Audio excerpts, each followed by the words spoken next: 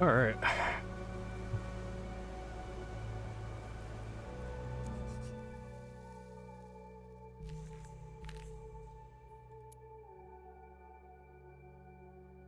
You excel in physical conditioning and applied violence, emotions thwart you.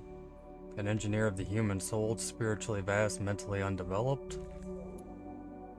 Your cognitive powers make up for your frail body, a big brain in a glass jar. Let's make our own.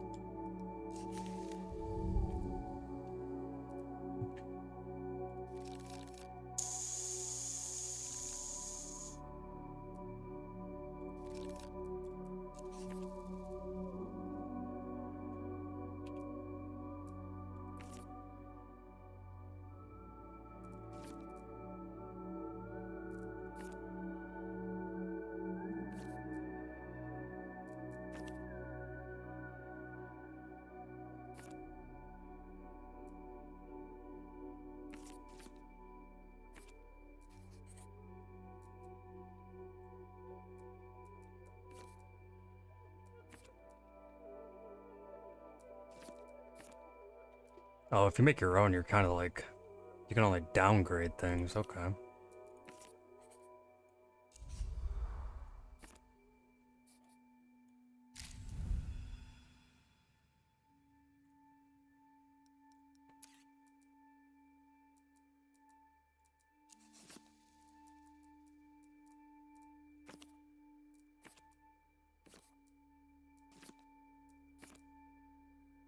I guess we'll go with this.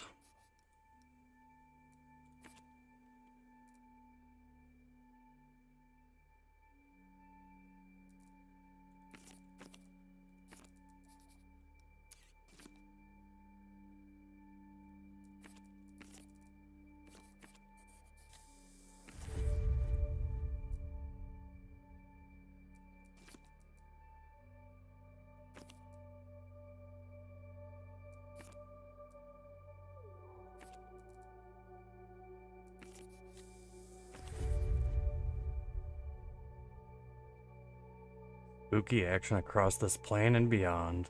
Fuck yeah.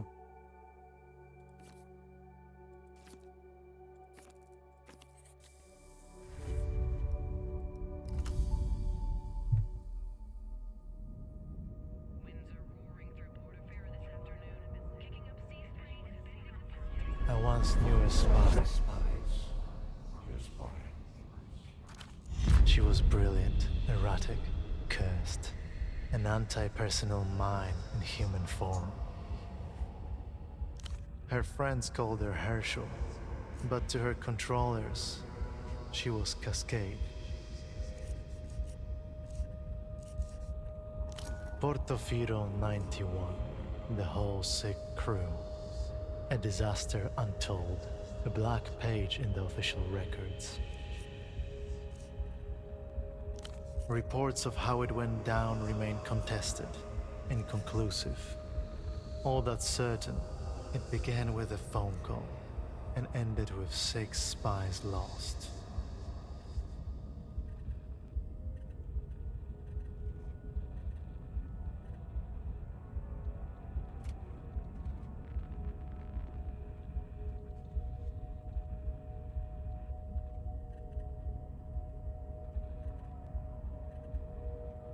I don't know the best place for my cam to be.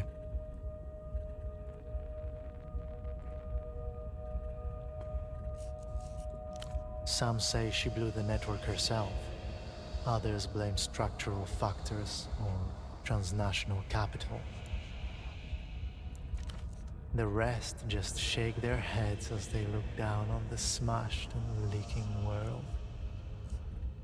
Some fool dropped it. One of ours, probably. She was recalled. They put her in the freezer. Forever. Most thought. 5 years passed. A little more of the world leaked out of itself. Cascade's controllers ordered her back to Portofino. Because I asked them to. There is a new assignment, Cascade. I was supposed to give you the brief. No one special, Just an arm-like sack of cytoplasm, a special move unique to single-cell organisms. But before that, I was like you, a spy for the People's Republics, one of the varieties of mankind. Right here, in an armchair in a safe house above a 24-hour photo shop in the city-state of Portofino. This is a dangerous place, Cascade. I should never have come.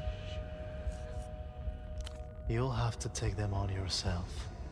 Independent thought and movement are a bit beyond me in my current state.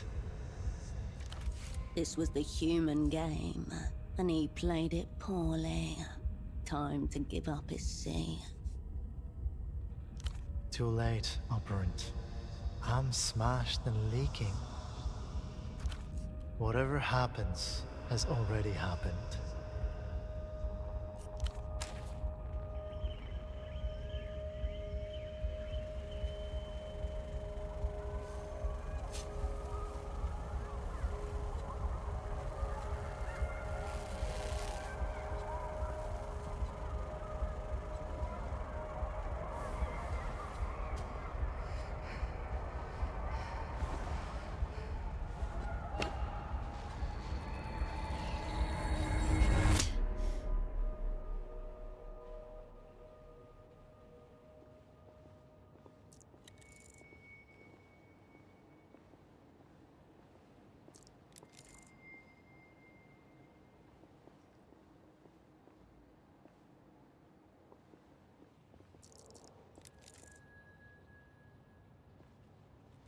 Displayed on the chair before you is a man, approximately mid-30s. His chest rises and falls in steady rhythm as he stares beyond you, unblinking. His eyes are fixed glassily on the ceiling. Cream paint, peeling slightly. A small room in a city past its prime. Nothing to suggest why the man is so interested in it. He's been like this since you walked in. Anything to the contrary should be marked down as a grip on reality type problem. No response, no jolt, no tremor. The film is monochrome and silent.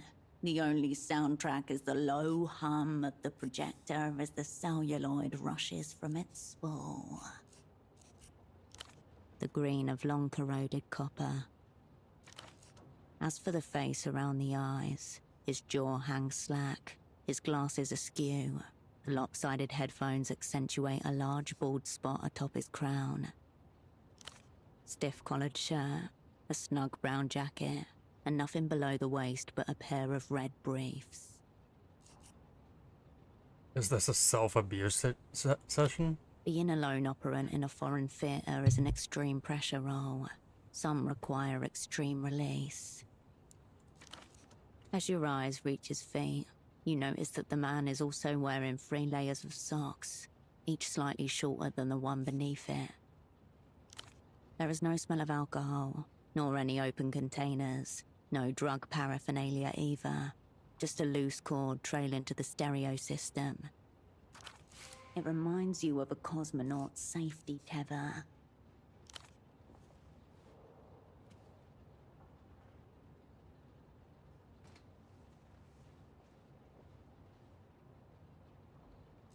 Your fingers detect a faint, steady pulse within the base of his wrist. Elevated, but not critical.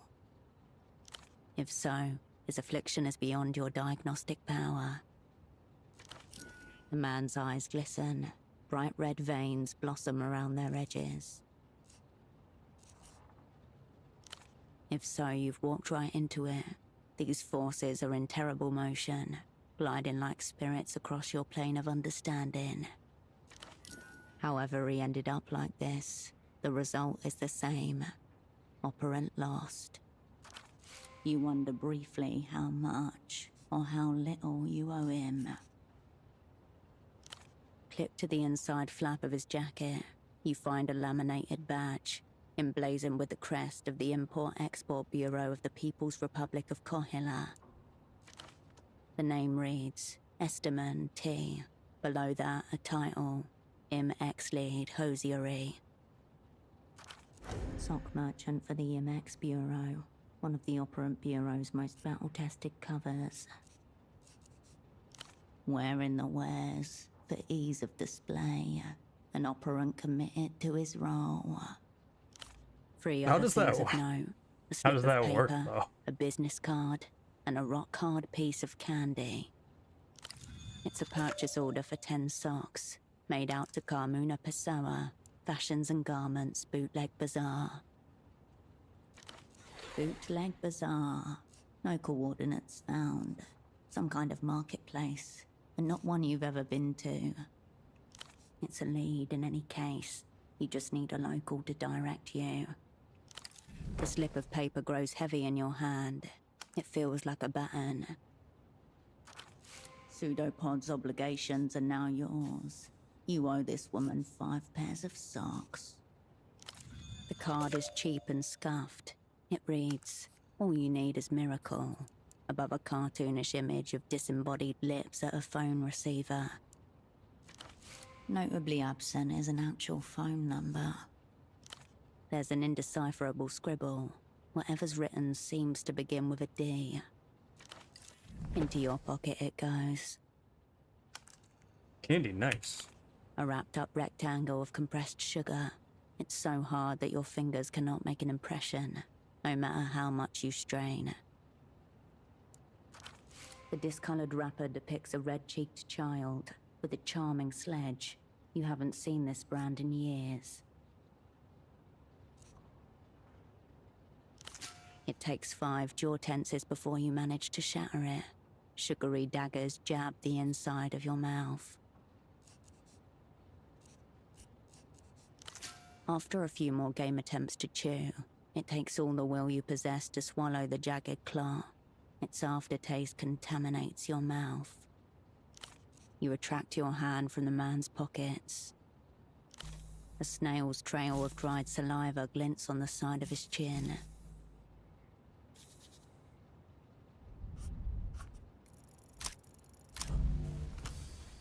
Fuck yeah.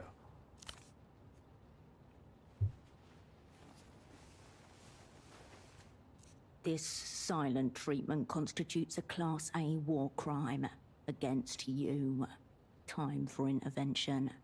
Physical.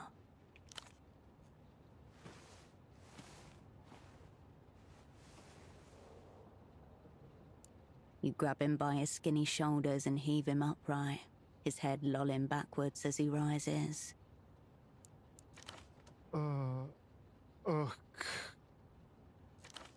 This non-reaction is alarmingly reactionary.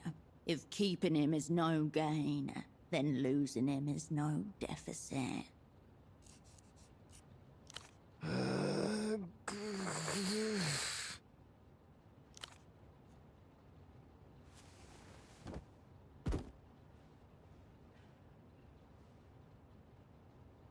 I'm not certain if that's He lands a in an awkward position, a cut string better puppet, position than he was bony in, hips or raised to the air like antennas. There's your brief, operant. Flaunting a reactionary pose, further insult. Leave the brief hog where he lies. He does not respond, though if you didn't know any better, his deserted eyes seem to be urging you towards the bathroom. A drop of blood shines on his lip. He must have bitten his tongue on the way down. Out of his chair he looks smaller, more fragile, and deeply lost. Thousands of miles away, his mother flinches in her sleep. Your double didn't notice your arrival. He doesn't notice your departure either. You return to your double. Your double is in...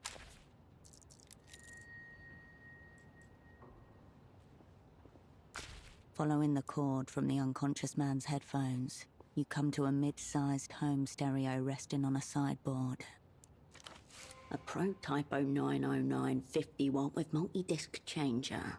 Last generation model, designed for affordability at the expense of power and clarity. Through the translucent view panel, you see a single red disc loaded in place. On the face of the disc are the words, Ultravioletta, you but from a dream, handwritten on thin strips of tape. You don't recognize the artist. So is the disc, ready to spin. The chunky button makes a satisfying little thunk as you push it in. The discus begins to turn. You know because the spindle was rotating, though the speakers don't produce any sound at all. It doesn't appear to be. The disc is spinning the way it's meant to. An artifact of no substance onto which nothing of substance has been recorded. No sound, save the thin layer of static that lines the inner cables.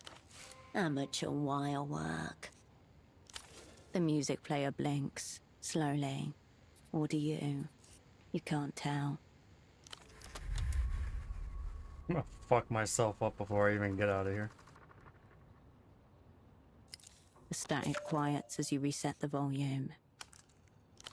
A brief internal hum, then the disc slides halfway out of the machine and waits there like it's trying to hide from you. You remove the red disc and place it into your pocket. As you turn away, a phone begins to ring.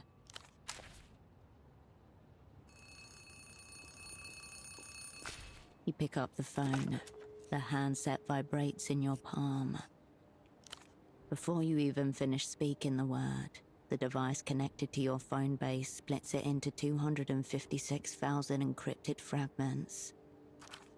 The exquisite work of the magic box, one of the proudest achievements of the Opera's Technical Services Office. Half a world away, a familiar voice splits into a corresponding number of fragments before coalescing again by your ear. Please tell me you have good news. 5 years, 3 months, 10 days. That's how long it's been since her voice was in your ear. Operant, you made it. Your voice hasn't changed. We'll get to catch-ups later. Put pseudopod on the line. You glance over at the man face down on the floor. You feel the receiver slipping from your sweaty palm. For a moment, no one says anything. There's no sound at all save for the blood in your ear and the electrostatic hum of the ultra-long-distance connection. Has he been zeroed out? Eliminated, killed, rendered inoperant. Heavy words. Words that set machinery in motion. That doesn't tell us much. What else? Very odd. Why would he be listening to a blank disc? Me neither. So we're still grasping in the dark. So what? Your cover was meant to be sock importers.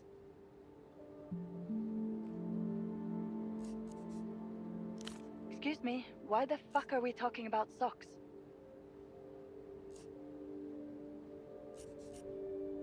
We're not getting anywhere with this. Very good question. I'll ask one more time. Is your double zeroed out? You must speak the word. She cannot make the determination herself. 5,000 kilometers away, in a small office deep underground, a mid-level controller of the Operant Bureau leans forward and cups a hand over her earpiece. Cascade, is your double zeroed out or not? Right. I wonder which it is. Have our enemies blown us up already? Or is this just another day at the basement massage parlor of Spy Services? Fucking hell. The Opera's going to hang me by the toes. For you, it's back to Satellite Facility B. You've reached your anxiety limit.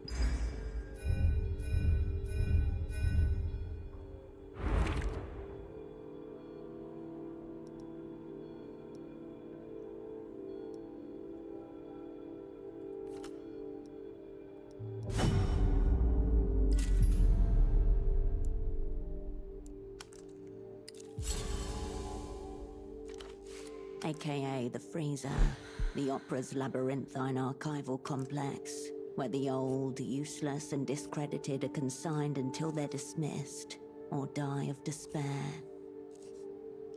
That's exactly the problem. You haven't got pseudopod and you haven't got the assignment either. Listen to me. This assignment is over. Effective immediately. The woman in the Photoshop downstairs, Constance, she's one of ours. Let her deal with pseudopod. As for you, we need to get you on the next aerotram out of the city. Even as your controller is speaking, your mind is settling back into familiar grooves. The old mechanisms slide and click into position.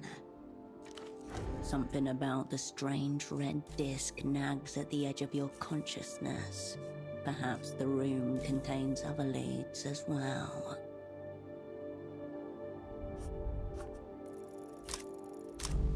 Oof. No way things have gone this bad this quickly. There's only one possible explanation. Simulation. That's a new one. Precisely what the facilitator of a simulation would be required to say.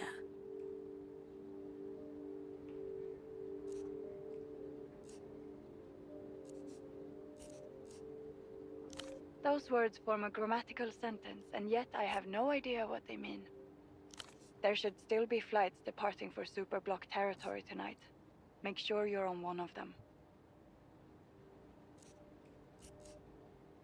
It's sick, Mel. I refuse to play along, or it's sick, Mel. I'm getting turned on. I'm not responding to that. This assignment is over. Get on the next tram. If what you're saying is true, enemies abound. Don't get yourself zeroed out. A click, and the line goes dead.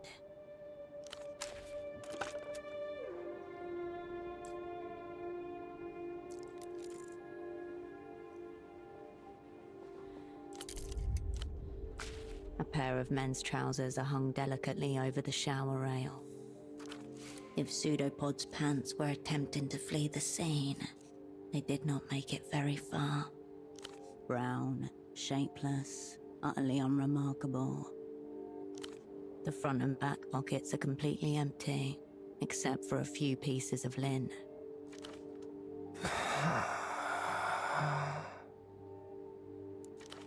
Your hoist-in must have compressed his lungs somehow. Unless... You discover a small extra pocket inside the front right pocket. You slip 2 fingers inside and come away with a neatly folded sheet of paper. The page is notebook-sized and perforated along one edge. It reads...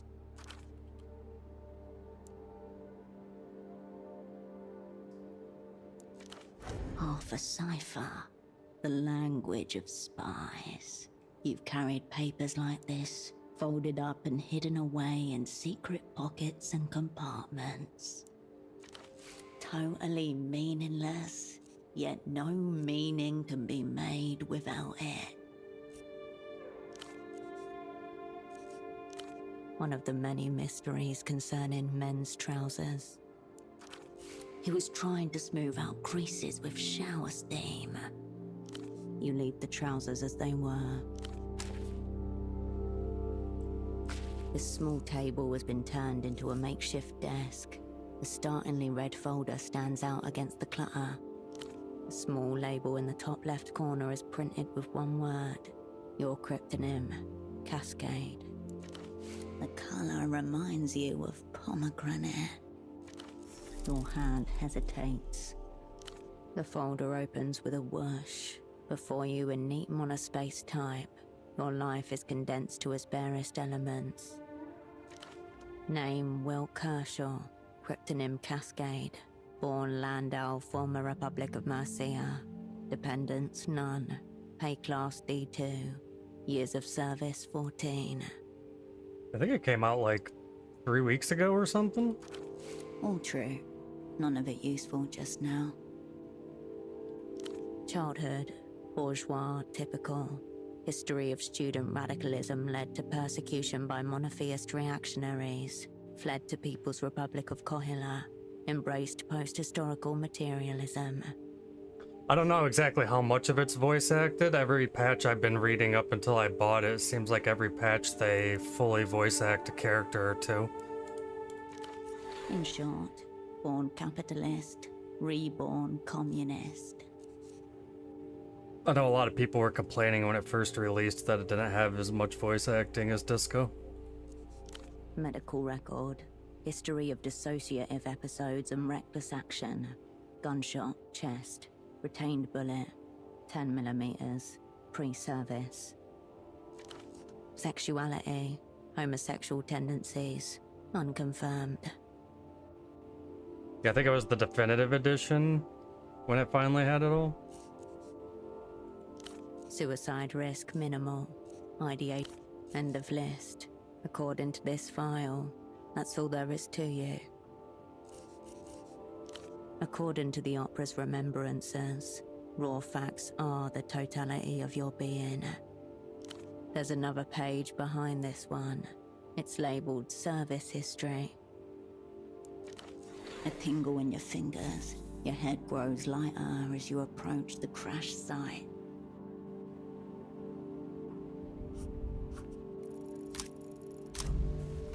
I don't know what I was expecting.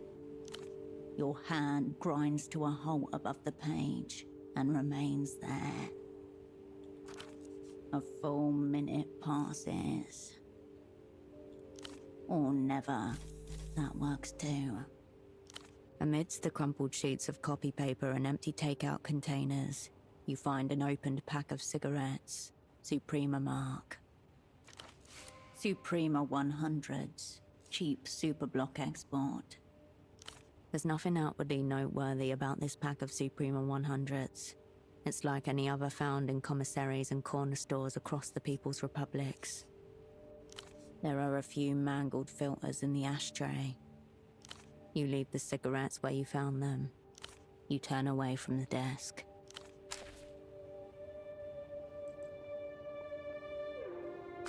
You return to your double-splayed, upturned body.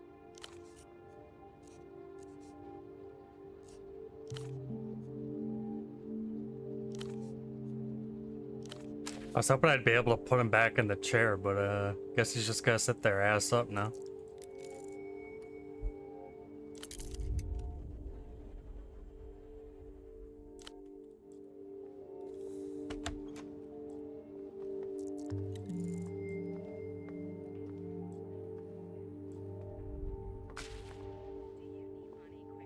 Enough!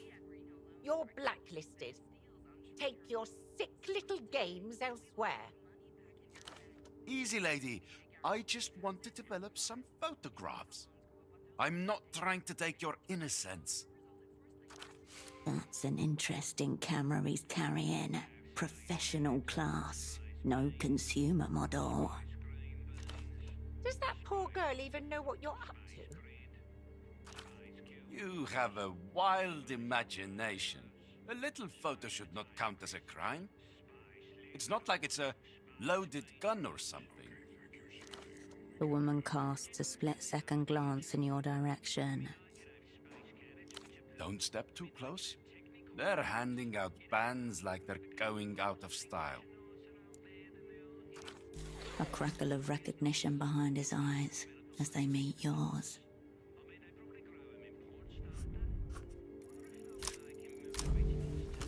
Fuck yeah, I haven't passed a single skill check yet. Nowhere. You've never seen this man before in your life. A lonesome utility shack high above the city. Its door broken on its hinge. A white cat tracks bloody prints in the dirt. Sadness overwhelming. What? She's probably another victim of your so-called street art. The what? Cat? You must be huffing photochemicals with this confused woman. Perhaps you share an alternative lifestyle. Very well. Photo 24 can have this round. Thank you for this extreme stress I'll now carry through my day. It is in fact He a very gives you ugly one more coat. glance as he leaves. Garish coat flapping behind him.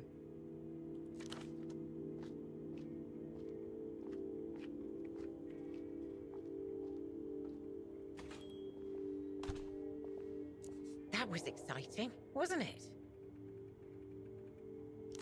Nobody. A seedy little oddity who likes making fantastical threats. Oh yes, keen photographer, limited in subject. Lucky for you to only catch him on the day of his banishment. You've not seen the last of him. The two of you are bound by a hideous orange thread. Ah, while I have it here, this is the screwdriver pseudopod requested. For the fax machine. This toolkit looks so empty, barely usable in its current state. Fortunately, it appears highly expandable. She gestures towards the monstrous off-white plastic machine behind you. Speaking of, where is your double? This woman could be a valuable source of information, if you can prise it from her.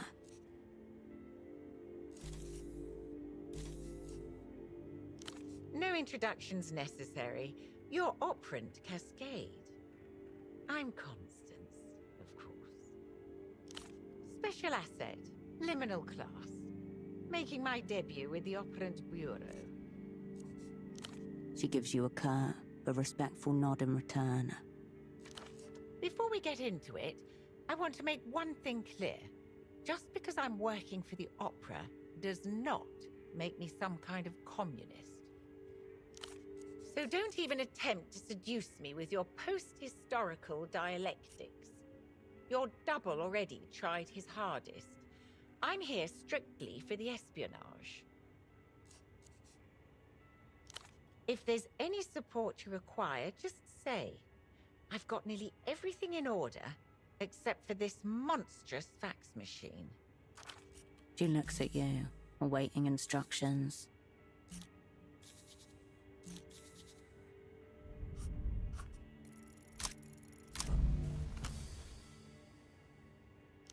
She's just the housekeeper. Who cares? A few threats and she'll tip right over. Firing squads? What is this? An informal people's tribunal. Maybe another push? She seemed like she was about to crack there. This is madness, Operant. Pseudopod cleared me himself. Bring him down here. He'll clear this up straight away.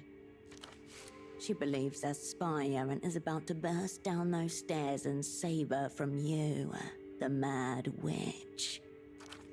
Where is Pseudopod, actually? It's possible this photo lady's made of sterner stuff than you realized. Probably best to play it straight now. Yes? What is it? He's totally fucked. My God. You're saying he's...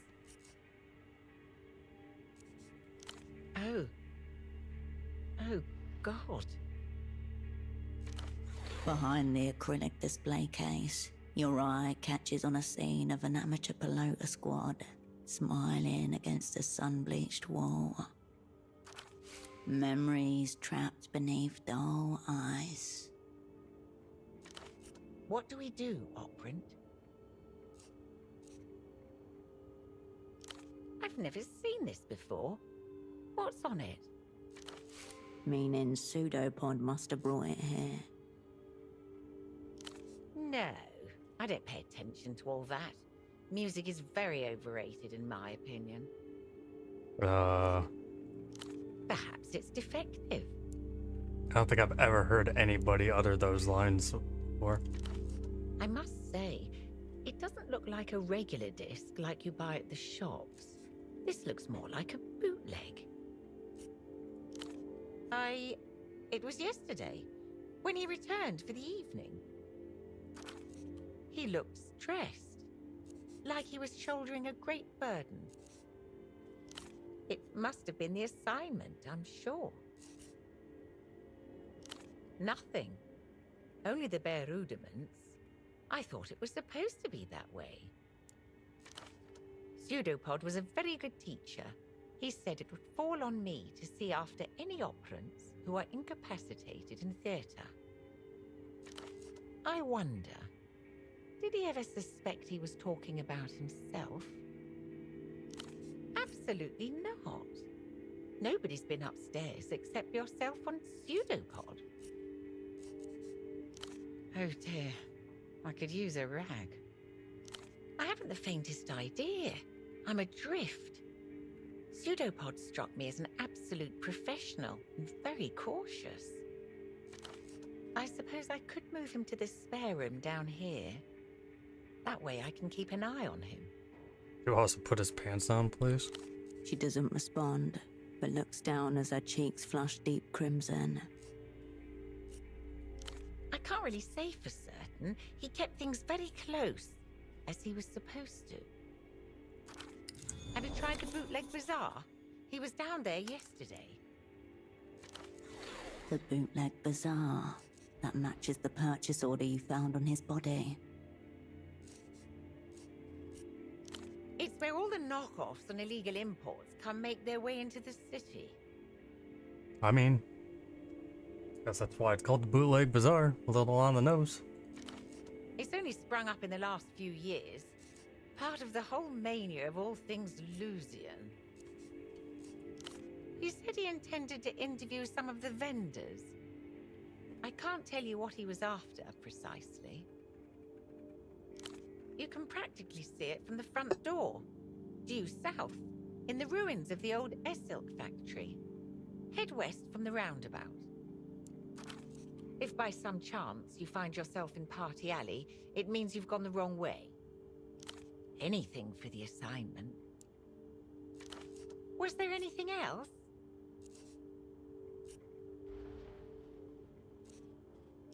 It's that little amber light.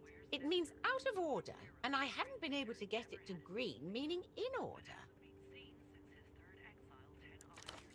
Pseudopod assured me this machine was a vital tool of communication, as precious to our work as the magic box we installed on your room phone.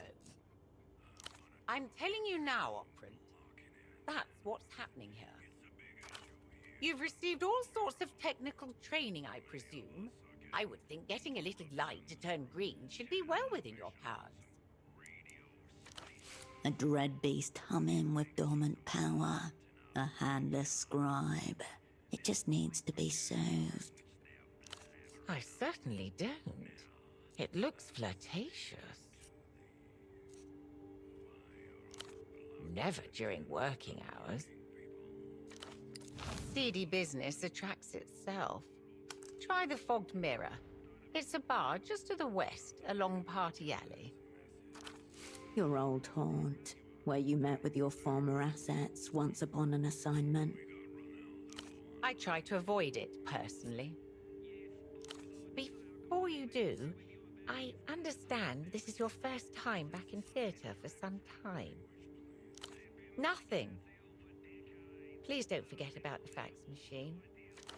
I'll be here if you require anything.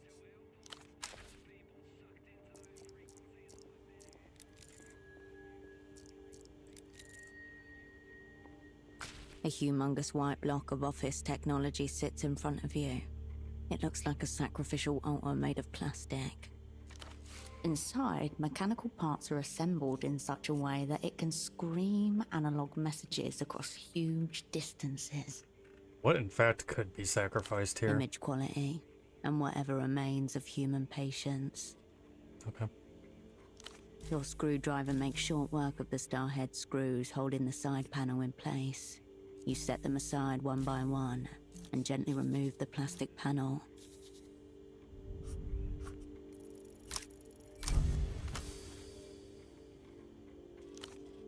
The holy innards of the facsimile machine reveal themselves to you like a sacrificial animal, waiting to be interpreted.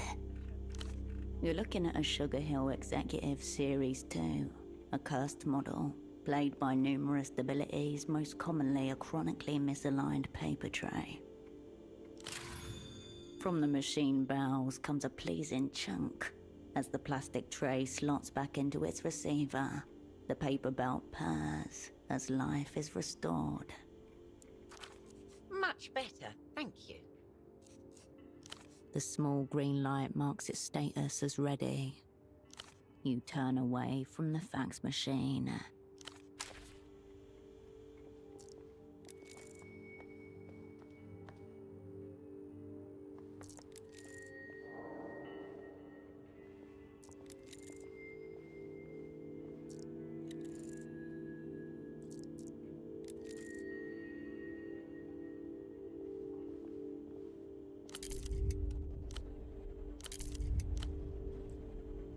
The screen flickers, static turns to black. A booming voice emerges. Did you know water covers approximately 63% of the world, but the sky covers 100%? Wrong. The sky is only 98% sky. The other 2% is used to cover up the fact that they replaced the moon 4 times. On screen, there appears a man with a paper bag over his head.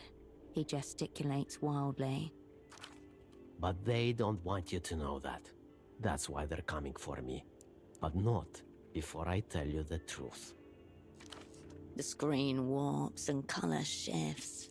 Between clips of the bagman talking, a phone number flashes urgently. I am Subcommandante Bagman, and this is the reality situation. No brakes, no filters, no cowards. This is a war, and I don't take orders from anyone, especially not reality.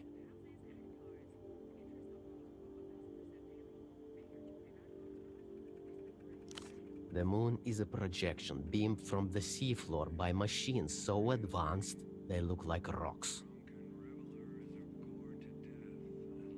Sure thing, sir. You jot down the digits as Bagman watches on. I know all about the Boers, the techno-fascist imprints who secretly rule La Luz, weaponized nostalgia, microbial microphones, lunar obfuscation programs. For 300 years, the Lusian elite have been producing psychic copies of themselves, all to preserve the consciousness of one man, the original techno-fascist. Now ask yourself, why is the man with the bag on his head the only one saying these things? The reality situation, airing until they shut us down. The sounds from the commercial fade.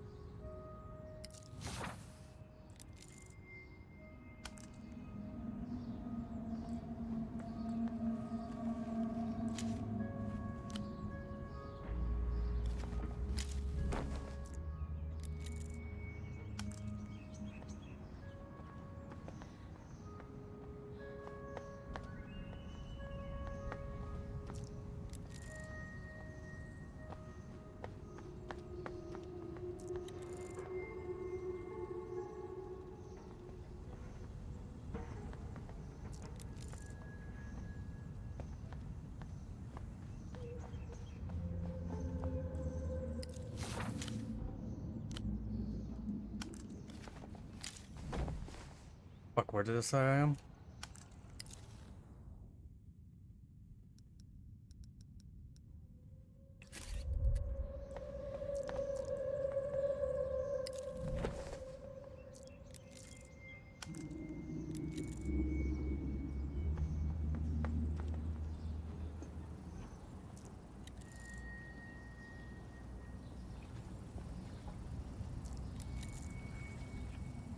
This place is not as you left it. The world moved on behind your back. You hear laughter and music ahead. A silk number 3, the old silk factory. once the pounding heart of the city. Now its walls are layered with past identities, a patchwork of Portaferan turf war. Pseudopod had a purchase order from a vendor called Carmuna. She must be in here somewhere. You also have that curious red disc to hand. A media specialist could likely tell you more.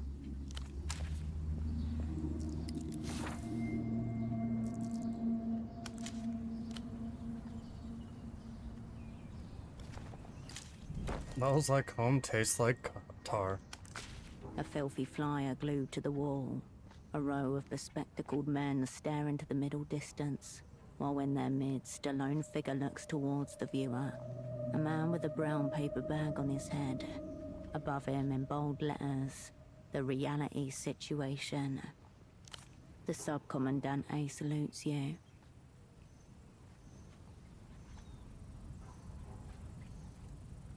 His stare seems to say, so you think. He promises myriad truths. Great, terrible, the undoing of all you know. Hold on. You know what could use a little more reality? That big blank wall next to your bed.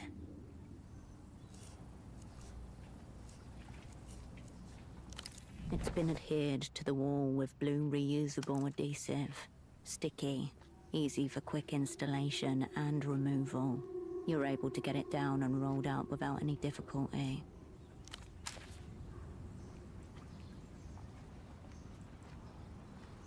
The Guardian Municipal officer is intensely scratching at his neck. As you approach, he wipes his hand on his trouser leg. Hola, miss. Hope there's a reason you've stopped an officer while he's on duty. Socks are the one thing I don't need. Too many elderly relatives for that. Officer Morito, gente coordinador for the Guardia Municipal.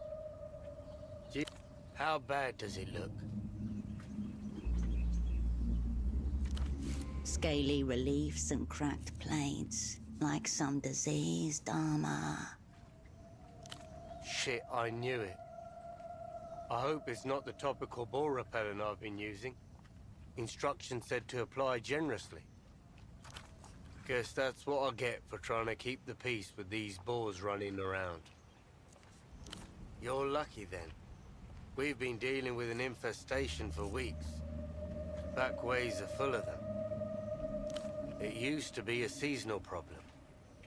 Every autumn, some adults would come down bold and hungry. But lately, it's more of a permanent residency. The hills up north, as far as I've heard. Valle de Suspiro. You've got thorns, ferns, old trees. A nightmare to patrol. At best, they're a nuisance. The little ones are fine, but the adults could take off a kneecap if you're not careful.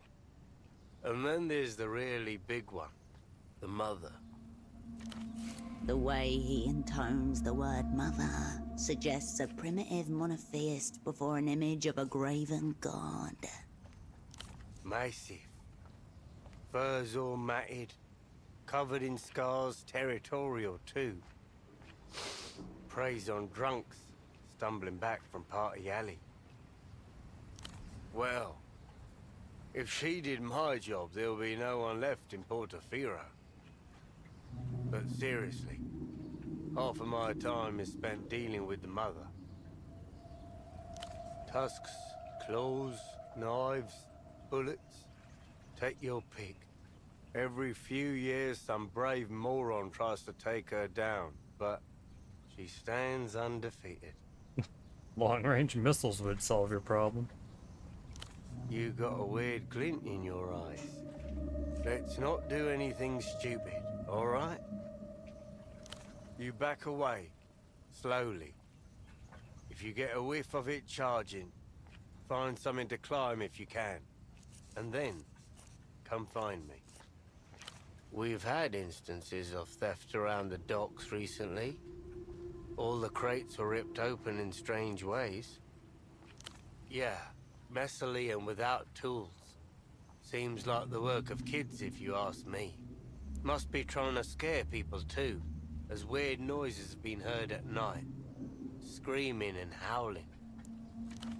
Apart from that, it's quiet. Just how I like it.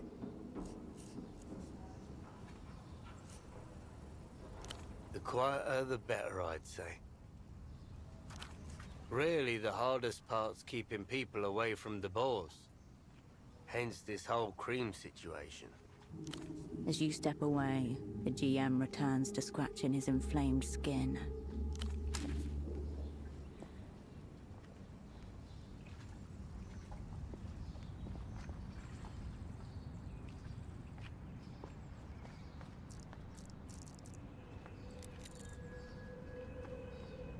An assortment of cargo crates sits in waiting, adorned with faint chalk marks and bright yellow labels. Machine printed, crisp and official. They all bear the same logo, tiny gold dots in a precise angular pattern.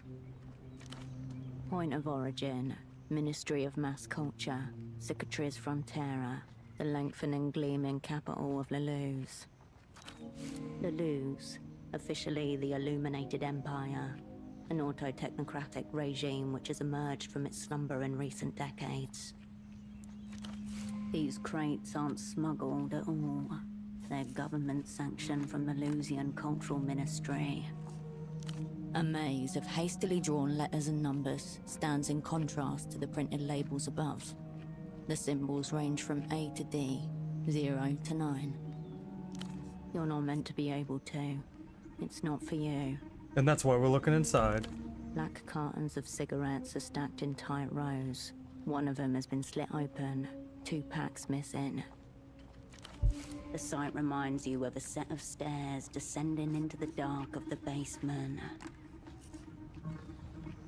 Even worse, they've taken the poor cigarettes home for sloppy seconds.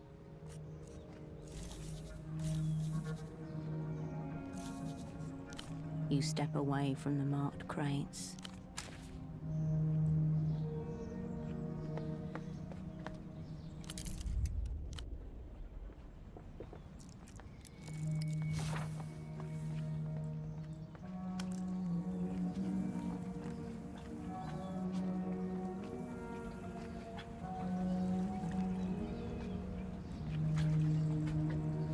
Refreshments are lined up like brightly colored soldiers, neatly regimented behind coiled springs.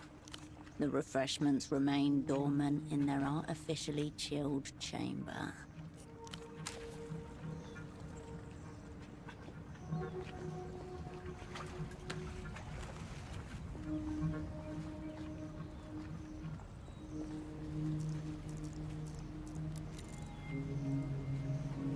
The man gives no indication of registering your presence. His mirrored sunglasses are turned skywards. Must be cataract glasses. He's visually impaired. Maybe mentally impaired also. Deep question. I'll have to get back to you on that. Also, this is a canal, not sea. Help you with something? A collie. Go on. There's a lot of coming and going in the bazaar. I don't get paid to keep track of it.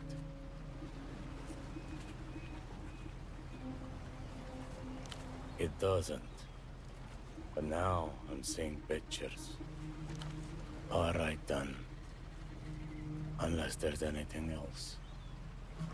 An old, low-slung workhorse with tar patches, welded plates, and mismatched boards.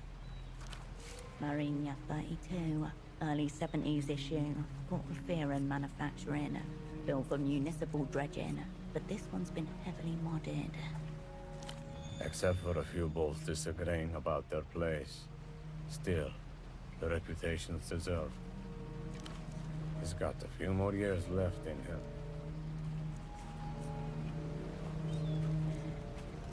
Depends. Some are produced locally. Textile's the easiest to replicate.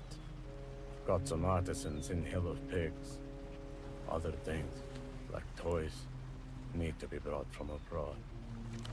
They're small manufacturers scattered along the Noscarentas coast. Families with presses, off-book factories. Other crates have to cross a few borders.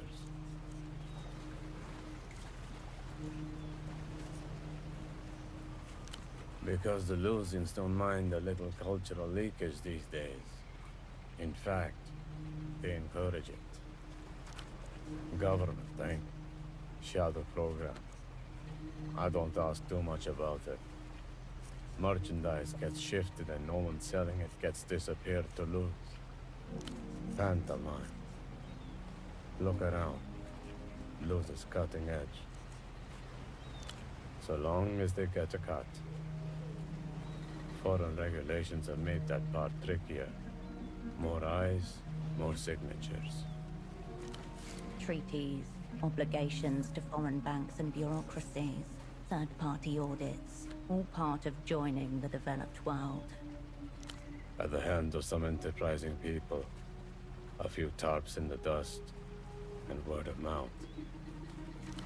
I'm sure there's more important things for us to discuss. Old man. Professional. No further questions. His chin dips once. Sure. He lowers his head in brief salute.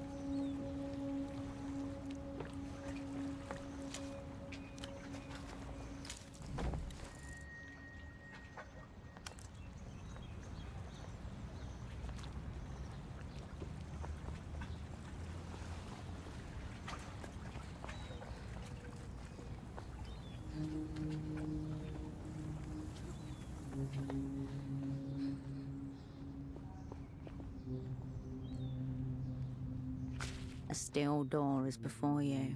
Faint oxidation halos bloom across it, like algae on a sunken wreck. No response. A whisper beyond the doorframe. Ripples of frozen air, a shattered seal. 7 people stare through a window as an unseen hand taps at the glass. You step back from the door.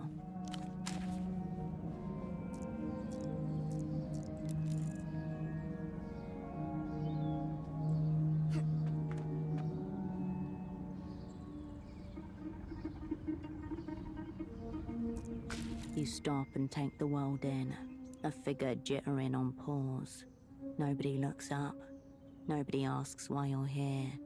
Nobody waves. 100 conversations blend into one. A slow, warm river carrying you nowhere in particular. You're watching. Taking a breather. Casing the joint. Looking for love. With enough time, you could put down roots, grow moss, scare the tourists, sure. But are you really built for that? Probably not. The tobacco crackles as it catches fire. You take your time with the first inhale. Smoke rises above the vendors, the walkways, the loose brick and smashed glass. At some point during its ascent, you lose track of it. The world seems somewhat more kind.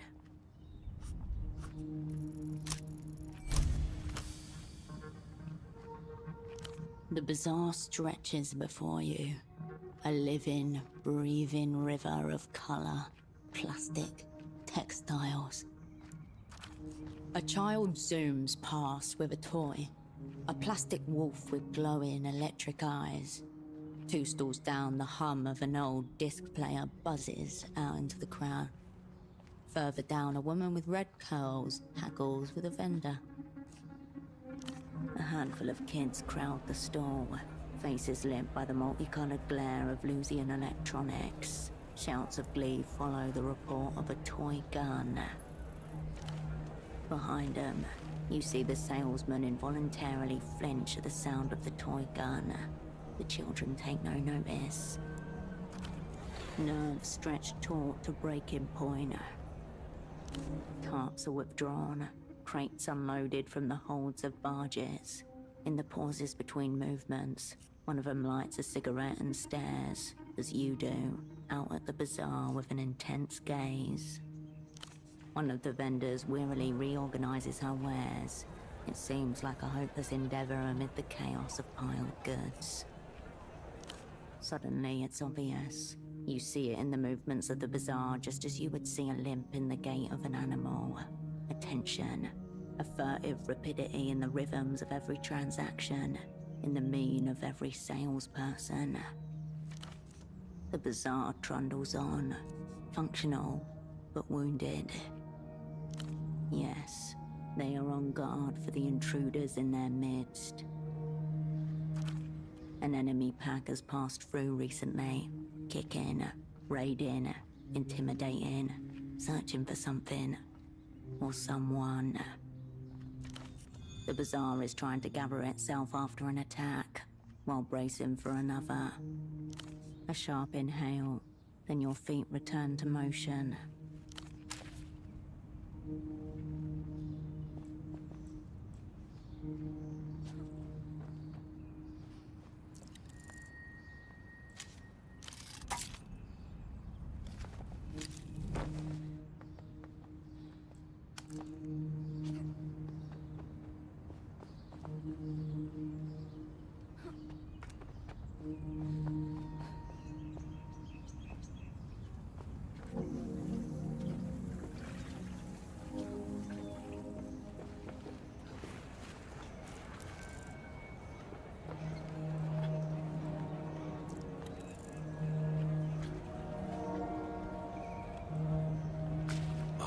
Off-brand driver, cheap plastic housing.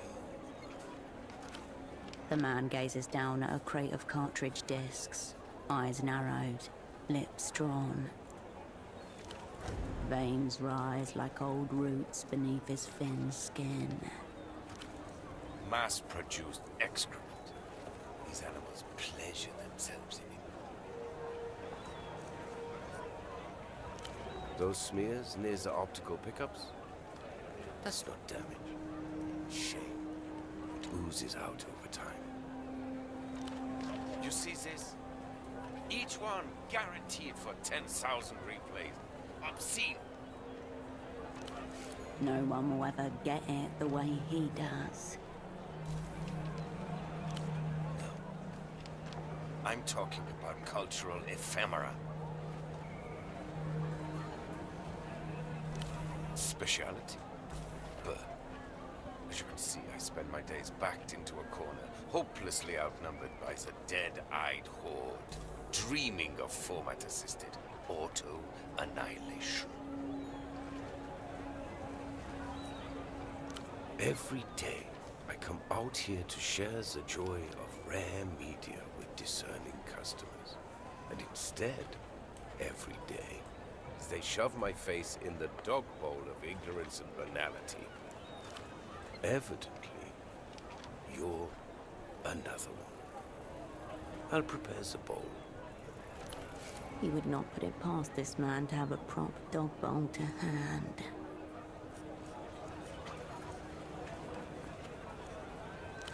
Very funny.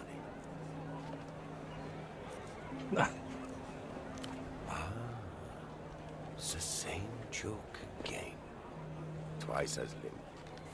Typical replayer symptom. No entries found under replayer. Filing under insults, incomprehensible. Go ahead. Browse away. My name's Petre. If you need anything, I'll be here. Lamenting what's left of the culture. The vendor's eyes narrow behind his orange lenses. This is a media store.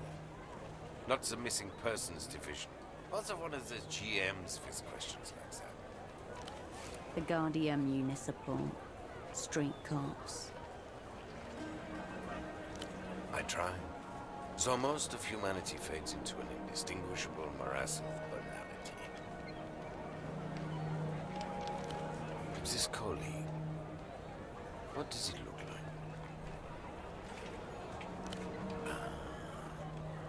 The psycho. Dialectical-looking glasses. Air of advanced virginity. The fuck is advanced virginity? He definitely had some on when he darkened my store. Small mercies. Yes, he came by here.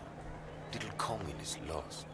Adrift among the many wonders of the free market. You see him now, eyes wide, reward circuit shorted out by the cut and thrust of commerce.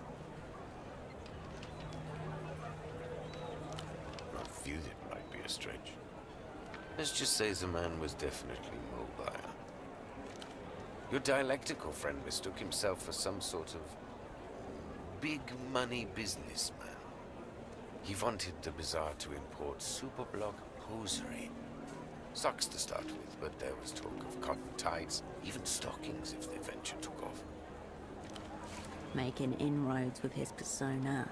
Competent in theatre, at least for this period of play. No. And to be honest, I wouldn't have wasted the stock. He seemed immune to music. You're joking, of course. He didn't even know what a velodisc was, let alone an Einzelton. At a certain point, I'm just debasing myself. Of course not.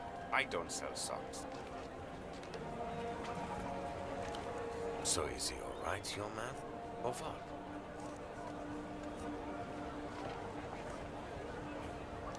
Ah, so you're also a communist. But you're not that little, or particularly lost, I'd say. The vendor gauges you behind his colored lenses, tongue skimming teeth. All across the city of Petra, there is silence. People peer out fearfully from the slivers between curtains. I'll be blunt. Are you with a weeping eye?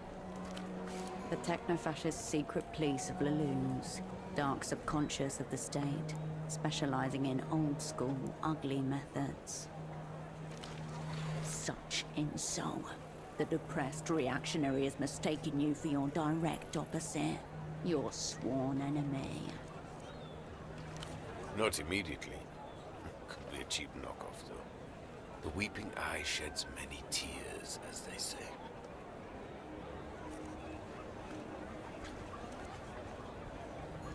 If you ever expand to ears, let me know. My point is, your colleague was asking questions. Now, something's obviously happened, and here you are, also asking questions.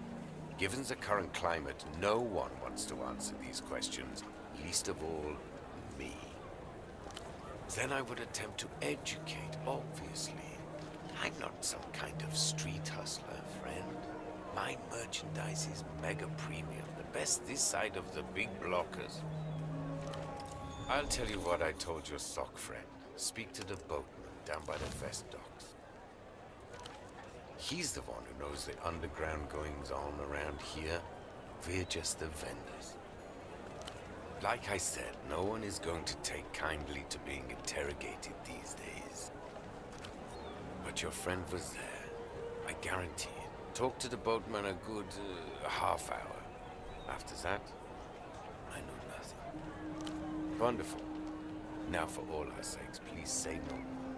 I'm not done with If you you. want to talk media formats, I'm your man. This other stuff. Strange how? Format or content? He takes the disc warily. An Einzelton XR. Where did you get this? Einzelton hasn't been available to regular consumers for a decade. A disc in good condition is worth thousands of sol to people who appreciate its wonders. The apex of auditory technology, a high-fidelity and dynamic sonic experience that self-effaces after a single play. Reproduction and erasure just millimeters away in space, milliseconds in time. Precision humans can only dream of. A magnet embedded in the disc erases its contents as it's being listened to. As in life, everything happens only once. Replayability is oblivion, the end. You can imagine the use cases yourself. Rental markets, promotional copies, that sort of thing. The technical origins are trite. Its deeper purpose is simply to exist, to remain in a rarefied realm of pure potentiality and infinite beauty. You played it? And what? You sought to defile a corpse a little more, just for fun? Better they recalled them all years ago. Better a mass manufacturing fault than this, to save them from this humiliation from being passed around like... The vendor deflates before you. I'm sorry. I thought his head was like literally gonna fucking explode.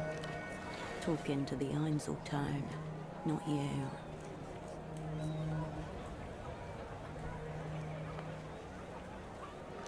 Ultraviolet is a pop singer. Degenerate Lucian Electro-Dross. There's a new fabricated star every day, it seems, but she's the top of today's pile.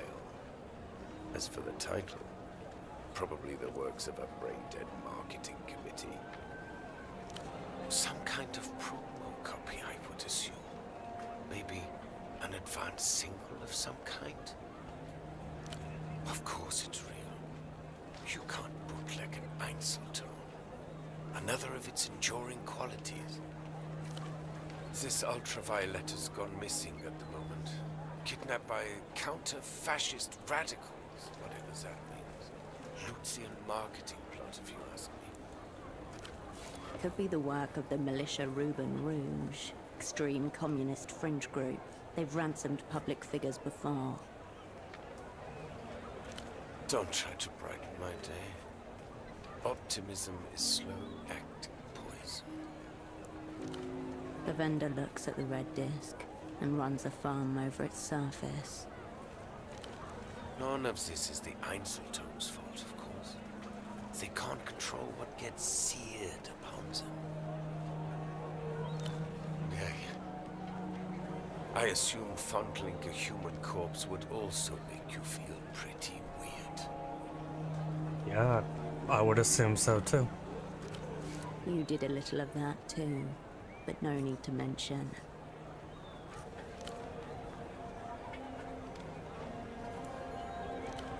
Makes sense. Forbidden media, desecration of a tomb, the broken seal. You seem to have misunderstood my soliloquy. It's done. No mass. The beauty and the tragedy of the format. I hope you dispose of it with dignity. I think a private ceremony would be most appropriate.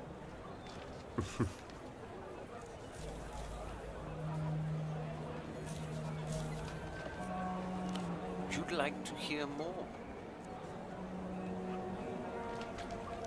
It loses its resale value, and the uninspired replayer who listened to it loses a piece of their soul.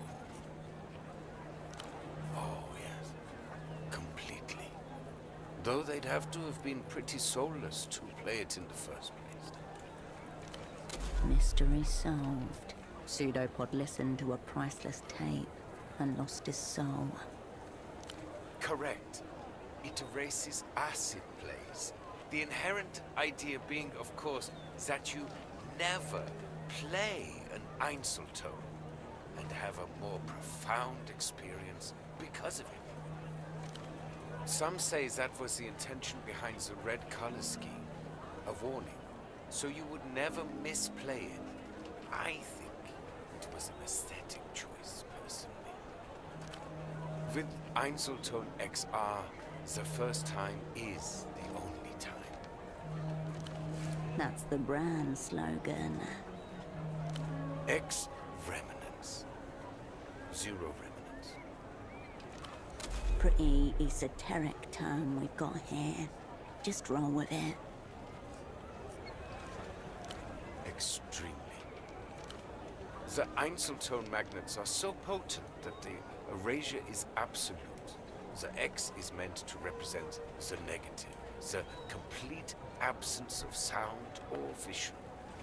This was a very conceptual time for storage media, you understand. Court of Pharaoh at the break of the 60s. A teenage boy sits on his bed and gazes at a full-page magazine ad for a brand new single-play format. The crimson of the disc spellbinds him. Excited thumbs leave sweat prints on the page.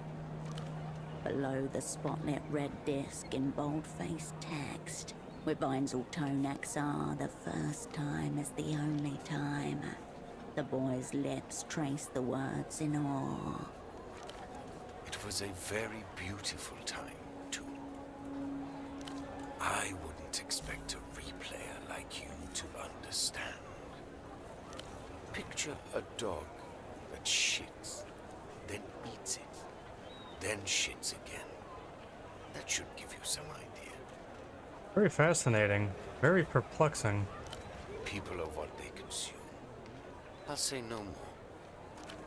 It's less an opinion, more a criminal sentence.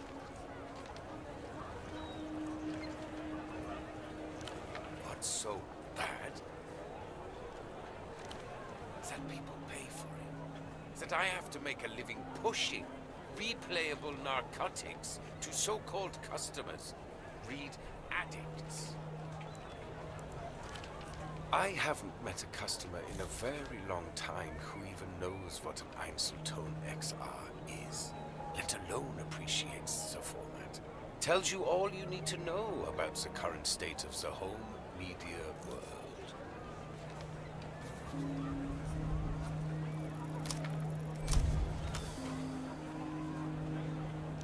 Nothing is ever truly gone. Everything leaves a residue. Everything with a charge can be summoned back. I'm afraid not. The format is near obsolete. Einzelton is the past, yet it contains the future. How exquisite. The vendor recoils, as if he just spat at his feet. So, your question is, Petre, how do I reanimate a corpse? I would class it as necrophilia, actually. I'll be honest, the thought is so disturbing to me that I've never entertained it before. But theoretically... Breach warning. You are now hacking the firewall of techno-philosophy. You would have to repolarize, re-remnants, processing, probably a concentrated magnetic flip, neodymium grader. It would involve some custom gear, no doubt, but my answer to your distressing question is yes. I think you could. You definitely spoke English to me. Don't know what the fuck you said, but... Why don't you film it and make a snuff disc out of it? One for the techno voyeurs. Don't ask me about this again. I feel unclean. Shelves are over there. Replete with crass, replayable formats. Like I said, gorge yourself. Sure.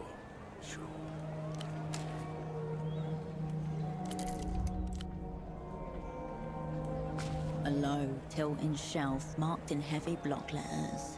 Despised subgenres. Various sections are separated by narrow plastic dividers, each one labelled with the same neat script. A baffling assortment. Hairdresser music, children's choirs, self-love anthems, opinionated female vocalists, and too many keyboards. The labelling and sorting is as meticulous as it is uniformly disdainful. More labels, falsetto-centric, made for pederasts, made by pederasts, pretentious time signatures, yodeling, ululations et al. The section Weaponized Boredom includes such titles as Music for Dentist Waiting Rooms and Narcoleptic Landscapes, both by Eloisa Alba. The care placed into the organization is itself an act of love, performed hatefully. A single label fills up the entire back row. L-pop. You feel the media vendor's eyes on you as you flip through the offerings. Thank you.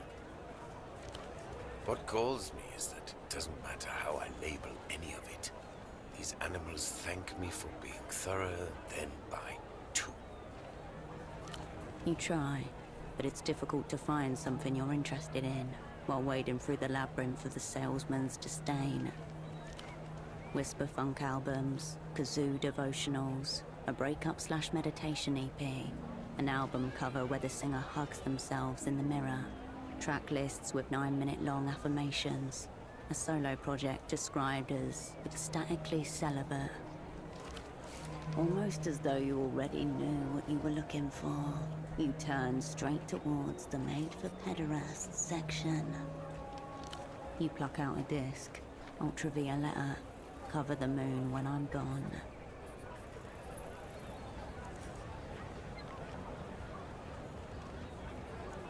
It's fucking expensive, yo. And what exactly would you call adults who fawn over dolled-up starlets too young to even own the rights to their own music? Don't tell me you're one of them. Never is the only sane answer.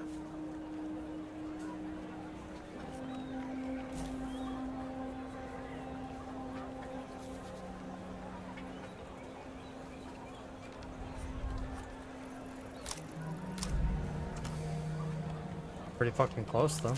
It's like there's lead rings weighing down your fingers. You can't even bring yourself to properly look through the bin. Derivative, inane shit. Made for nobody. What are you even doing here? Do you understand now? You should have worn gloves. That's on you. You turn your attention away from the shelf.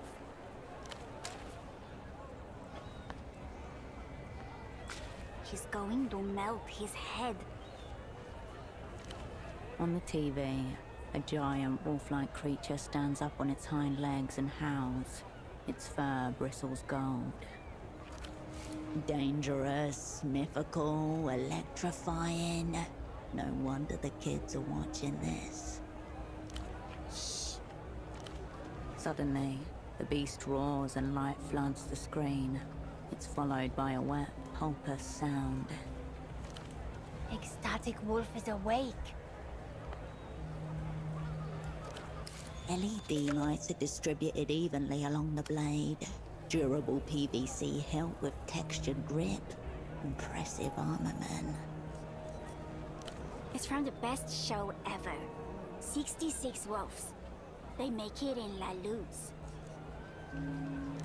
It's about a girl who has 66 chambers in her heart, and each one contains a wolf. And the wolves come out to make war with the angels because they want to take over the world. Yep, that's a plot. And the wolves have sick weapons and really cool attacks. This is Pathos Wolf's flaming claymore. No, it's one of the real ones. He means it's not from the bazaar, but from La Luz. Our aunt bought it for him.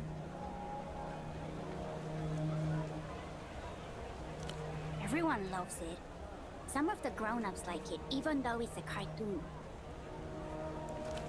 Notice that the broadcast is in Mercian, not Lusian, dubbed for a foreign audience. Don't tell that to the music man. He hates it. Following the kid's line of sight, you land on Petre, who stands at the front of his stall obsessively cleaning a disc. Yeah, they have songs on them, like the main theme at the start of the show. Or the one from when Nimblewolf burned a whole angel city, even the angel babies. He says he won't sell the music discs because it would poison our brain with sonic excrements. Well, maybe. But it won't change his mind because he's a loser. It's the place where they make all the cool stuff. It's not like here. I bet they even have flying tuk-tuks. Ridiculous. These wobbling open chassis abominations can barely function on solid ground. And also we have cousins over there. Some Portoferans refer to Lusians as strange cousins, a nod to this island's colonial past. We don't really know them. I talked to one once, on the phone. I asked Mom if they could come over one day, and she said it's hard because La Luz is so far. A mere 4-hour flight, but there are no commercial flights between Portofero and the Illuminated Empire. But we barely told you anything. We can tell you everything about 66 wolves. So you can just ask, okay? My sword? But it's my sword. I need it. Let's be logical. Whoever needs it more, you, obviously, should have it. How long?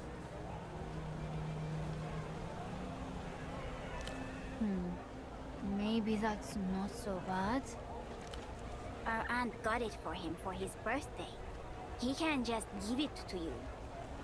If you want it, then it has to be fair. With honor. That's just stuff you can say. Honor is in the actions. When Dreadwolf met with the legendary Smith Kuro of the Grey Fang tribe, Dreadwolf didn't have coin. So she traded her Eventide pendant that she had since she was a pup, so Kuro would make her a dagger. The Phantasmal Stiletto. It's so sick. So you have to offer something big, or else it's not fair and he keeps the sword.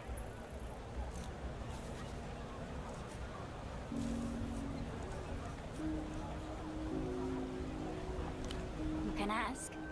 We know everything. The angel Canopus cursed her before she was even born, because of her mom. It was vengeance. No. Now she serves Canopus in her war against the other angels. There's Deneb, Polaris, Razzlehog. Razzlehag is gay. He's the gay angel. Oh, well, I'm glad to know that he's the gay angel. Shut up. I like him. And that's not how angels work. They all have their own powers. Ultima Wolf.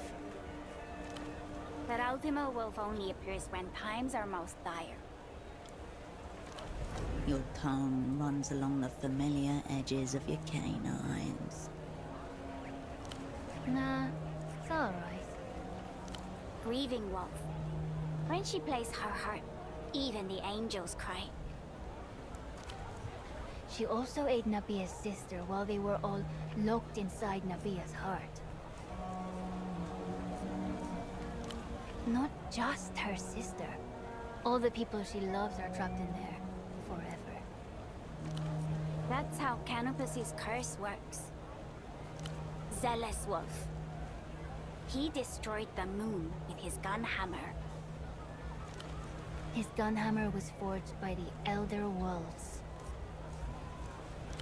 He also blew up an ocean, but they only showed that once because of the seizures. How do you blow up an ocean? Yeah, he did it to get back at Polaris. That's his mom.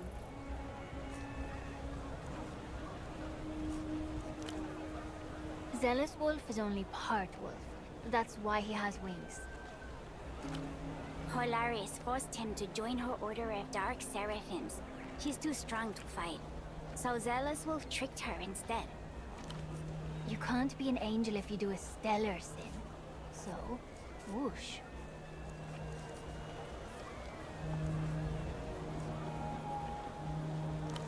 They don't talk to him. They like the moon more. It's easy. You just have to memorize their names. I did. Zealous Wolf, Tyrant Wolf, Raging Wolf, Reviled Wolf. This is a very Wolf, Fear intricate Wolf, children's TV show. Yearning When I was growing up, we had Sensitive Wolf, Hysteric red, blue, yellow, Wolf, green, Passion and Wolf, Peddler Wolf, Sorrow Wolf, pink Insecure fucking Wolf, rangers. Grateful Wolf. Seething Wolf, Psycho Wolf, Gentle Wolf, Numb Wolf, Bitter Wolf, Lustful Wolf, Loathing Wolf, Modest Wolf, Sanguine Wolf, Grieving Wolf, Ultima Wolf, Greedy Wolf, Guilty Wolf, Dream Wolf, Dyspeptic Wolf, Weary Wolf, Wrath Wolf, Cunning Wolf, Trickster Wolf, Placid Wolf, Eager Wolf, Nostalgic Wolf, Dread Wolf, Jealous Wolf, Venturous Wolf, Stubborn Wolf, Obsessive Wolf, Hasty Wolf, Forlorn Wolf, Mournful Wolf, Vain Wolf, Reverent Wolf, Wicked Wolf. Shy Oh god, Wolf, it goes on. Jubilant Wolf, I should have stopped him. Clement Wolf, Sycophant Wolf, Furtive Wolf, Conformist Wolf, Serene Wolf, Critical Wolf, Vindictive Wolf, and Unyielding Wolf. He's missing a few. Only because some of the wolves haven't awakened yet, so we don't know their names.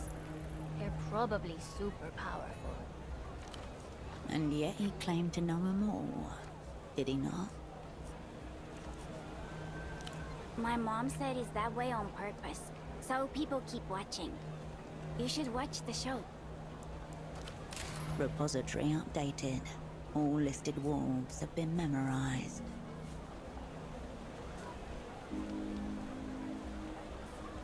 Who is Melita? Surely the people around you will love nothing more than to hear about your latest obsession. Do you have other wolf questions? There's so many more wolves. Not really. They only come out when she gets in trouble. Or when they get hungry. If she doesn't feed them, they try to devour her heart. The phantom weight presses on your chest as you picture this girl, waking up each day to a world of wolves and monstrous angels. Your friends want to devour your heart. My friends are nice.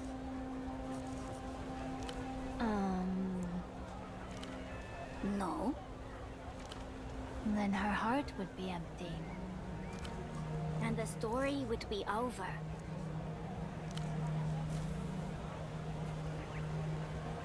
Yeah, that still didn't give me much of an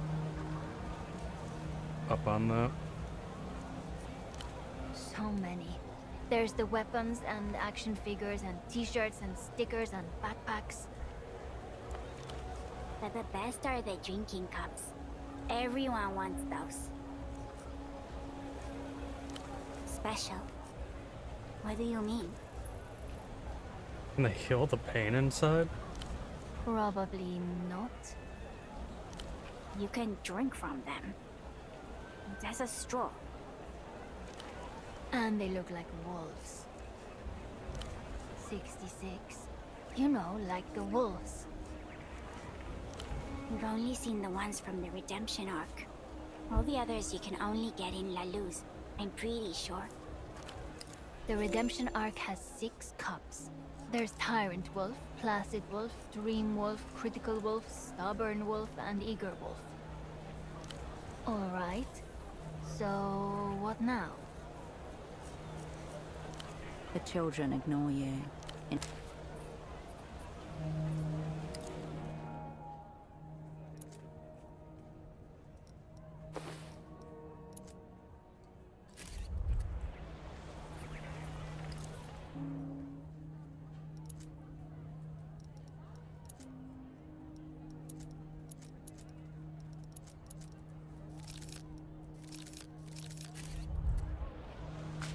wolf time.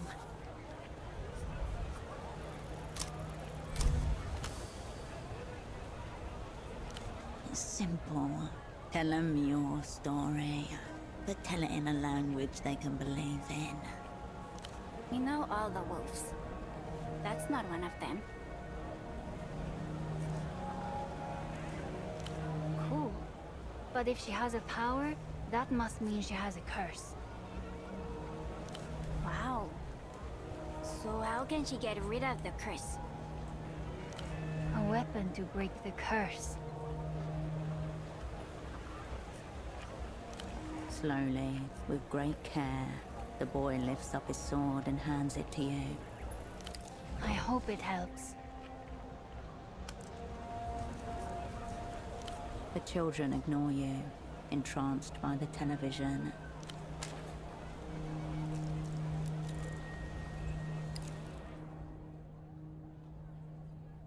+1 nerve, +1 shot play, -1 statehood.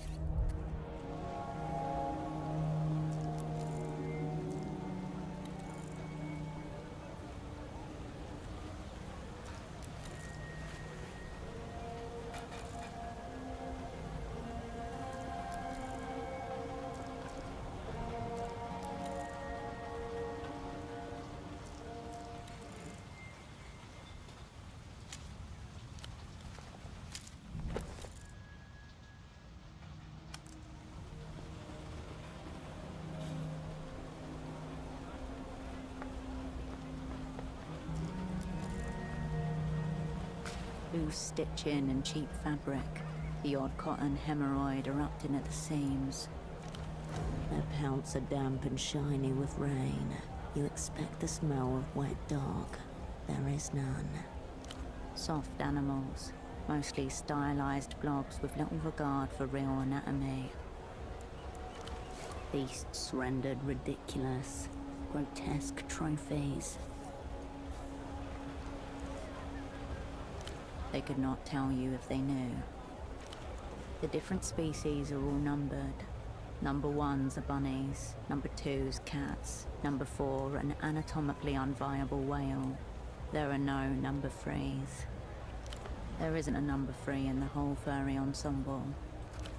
Fuck off. Has to be. Root it out. Damn straight instincts. What shape has breached containment?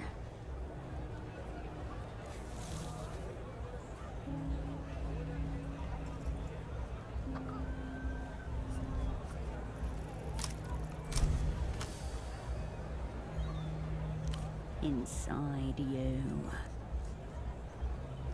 Nothing. Yeah. Still hunting. Plushie number 3 will bite down on the neck of the world and fuck it till it howls. Plushie number 3 is you. You turn back to the bazaar.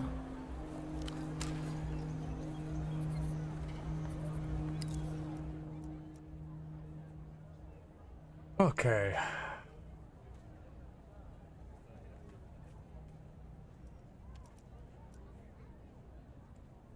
When being unkind to animals, temporarily lose reinforced effects, gain action disadvantage.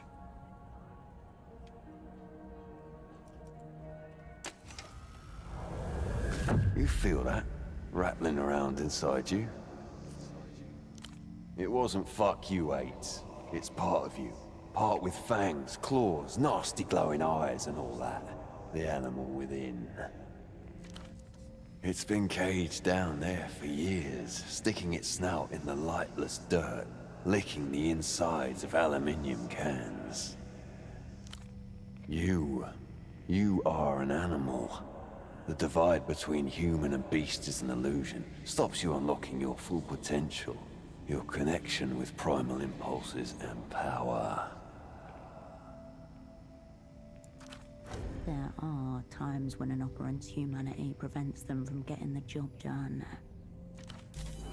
Throw open the cage. Let the beast come forward in all its stinking, biting glory.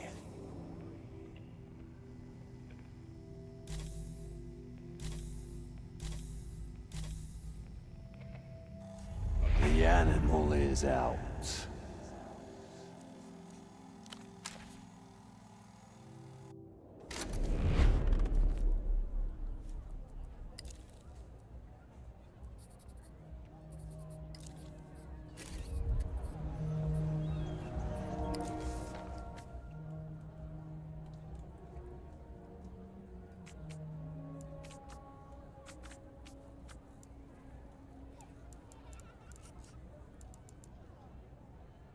The boy in the bazaar is wielding an imported toy sword. Yeah, I already got it from him.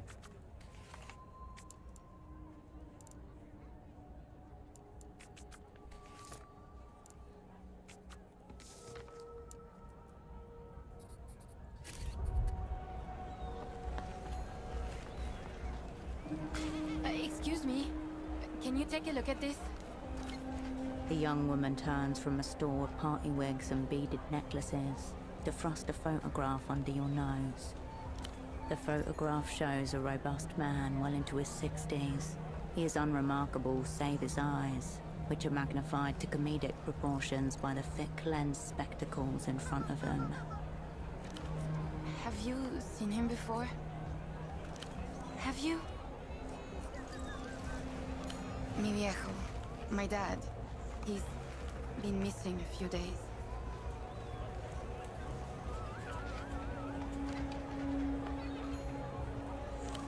Right, I should have started with that, I guess.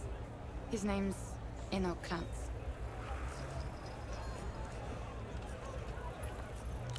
I'm just worried.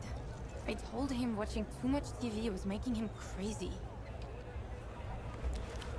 Television doesn't destroy minds, you fool.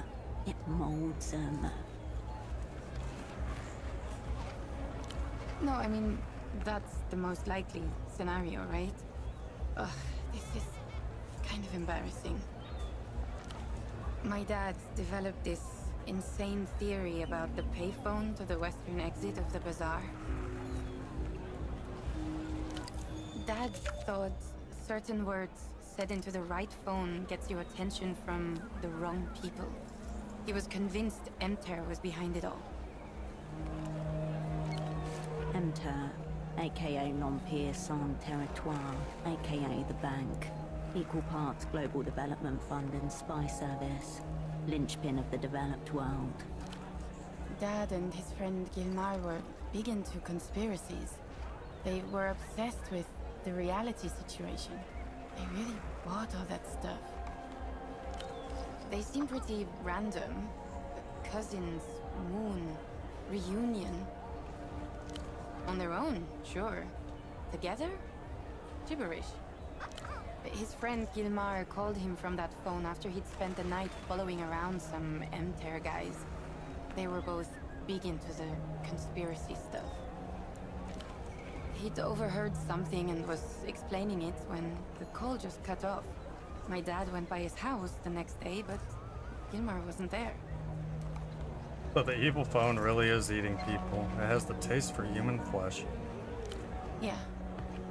He looked for Gilmar for 2 weeks. Reported him missing to the GMs. Nothing. Why would Emter care about a couple of impressionable old men? Bagman did an episode on them, and so Gilmar started following random people, thinking they were from the bank. Not long after, he roped my dad into it. Guys in expensive business suits, usually. Foreign accents, verbally abusive, and tight with their money. Except when it comes to treating a client. Normal, rich guy stuff. hitting up the bars and shouting abuse at the local drunks. And then they disappeared into penthouses where they couldn't be followed. That's what Gilmar thought. He stayed out after my viejo went home. And then he called my dad around 2 in the morning. He'd overheard something and was explaining it when the call just cut off. My dad went by his house the next day, but Gilmar wasn't there. It's not funny. My dad was really freaked. I asked him if the phone call was all a nightmare or if he forgot Gilmar was going on a trip. I thought maybe the show was getting into his head, you know? Dad really believed it, though. He looked for him for 2 weeks, reported him missing to the GMs. Nothing. Why would Emter care about a couple of impressionable old men? A couple days ago, he stopped by the stall to bring me lunch. Then he said he was going to make a call. I wasn't nervous at first. I figured there was no risk of anything actually happening. And then he didn't come home. Washing out the container that carried homemade rice and beans. Glancing out the window above the sink as the sun goes down. Yeah. It's just crazy old man shit. He probably just wandered off. Momentarily, the mumbling from the nearby stalls hushes, listening. Anyway, you want a wig? I hear they make you fun at parties. Oh yeah, he came by. Nice man. Talked a lot about socks. Not really. Wandered off into the bazaar. What do you mean something's happened? Did he use the phone? Oh, well, at least you have that. He was, normal. Pretty forgettable, if I'm honest. I told him, unless your socks are mismatched and neon-colored, I'm not much use to you. Sorry. Yeah, I was kind of distracted when he showed up. Oh, that's, Ultravioleta, the Louisian pop star.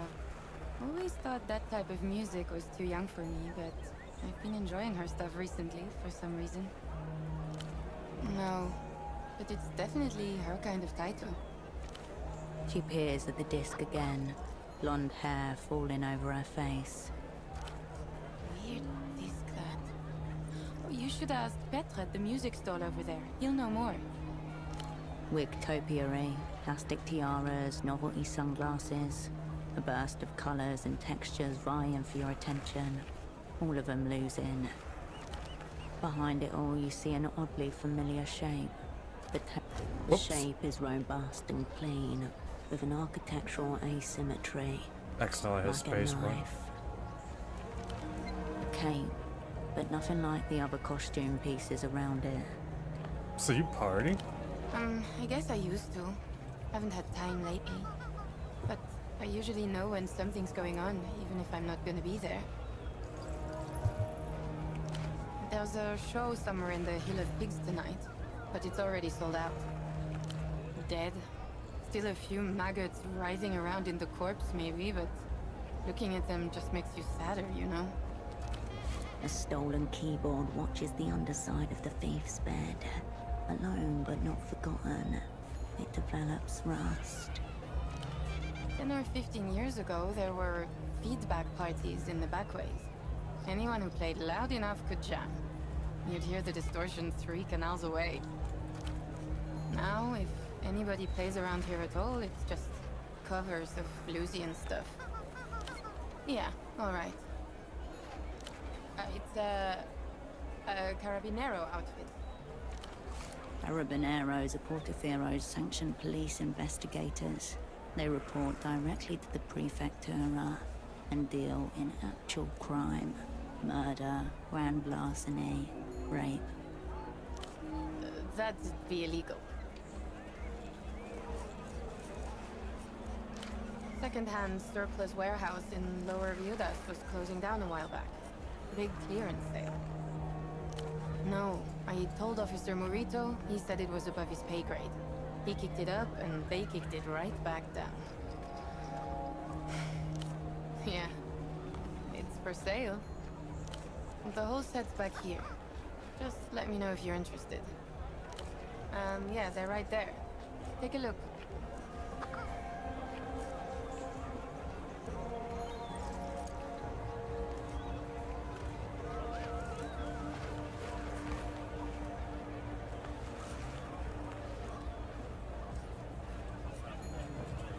Because at some point it won't hurt to come and buy that set.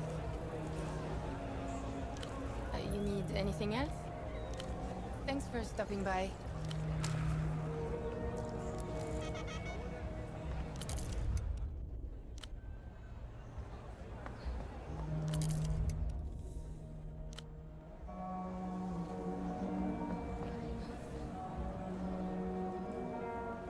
The fire exit stands conspicuously ajar. Someone has wedged it open with a ball. A dark hallway. At the opposite end, you can just make out the bottom of a metal staircase. The tableau stays undisturbed.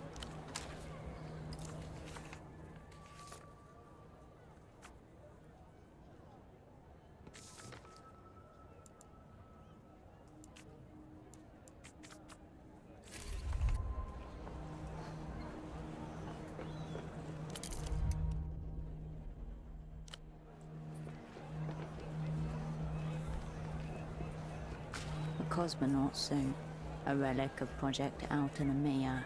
Its shoulder patch reads, "The stars are ours, 77. 5,000 sol." Oh yeah, I'll get right on that. I wonder it's still here. People with that kind of money don't shop in the bazaar.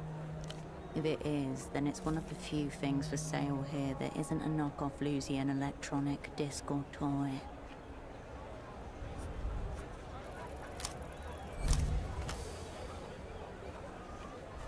A classroom with a buffed blue floor and white fiberboard tiling. The teacher rolls a square little television in on a cart. The girls in their final year of gymnasium gather round. The camera follows the white column up, up, and then it jerks, or cuts out. When the picture returns, there's just a white cloud sprouting new white limbs. The rocket nowhere to be seen. For a long moment, none of the students can tell what's happening. Then, one by one, they realize. A faulty seal, a minor propellant leak. Next thing you know, 4 cosmonauts are splattered across the face of God. The end of Project Autonomia, engulfing with it Portafero's dreams of stars. You and millions of school children the world over. Expensive, fruitless. The failure of Project Autonomia promptly tanks the Portaferan economy. Supreme leader Nestor flees into his third exile not long after. As for the bazaar, it's saturated with surplus equipment, memorabilia and replicas. This suit is most likely the latter. You once heard that the pressure in space can turn your whole body inside out. But that might be submarines. Nope, I've seen that happen in Event Horizon.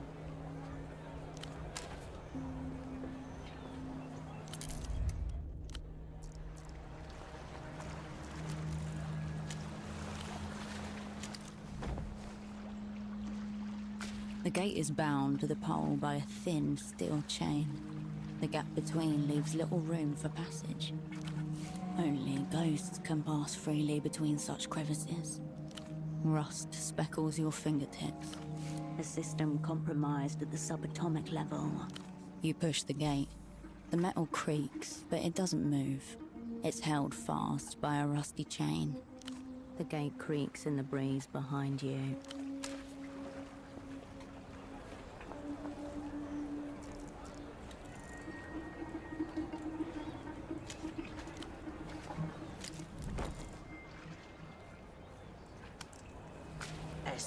Especially good pieces today. Many wearable items. The old woman glances at you before returning to her magazine. Carmuna's not agree to be met. She angles her magazine away from you protectively. Carmuna, the name on Pseudopod's purchase order. Your double owes this woman a minuscule shipment of socks. You're working with that nice boy? The sock seller? Her lips shrivel, and her eyebrows descend as she takes you in properly. He was dressed so nicely, standing so straightly, polite. Had Carmuna thinking that there might be hope for us in Kohila. But you don't look super block at all.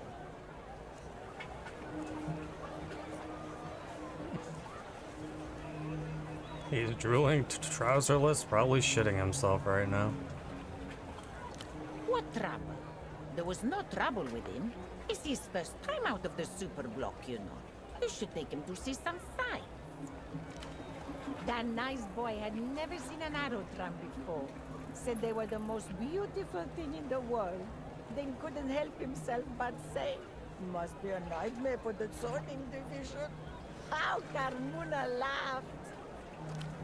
A soft click as he places his briefcase on the cobblestone, stops to clean his glasses. He replaces them, blinking up at the aero trams and the birds circling beneath. He smiles. He's probably avoiding you. Doesn't want you harming his sales, yes? She focuses her attention back towards her magazine, careful not to let you see inside. Carmuna would help, but it's a busy day. Other matters to attend to. Quiet, Menina. Does Carmuna blurt your business? Who are you, anyway? She ruffles the magazine angrily, then looks up at something behind you. No! Are you crazy? He will see. Now Carmuna said too much. We are dealing with an aerial creep. He's watching the whole bazaar. Carmuna has a mirror in here to watch him in turn. The woman angles her magazine towards the unfinished pylon towering at the edge of the market.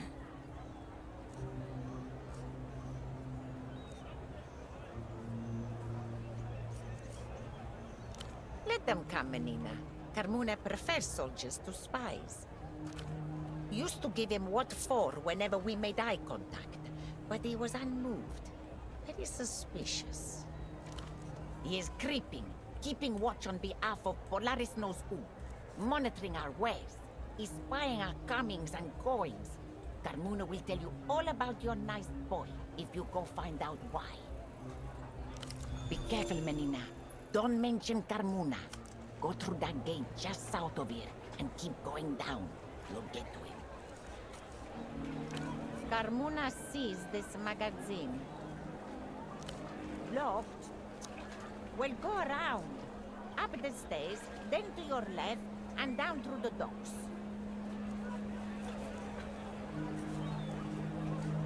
She looks sideways at the disc, shakes her head.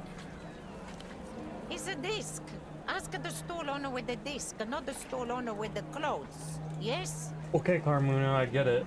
Sorry. Take a look through the rack over there. No lice, no rips, no patches. Bazaar's closing soon, Menina. Don't forget to check the racks.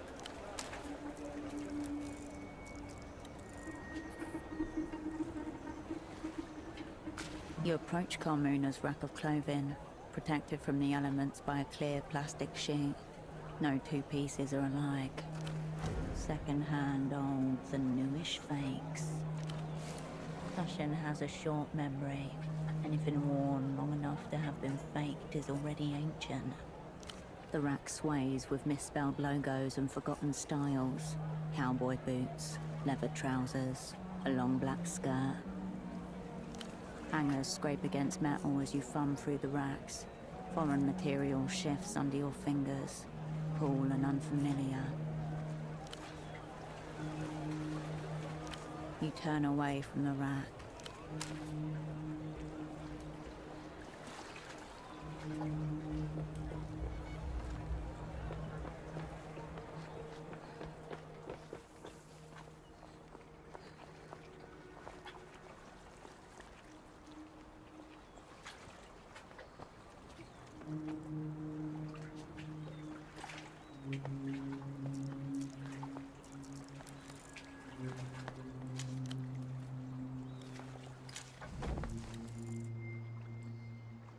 The gate stands before you. The gate creaks in the breeze.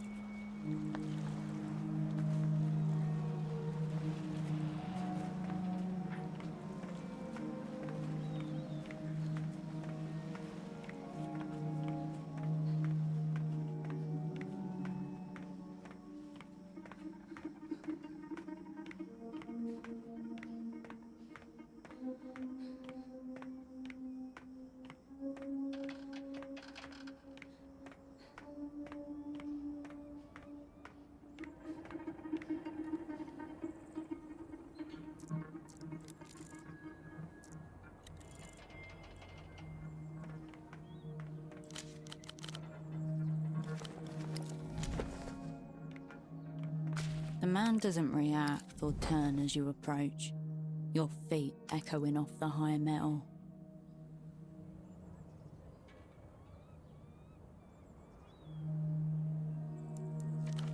Don't look now, but you can see through the metal floor, all the way down.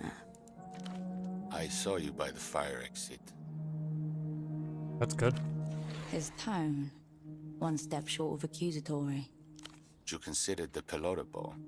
You know it doesn't belong there, but you left it all the same. Very difficult to watch.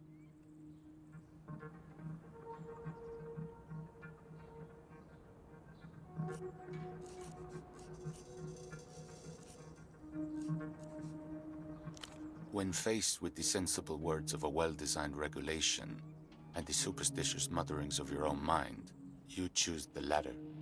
Ah, well. Still, you've come a long way. Fortunately, the view just about compensates. I'm being punished. My employer has placed me in an impossible position. You recognize the patch sewn into his trousers. It's the Carril de Portofiero's logo, the oldest transit company in the city. I'm a safety inspector, watching the lines. As you might have noticed, this pylon is under construction, technically. It's my role to ensure the lines and pylons are all built according to code.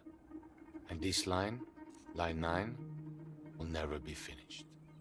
Where to start? This pylon's angle deviated more than expected as the concrete set. Hazardous near water. Shouldn't have skimped on materials. Then there are the clearance issues. The party alley rooftops are higher than the building department's official records. These aero trams would shear those right off. I could falsify my reports and declare Line 9 safe for construction anyway, or I could quit. Either way, the company can't lose.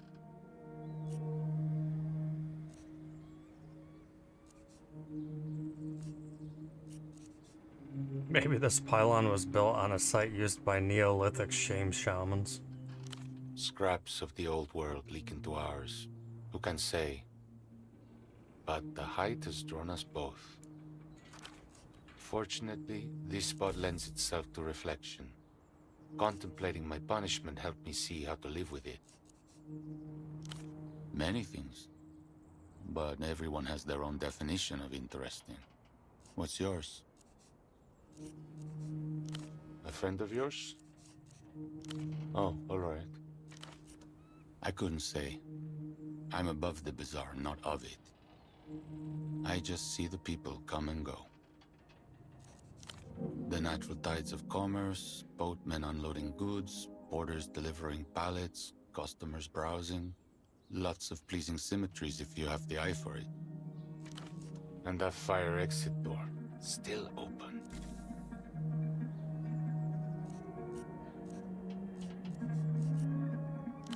Depends on your definition of interest.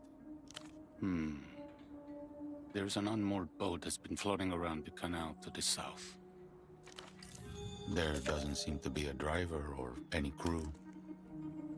Sometimes the wind carries an awful noise from it up to my ear. Guttural and aggressive. Like some kind of primordial steel beast is locked in battle with a diseased swamp pig.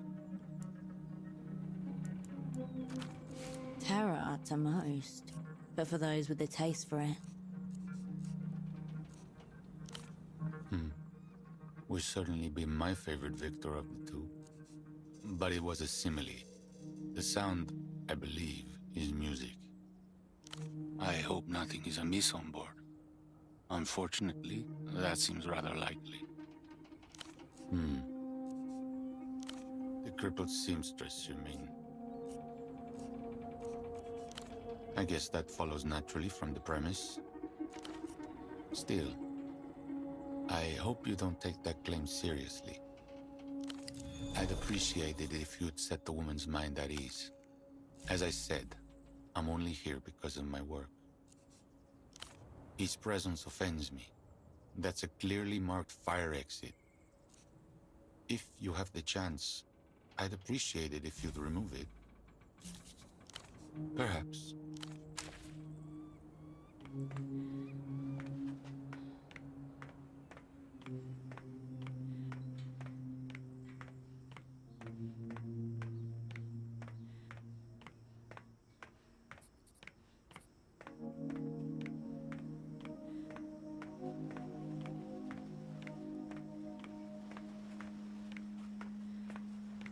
Look at us go.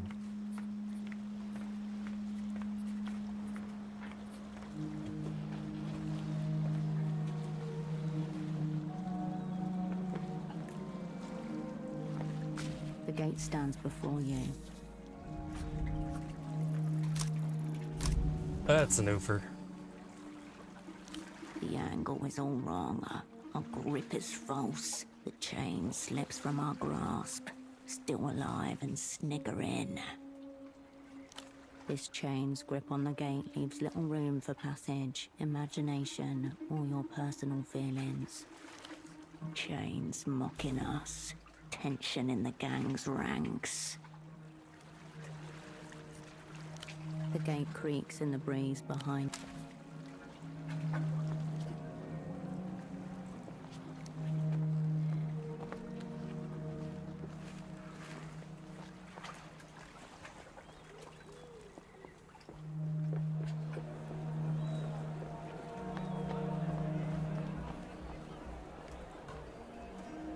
The fire exit remains ajar.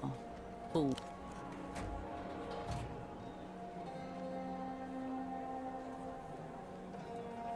You emerge into the dark insides of a deceased mechanical beast.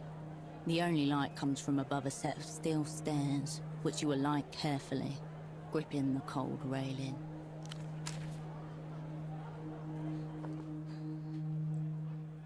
The sticker on the panel reads, Propriedade de Reno Hotel. In the center, the company's dolphin mascot grins at you. Reno Hotel, a diversified communications company local to the state of Portofino, immediately recognizable by its dolphin logo. Inside, you find a dirt-covered computer terminal. Above the gridwork of corroded wires, a sleek cable cuts a path towards the antenna. A wound in the city's flesh, an orifice where the metal veins that twist and knot below your feet are exposed for a moment. The ancient terminal groans in response. Relays clack in a series of deep, satisfying clicks, like pistol chambers locking into place. System waking. Please wait. Welcome to Renatel Control version 1.2. Copyright 87 Renatel. Enter command. Connect with the machine. Tap into the invisible substructure of the city. That's a text cursor. And it's when you type in a sequence of characters it recognizes as a command, the machine will react. The artery before you connects to every device connected to the Renotel wireless network. The text cursor highlights the blank space where your command should go. Ask it. You step away from the distribution box.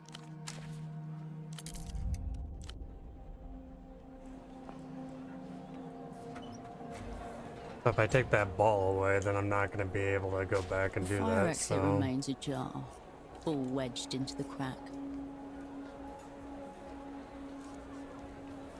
It's a pelota, the local variation of handball. Pelota balls are not designed for use as doorstops. Someone has elevated this ball to contraption status. It's just a ball in a door. You raise your hand to wave at the engineer on his pylon. He waves back. Nobody is paying any particular attention to the door, or seems close enough to care. Suspiciously nonchalant. The tableau stays undisturbed.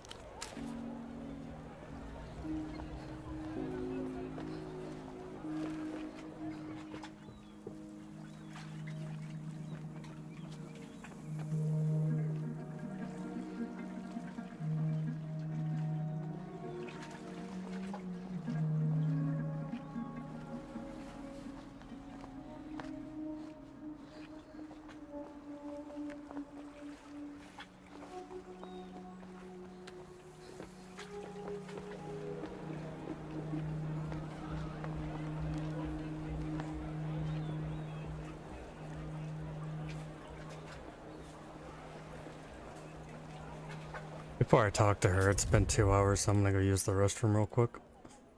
We'll be right back.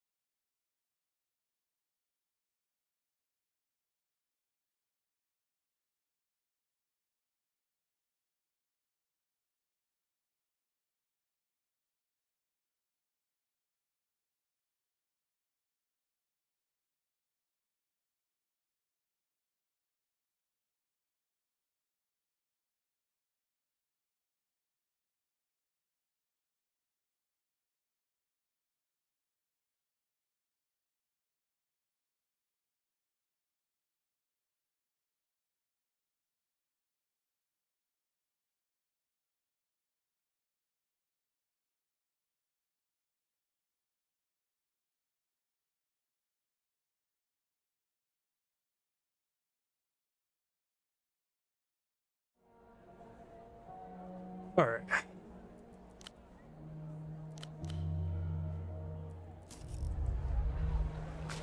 Carmona saw you scaling the pylon, but she did not see the creep fall to his death. Oh. Well, engineering is good work, proper. Though he doesn't seem to be doing much of it. Carmona knew he was off, but just a slacker all along. Carmona will not take comfort in that. Here.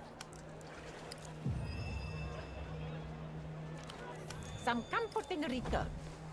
Not that Carmona's forgotten you. Oh hell yeah, cool team gloves.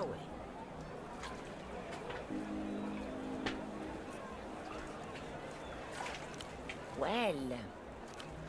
She lowers her voice, punches forward. The dock workers suspected they found an agent of the Weeping Eye working right here in the bazaar.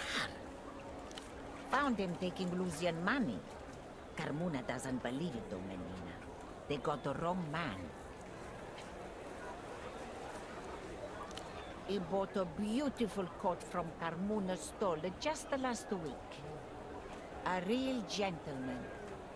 Nobody with the eye could be so polite or have such a good taste in outerwear. The dock workers must have had more information on him. Find out what you can. If there are Weeping Eye here, you need to know why.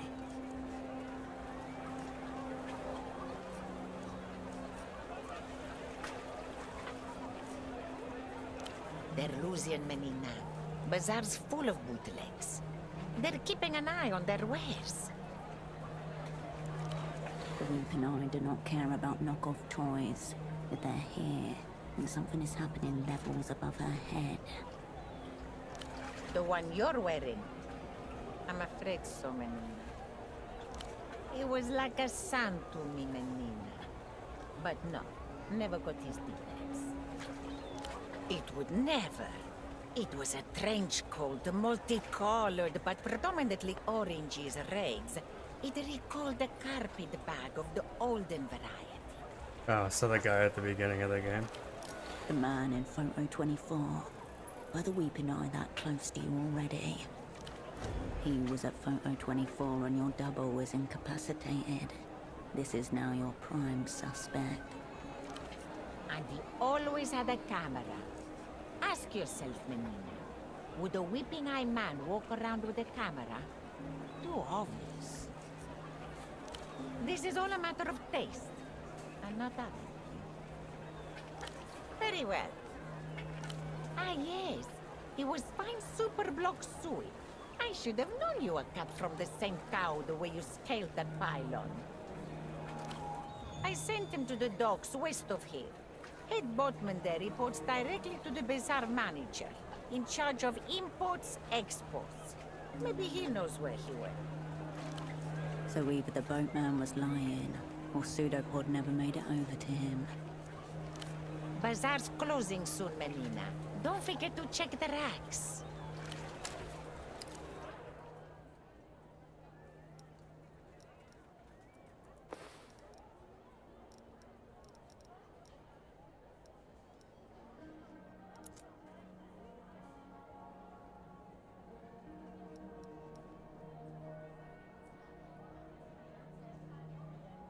Professionalism +1, the grill of adolescent desire. Nerve -1, dry old lady hands.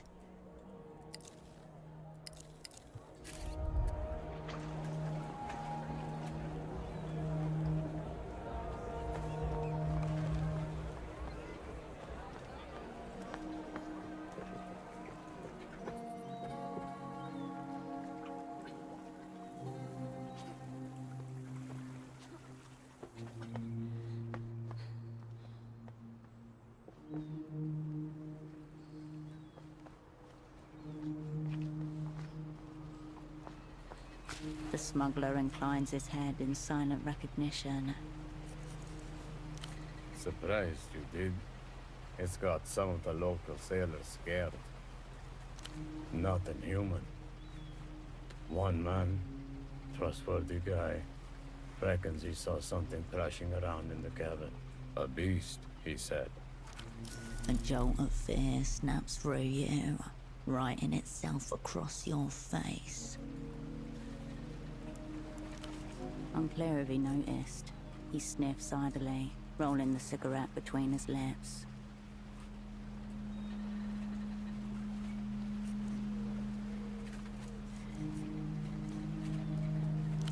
Wouldn't like to guess. Might just be another drunkard's tale. The sea's got plenty of those. These are only tales made to scare children. Probably not real. Probably, but not definitely. Can't say I have. We will. You and I already talked about this. I told you he wasn't. Did they? Ah, right. The twitchy communist. Now I have him. Yeah, your colleague was here. As you can see, he isn't now. Sucks. Mostly. Not really my province. He was here to broker some kind of trade deal with the bazaar. Time to show. Cards on the table. And he must have been a spy with the Operant Bureau. Like you. A still moment. From a nearby rooftop, the sound of children playing.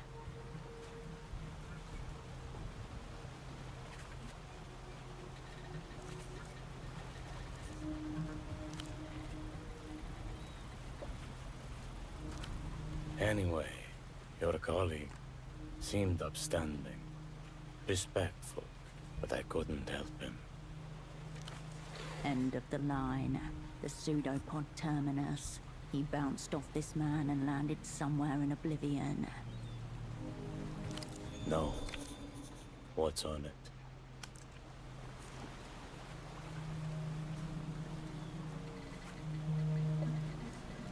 Me and anyone moving merchandise around here. Half of these are probably filled with Lucian discs. Colored disc in these high-tech formats. Not really my province either. I don't like giving things up first. Policies served me pretty well over the years. Don't take it personal. Very much so. Probably do with it. Shaky hands, blotchy neck. But he did all right. A polite round of applause for the support act. So his partner now. He wanted the same thing as you do, I assume. A meet with the boss man. A face flashes in your mind, unbidden. Heavy-set, boyish grin. Traces of the underworld clinging to him.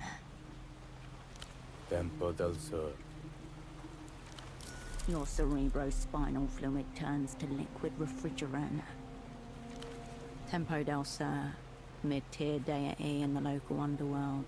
And once your asset, cryptonym Taxman. Also someone you once called a friend. By name.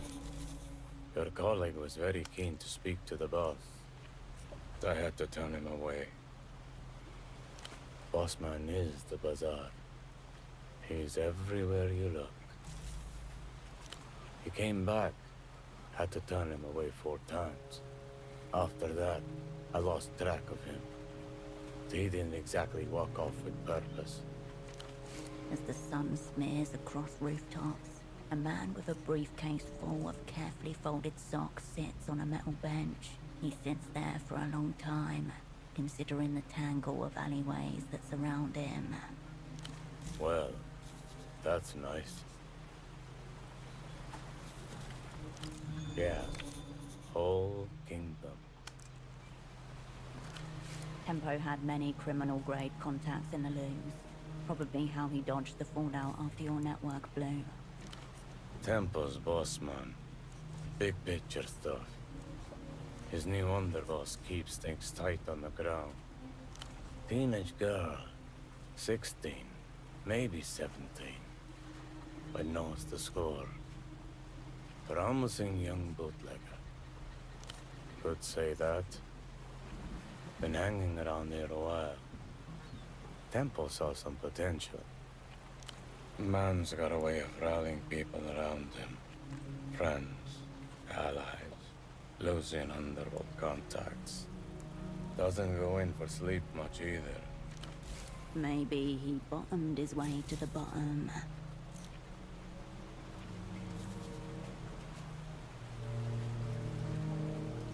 I know the prick.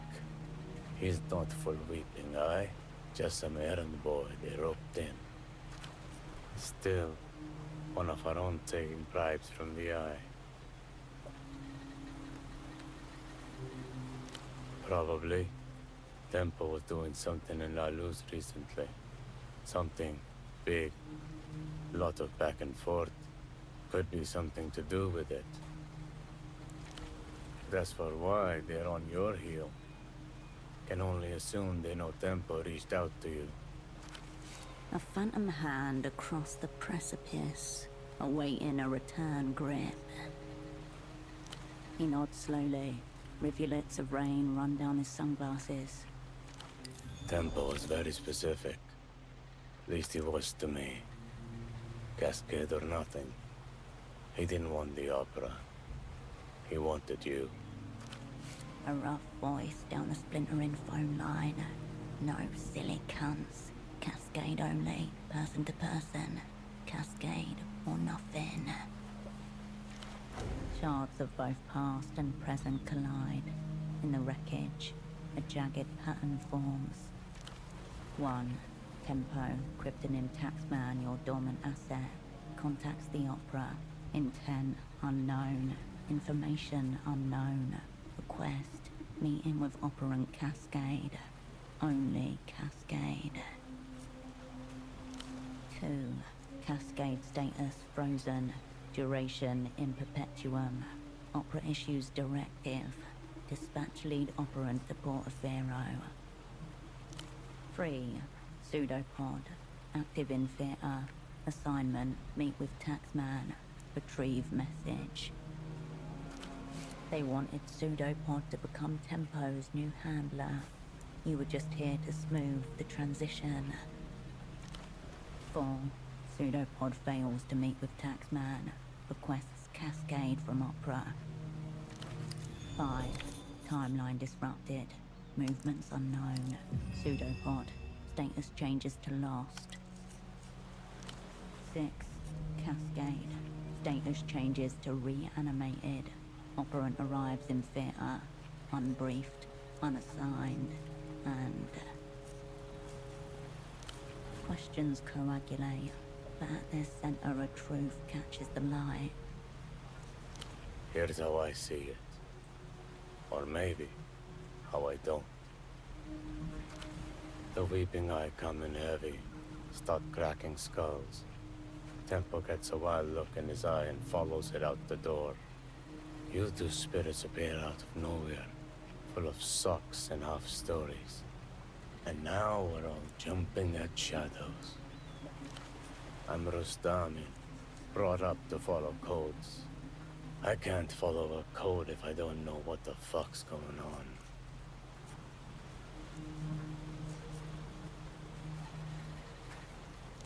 You're calling this the middle? Best laid plans. I was trying to slink around the edges.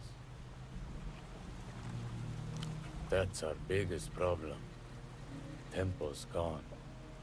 Vanished. I don't know where he is now. But I can tell you where he was. Innocent use of past tense, but still, you don't care for it.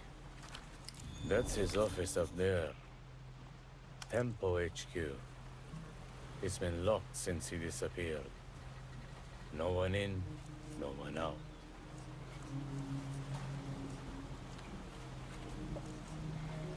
I'd rather leave the guesswork to others. I think so. Both fair and enough. I don't. Wasn't entrusted with it. Bossman said you'd come, sooner or later. Recently, he said a lot of things. Back on the blow, I fear. So either under a lot of mental stress or seeing ghosts. This message could be critical. It could also be nothing but branches tapping a window pane. When you're done. When you're done. I'm listening. Are you asking for yourself? Or for the kids? Right. They've been pestering me about it daily. I've seen a crate or two pass by, months ago, but nothing since. Even the lads who sail close to loose say supply is scarce. Sure, part of the problem is they're tough to bootleg. The closest place to manufacture half-decent copies would be Sun Zar, I reckon. Bootlegging aside, La Luz seems to have kept the supplies low. Could be intentional. Or manufacturing could be tricky, even for them. You come across any of the cubs? Let the kids have a look, yeah? Make their day. Sure. He lowers his head in brief salute.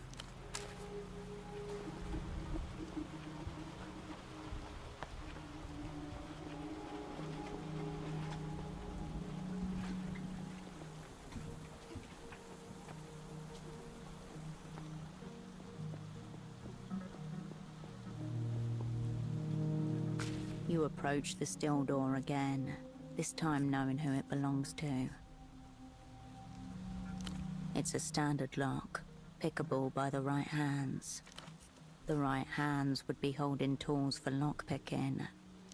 You press the screwdriver tip against the keyhole. It doesn't seem to fit. 6 tri-wing screws. Wrong fit, wrong size. Your driver is impotent.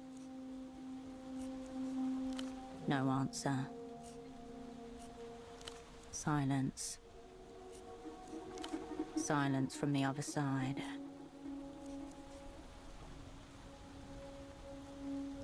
You get no answer. No twitch or shuffle behind the metal. It's locked. Show it who's boss. A brief tremor runs through the metal. Stop. Don't enter. Don't break this seal.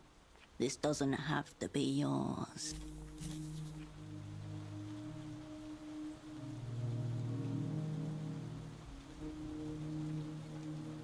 It's probably a terrible idea, but...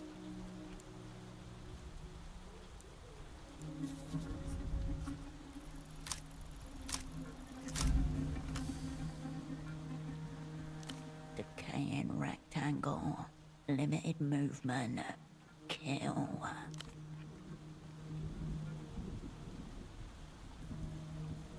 Nothing happened.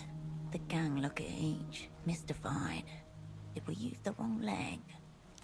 Oh yeah, about to hurt. Very badly. Neurons firing their way down our leg like dominoes. 3, 2, 1. Fortunately, you kick the door right on the handle.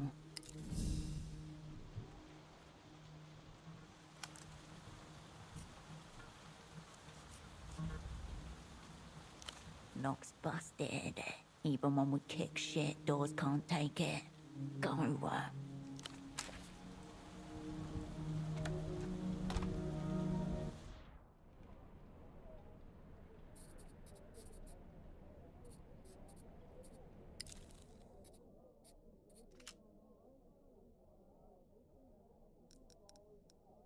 Fucking my shit up, yo.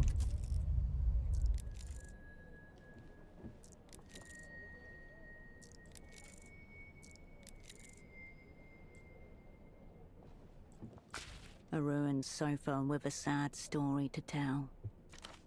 The air hums. This is a spy's death.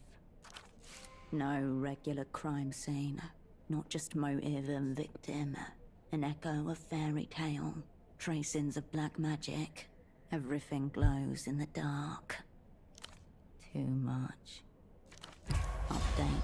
Asset taxman. Was unknown, now zeroed out. Multiple assailants going by the footprints, a brief struggle, then the inevitable. The stereo system is facing away from the sofa. Think about this suboptimal room layout for a moment. It's much easier than looking at the blood. At the start, at least, this was not a clean hit. Tempo had never begged for anything in his life. The words felt unnatural.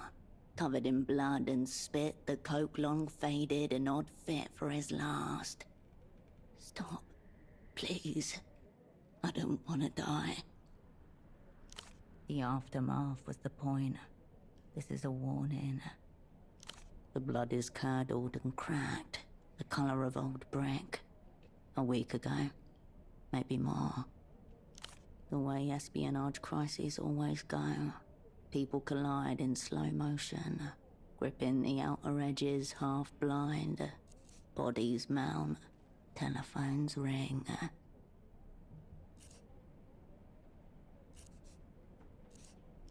Mere minutes into the match and the away crowd are silenced by a stark scoreboard.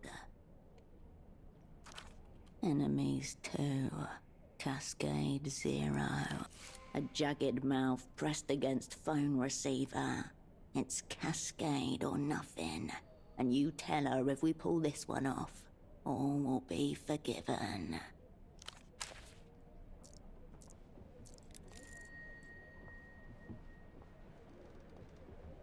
On the desk are a grey notebook, an e-terminal, and a broken photo frame, face down. Next to the frame is an eye with a long single teardrop, shaped out of a fine white powder. It's soft and ringed. The word accounts is written across the top in black marker. A thicket of serial numbers, dates, columns and rows cover the pages top to bottom, along with shorthand references to incomes and outgoings. You notice the handwriting completely changes in the more recent entries. The first dates back years, harsh-lined, heavy-handed, all capitals. Tempos. The second set is an elaborate looping cursive. Some of the eyes have little hearts instead of dots. There are none. The first set of handwriting even uses the word cunt with the same wild abandon as the second. It would be quite rare for a rupturing artery to entice one into calligraphy. The heart suggests a compassionate touch, maybe even a human relations department. A list of names, titles and compensation. One of the rows has been firmly crossed out with aggressive black lines. Ignatz. Could be the individual of flexible loyalties that Carmuna mentioned. Rent, utilities and other minor operating costs, including travel. Multiple instances of round-trip tickets between Portofino and Acquair de la Luz. You avert your gaze. It doesn't turn on. Someone's cut the cord. The crying powder eye stares at you. It is a signal. The eye watches you. The silence in the room agrees. Your finger returns to you with a dusting of white. Put your finger in your nose. If gasoline could kiss, this would be the perfume on the collar of its shirt. The privatized roads of your mind are now a high-speed rail network which penetrate the brain-blood barrier. Enjoy. It's cocaine. The eye is no longer weeping. As you turn the frame around, dust falls and a blade of light momentarily obliterates the row of faces presented. Inside your stomach, Spider's skull. A surprise attack launched from your own past. Here you all are. Taxman, Estoc, Virtue, Radiant, Kindred, Holocene, Cascade.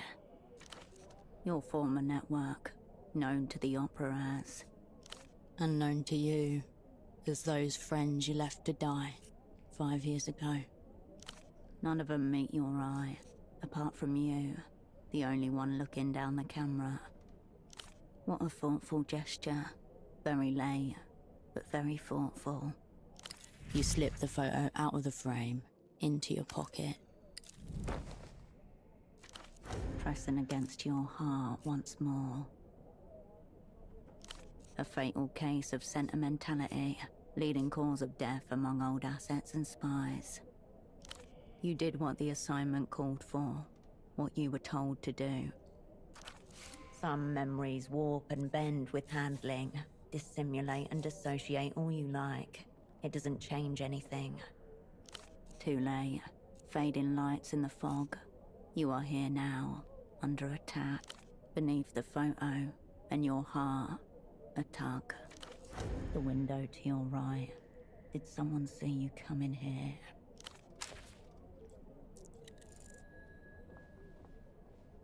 You can make out an impression of the bazaar beyond the window, obscured by dust and grime. You gather up your sleeve and exhale onto the window, where your breath reveals a clear handprint in the dust. The condensation from your breath fades, taking the print with it. Across the canal is the district of Lower Vudas, a haggling mess of slums, continually sprouting from the defunct ruins of itself. A cross-section of the city would be a cliff face, stacked with evidence of floods, political tides, and fossils of forgotten hardware. Nighttime finds the bazaar nearly empty. You observe a few teenagers and individual souls going about their routines. Just like the former overseers of Silk Number 3, standing at this window, studying the movements of the dye workers, looking for signs of disturbance. An unusual shape breaks the pattern. A large orange figure, sliding between the stalls, glancing up at the office. Too much and too often. The man from the photo shop, the weeping eyes errand boy. Of course, in espionage, coincidence is folklore. Known to the Opera as the Whole Sick Crew.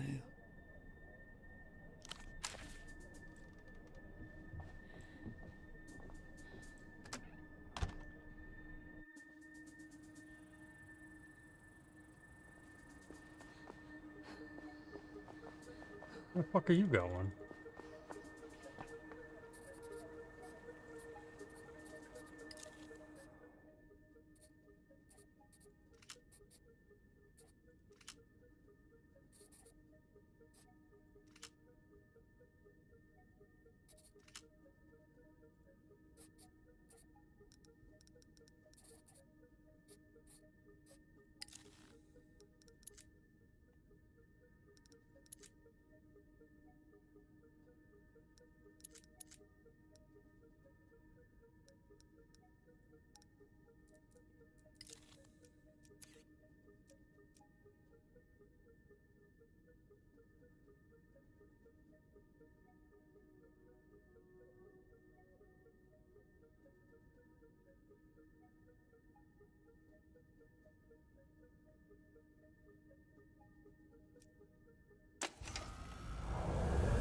News from the crash site. Recovery crews have pulled a scorched orange box from the wreckage. On the casing, block letters in Mercian, Illuminato, and Standard Cohilan. Memories. Extreme caution required. Initial reports say the contents are virtually pristine, untouched by extreme temperature or blunt trauma.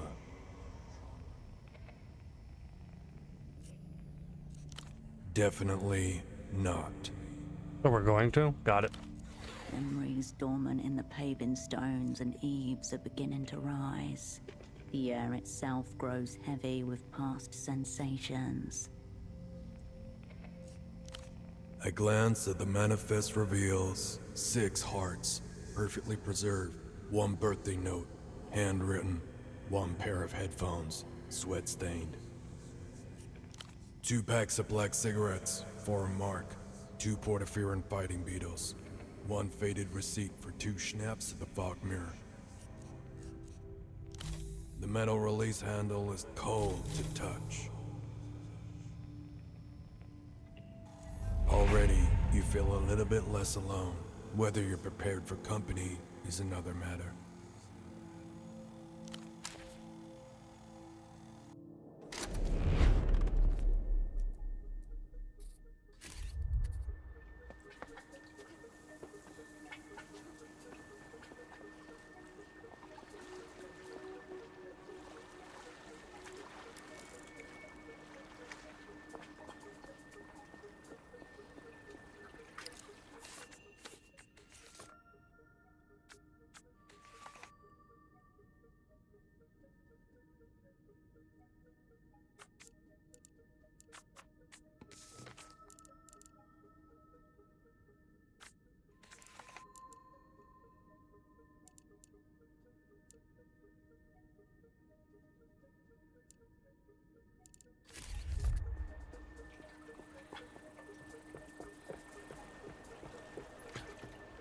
A click somewhere inside, the world slows. A sudden release of epinephrine into the bloodstream. Danger, line of sight. You lock eyes with the man from the photo shop. He cradles something within his coat. His words return. A little photo should not count as a crime. It's not like it's a loaded gun or something. The time to act is now.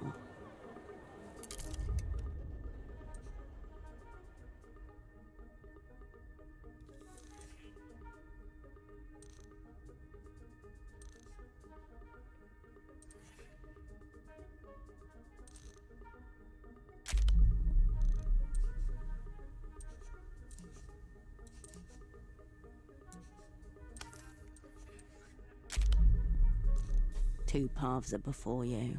Go straight or go down. Engage functional invisibility and waltz right out in front of his eyes. Become translucent, refract light, hide in plain sight. Functional invisibility is an advanced cognitive maneuver. These tactics are not officially recognized by the Operant Bureau, though operants share rumors of their success.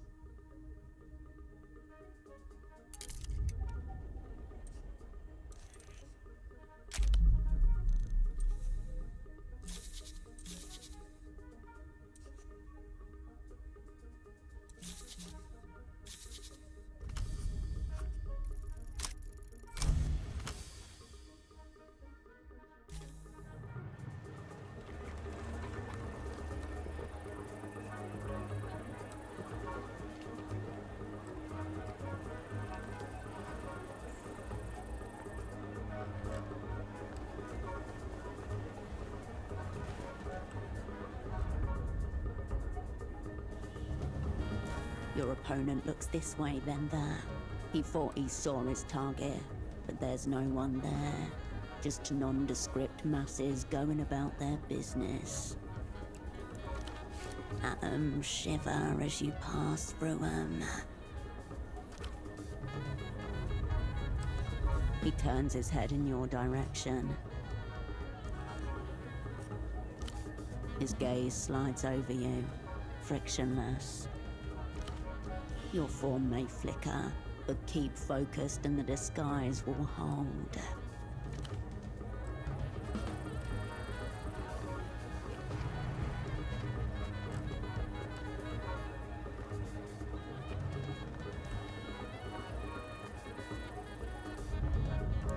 The exit is in sight, tantalizingly close.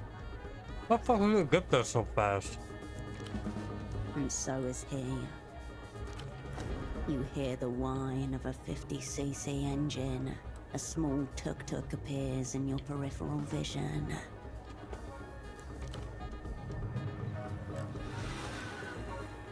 Yo, Obricant, this way!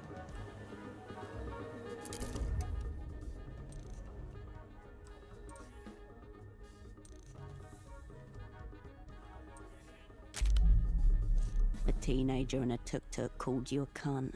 They may be an ally. You may not have a choice. Only one way to find out.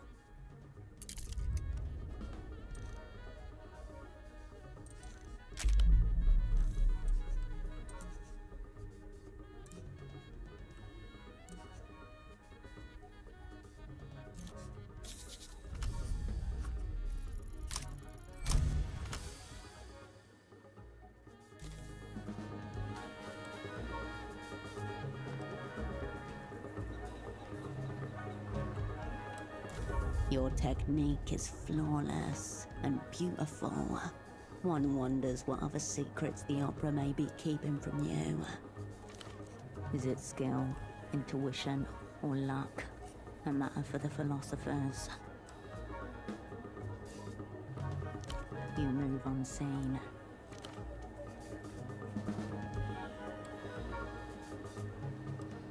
The tuk-tuk blinks its horn. Your escape is imminent. Come on, time to move! The man's hand slips out of his coat. He grips a camera tightly to himself.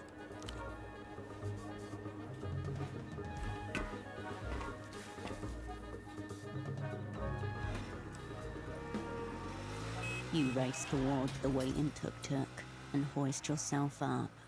I'm already on the tuk-tuk. What are you talking about?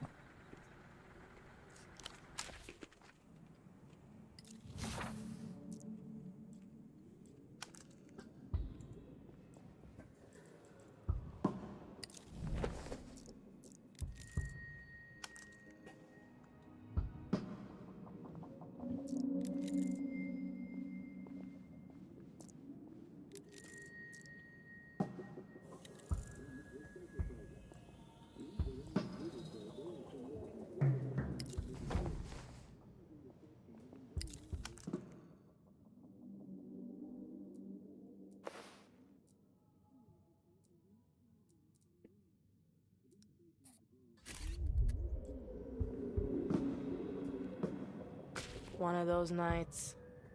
Kansa Kimbo.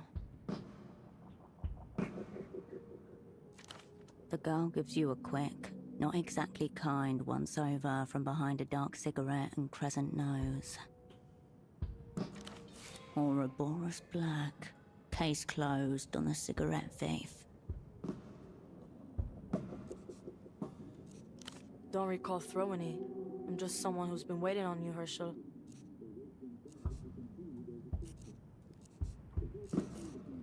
That was the almost fucked it wagon. Welcome one never showed up. Tempo said you'd be late, by the way. But that you definitely come.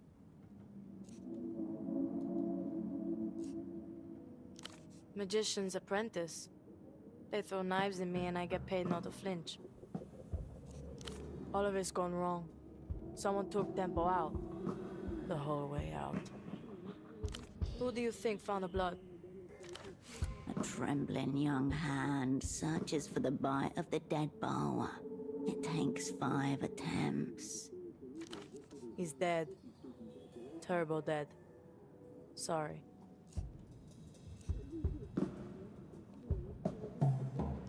Tempo had enemies in every direction. Take your pick.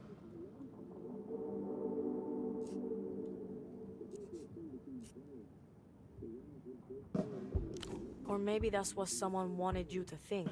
But sure, Herschel, let's go with Weeping Eye. Or the Carabineros. Or the Azzurri mob. Maybe they want to go to the mattresses again. Fuck you care anyway. Tempo always called you a friend. 5 years, no word. Some friend. Then rely on the ones you can see. Adult. Do you think I killed him? School's out, Herschel. Points are downstream from action. From a nearby apartment, the muffled sound of a beautifully played piano gently shifting key. Anyway, he's gone. So now it's me or it's nothing. The girl studies her half-dead cigarette and falls silent.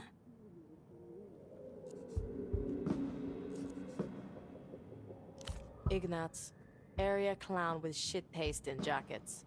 He used to work at the bazaar till Temple sacked him.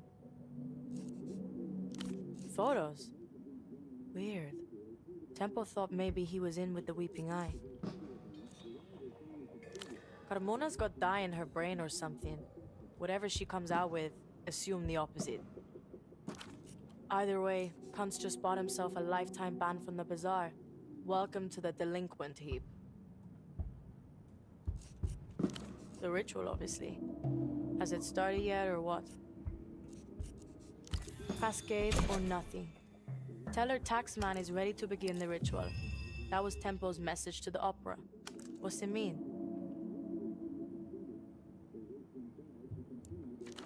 Horoscope brings up 0 matches in the Tempo archives. Or any archives. I would, actually. I just saw you in action. I thought you were high up in the opera or something. Tempo said you were top floor, brightest spy in the sky. What's that mean? Are you still a spy? Thanks for the honesty, but the way Tempo talked about you, I'm glad he's not around to hear that. For my old friend Cascade, tell her Taxman is ready to begin the ritual. No silly cunts. Cascade only. Person to person. Cascade or nothing, and you tell her, if we pull this one off, all will be forgiven. You're supposed to be the great Cascade. Pockets full of answers.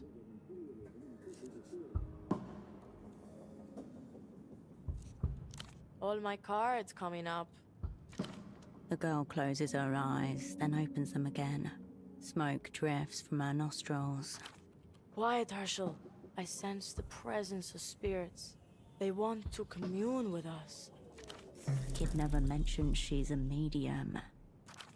Yes, I hear them. They're close. They're whispering. Ritual's completely fucked. It's gone. Unless you can find this old Luthien guy. Before Temple got knuckle flicked off the board, he was setting up a massive deal with some Luthien guy who's like 1,000 years old. 1,000? Someone way high up. My best guess? This ritual's all tied up in that. Ritual, deal. You could easily hear Tempo exchanging one word for the other.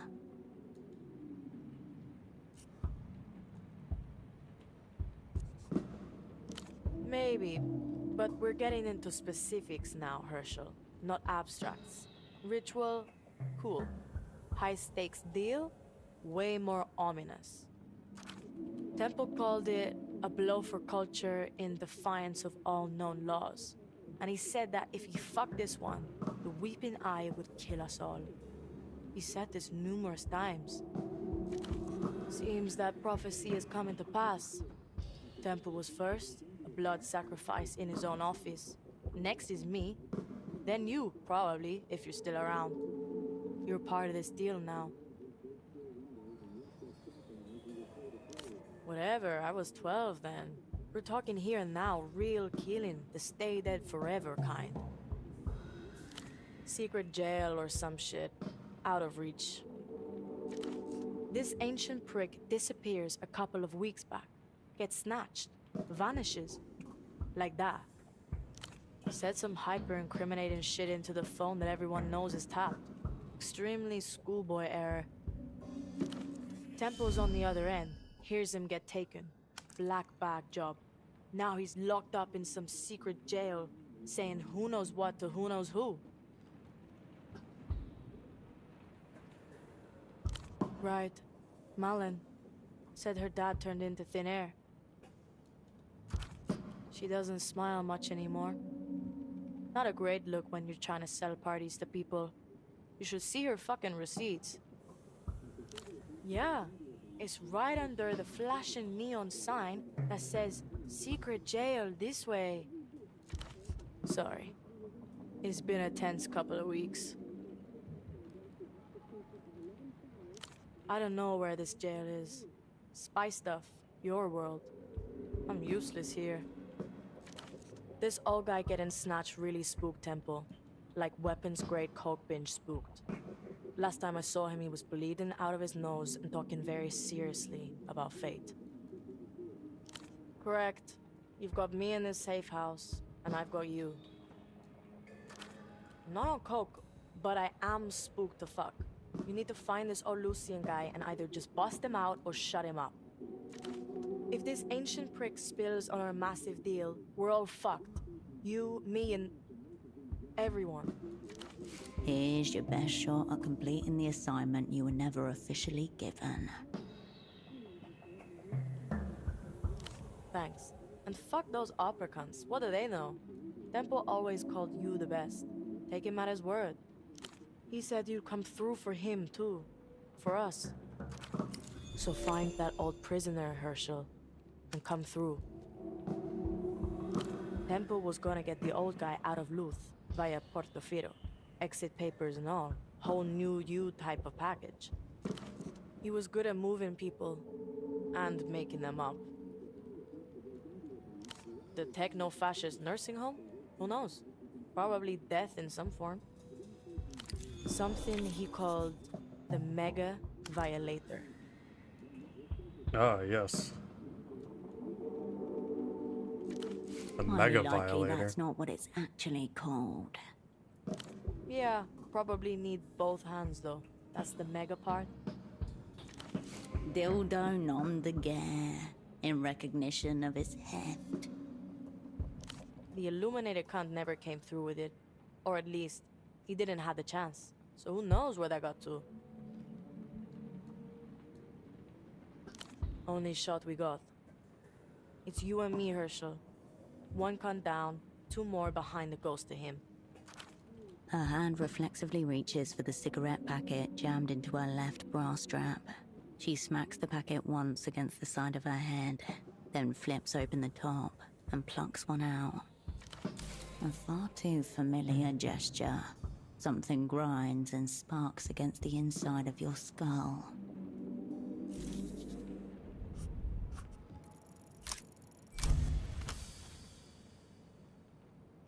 At the aerotram stop with Tempo, fog-stained and matted with rain, the final time that both of you felt certain would not be the final time.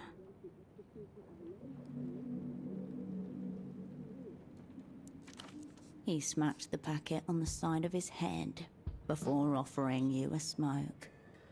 You do it too sometimes, without realizing it, when you're thinking of those days. We host here, Hush?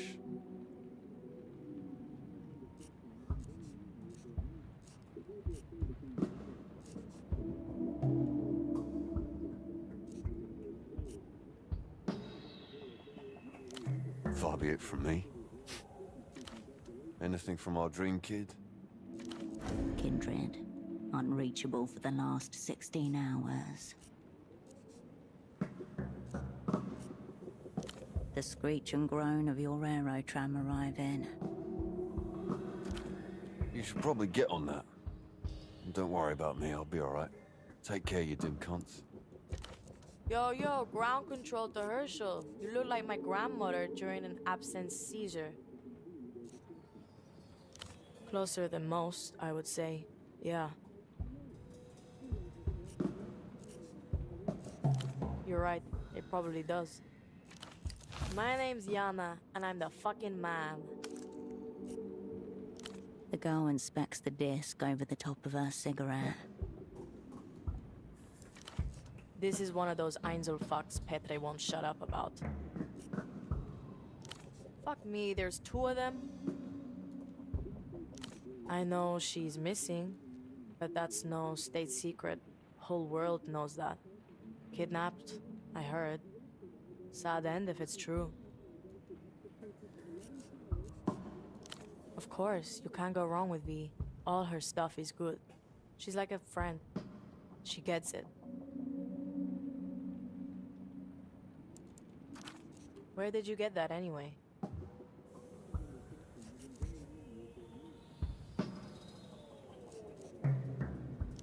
As in dead? Sorry to hear it. What happened to him? The worst type of schemery. Sounds like we're two down, Cascade, and getting cunted harder by the minute.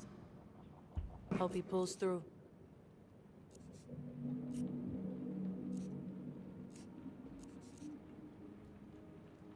And what's another one in the vapor? You spies are morgue slab cold. All right, Herschel. Psychologize me. Yeah, I did some odd job shit around there. Admin stuff for Tempo. Became his assistant, basically.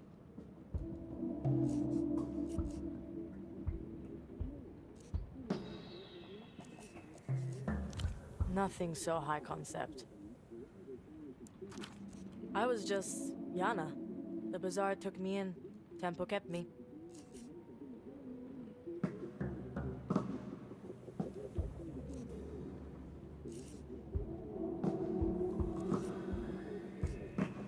Probably where I left them.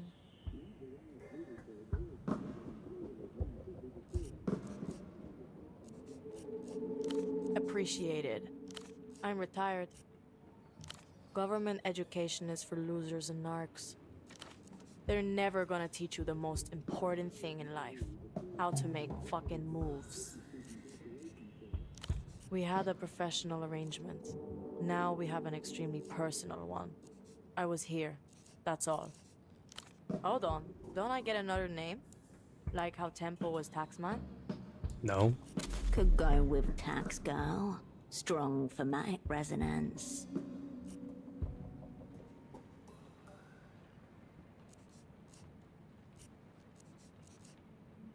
Well, just give me your magnum secundus. You can do it. And it better not be Tax Girl, or I'll kick off. Speak your piece. On account of my many enemies. Enemies all the time. I've got a lot more problems than the ones you're bringing me. And I've got solutions to those problems in motion. Retract your nose from my affairs.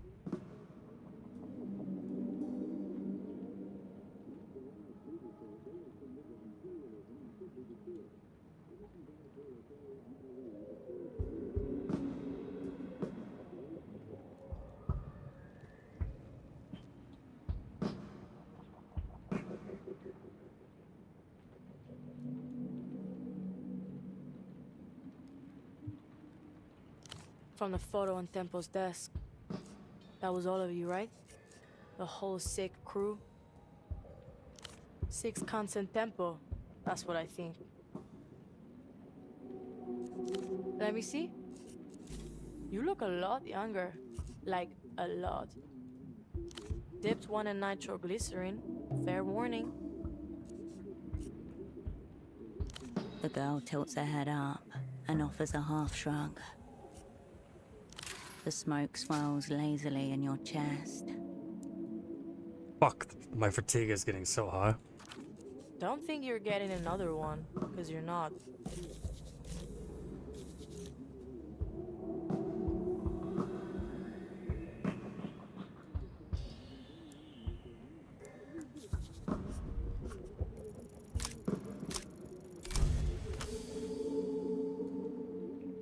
A good cryptonym reveals nothing, yet means everything.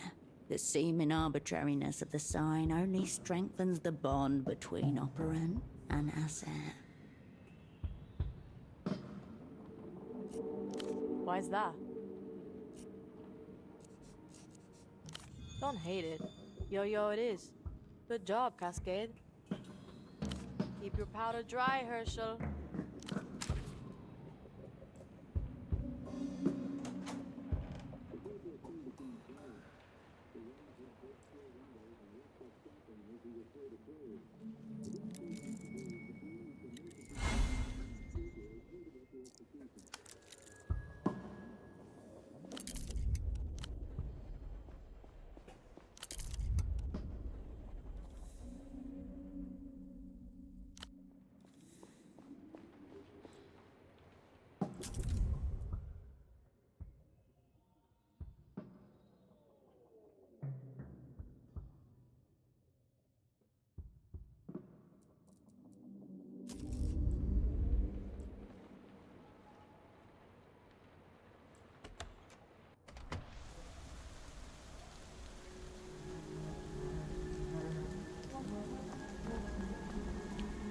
Oh, where the hell am I?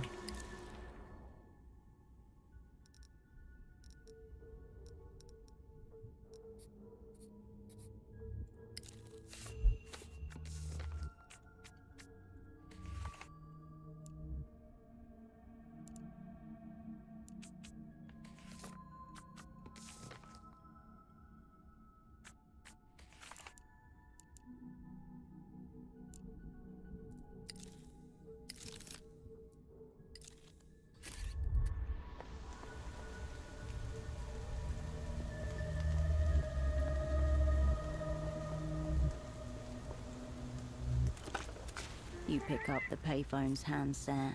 A dolphin emblem smiles at you. The dolphin's playful gaze remains fixed on you. Your gaze wanders away. You do not yet have the number of anyone else in this city. There is only one, Melita, your controller. She'd only tell you to get on an aerotram back home again. A direct order which you have so far disobeyed. Whether you want it or not, the number is a lifeline to you. Always there if you need it. The Reno Tel Dolphin eyes you expectantly. You step away from the payphone.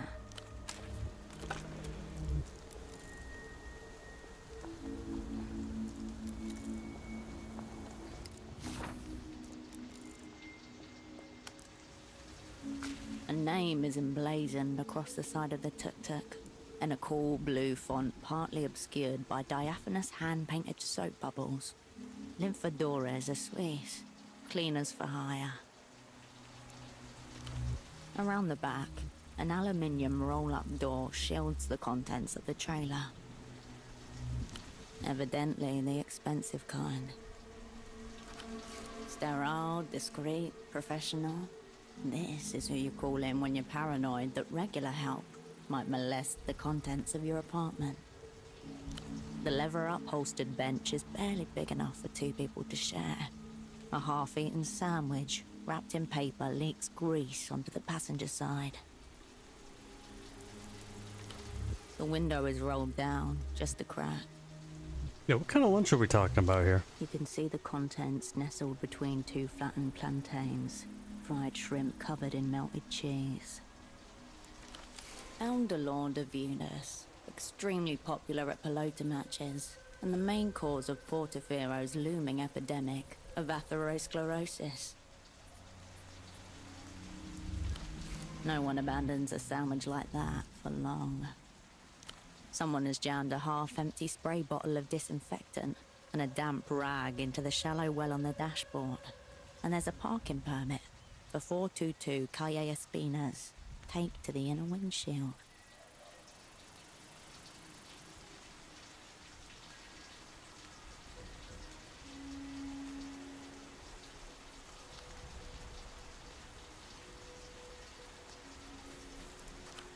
The only other touch of the personal is a copper medallion hanging from the rearview mirror. The cheap metal was oxidized, a green patina on an embossed 8-pointed star. Some astrological thing. Who can keep track of it all? The cleaners, wherever they are, have left little trace of themselves or their equipment inside of the vehicle. The roll-up door is bowed in, half crushed.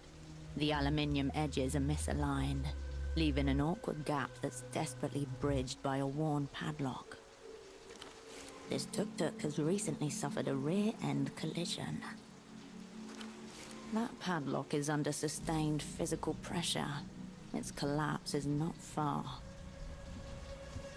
Oh hell yeah, 2%? We can do it. The tuk-tuk remains in its place.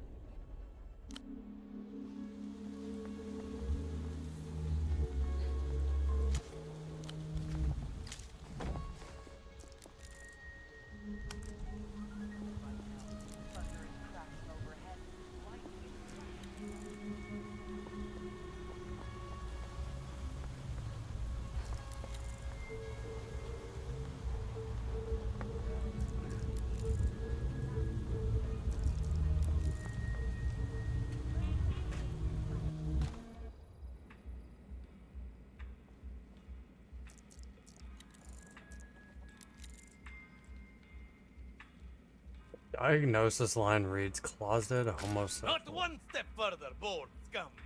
I'll do it. I'll enjoy it too. I think I can probably come just from watching the trauma sink into your face, right before the oxygen stops reaching my brain for good.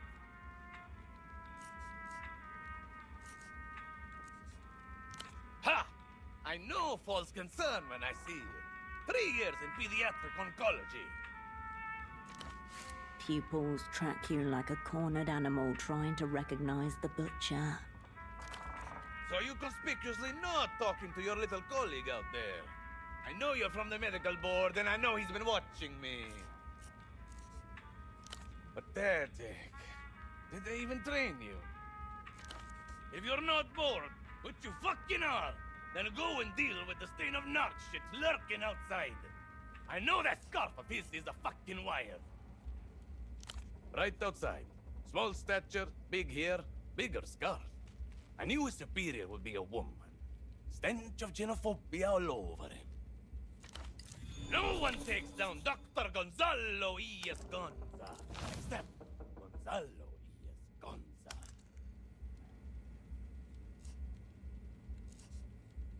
Jealousy, as far as I can tell. Yeah, I'm sure it's jealousy. In this context, jealousy translates to gross violations of medical and/or human decency. That's right. Professional, intellectual, psychosexual. They babble on about modernization, best practices, international standards. But the fact is, they shit themselves in the presence of a real doctor. He looks down, vaguely surprised, shrugs. You never get credit for the blood you leave in.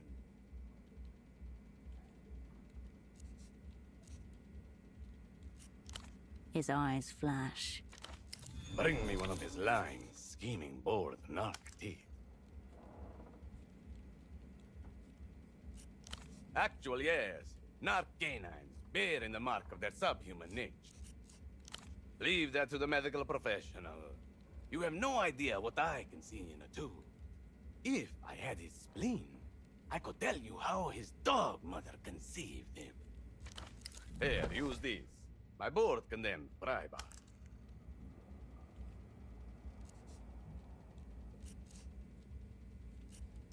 Bluffing. Until I see. What am I, your mother?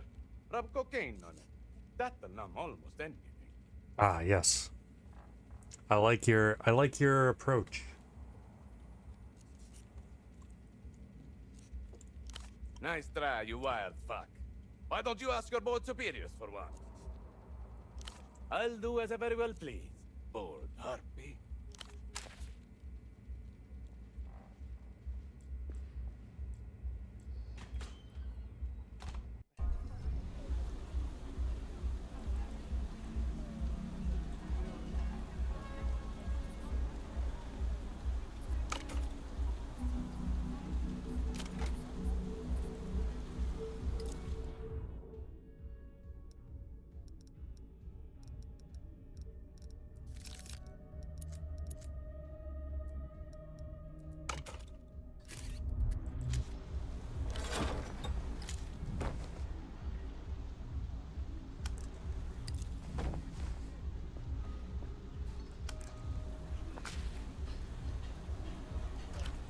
The boy shifts in his cocoon of mismatched fabric, his hair wilting in the rain.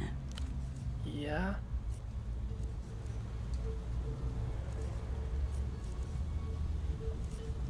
What? No, I mean, yeah? What? Did that weird doctor put you up to this? I'm not from the medical board. I got a D in biology. He scuffs the ground with his shoes, head down.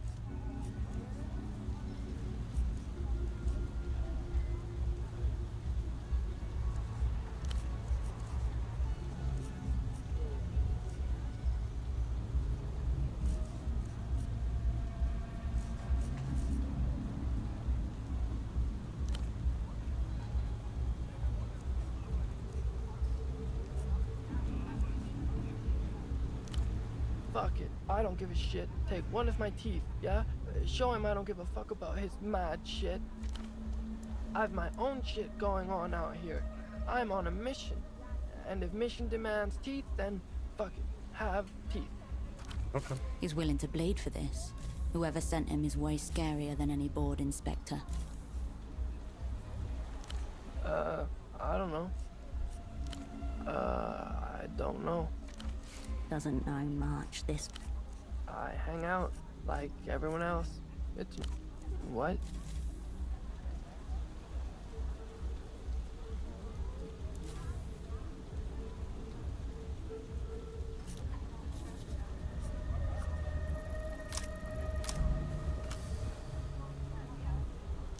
Look closer. Scrubbed hairline, reshaped the knees, dental capping to mimic adolescent calcification. Maybe Gonza was right after all. Shit. He'll be an outprod by a minor.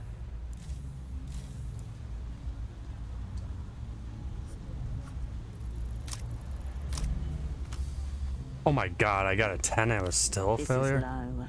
Very low. Just close your eyes. Ow! Ow! Shit. Those things are really in there. Maybe Gonzo will count the attempt.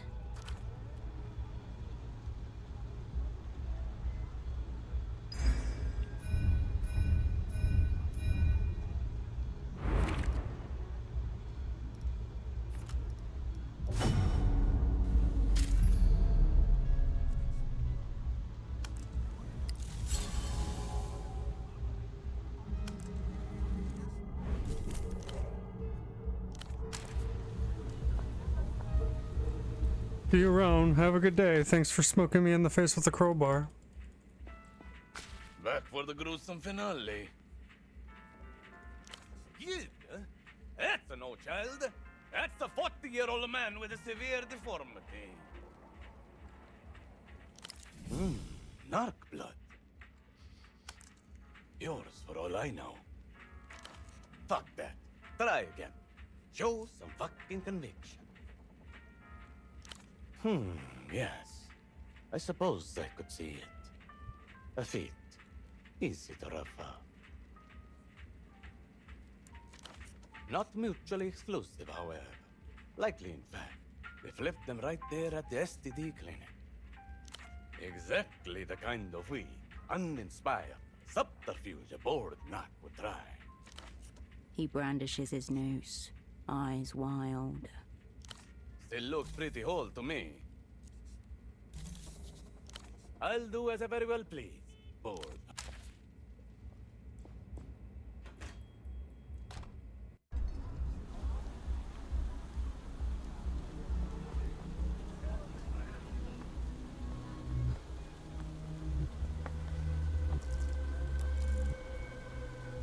The sour scent of urine surrounds the vending machine. Luckily, the beverages inside look fresh. The piss smell waves goodbye to your nostrils. Could I ever see beyond her? Only to discover more of her.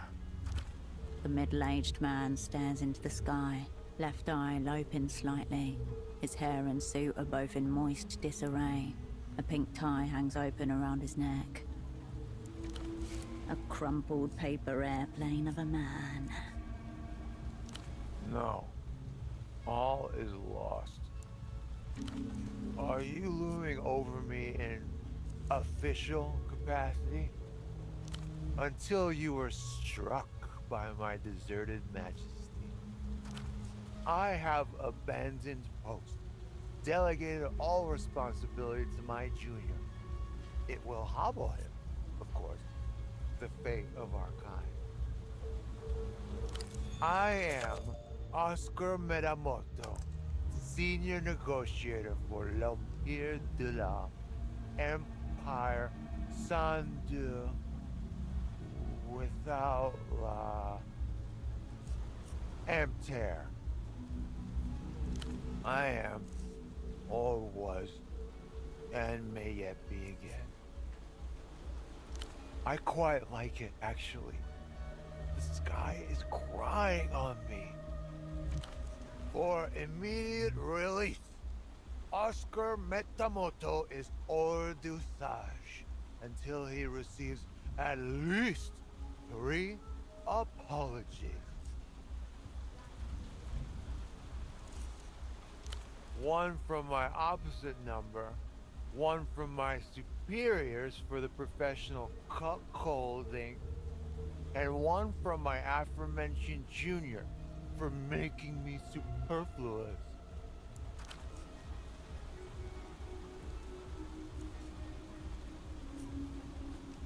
I wouldn't know, because he has yet to appear.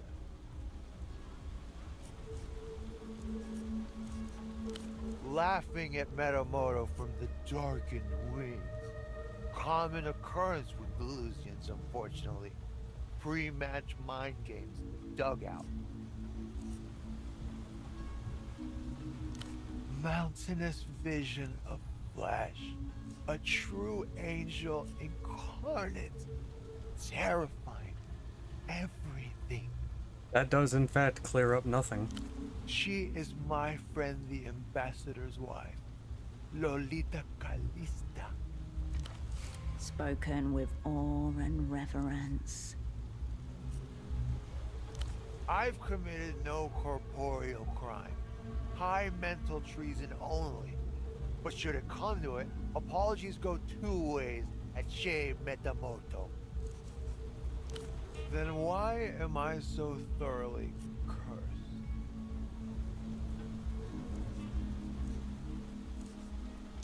It is an ungloved prostate exam, direct from the Manus Fati. One starry finger extended, powerless to do anything but brace yourself. I know how it works, but still, on principle, seems my hors d'usage will be much prolonged. I will prize them from dead hand if necessary. I believe the correct term is unlicensed detention facilitator. Mostly urban myth, overawed folklore. Either way, not my department. You've got your lines crossed here. He's got nothing to do with secret jails. Fascinating sphere, all the same. The bank is always open. Yet another special condition on the master contract that dismantled history. But I can say no more. I am le négociateur sans corps. I visited an old friend. On the verge of our great triumph, we defeated ourselves. The moon. But all is secret, like the silent side of that divine satellite. My old friend, the great Reno, final boss of Reno Enterprises, and most famously, telephonic communications. Reno Tower, the Dolphin payphones. Invisible courier of the city. Eons drew up his very first contracts when he was getting into private infrastructure. Bulletproof. The blood-soaked arena was Reno's apartment. Cozy little penthouse that lit tippy-top of the housing campaign. Private elevator, of course. Tunnel to Coliseum. Site of our last stand. And yet, the Horde continues to beg. More, more, more. A routing. I knew it was a mistake accepting the invitation. Reno can have quite the time when he revs up. But one can't. One can't not drink to the moon. We often do at our rare reunions. But no, some others fought alongside us. Intimate circle. I brought Frederick Lejeune along too, which proved to be an error, but also a lesson well learned. Train incident. Serious. Not the most auspicious start. Fred went weak at the knees because the toy train was Reno's prized child, joyous trophy. A terrible fate. You've wandered into some bizarre capitalist shit here. Yeah, I have. Gotta find them where you can. I usually charge a consulting fee, by the way. It hasn't been another 2 hours yet, but I have to run up to my father's house and give him some mail. So, unfortunately, I'll be right back. It's like 3 houses down, so it's not going to be like a 20-minute AFK unless he talks to me. But either way it goes, I have to go, so I'll be right back.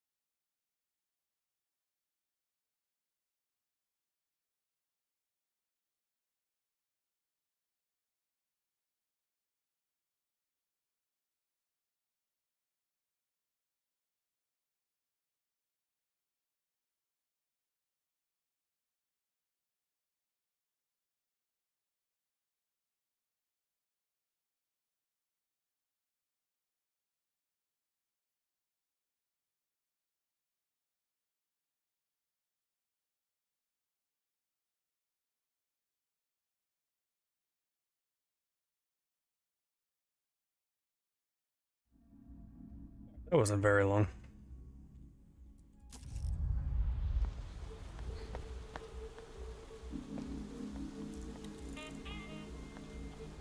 Guess the real question is, what time do I need to go back home?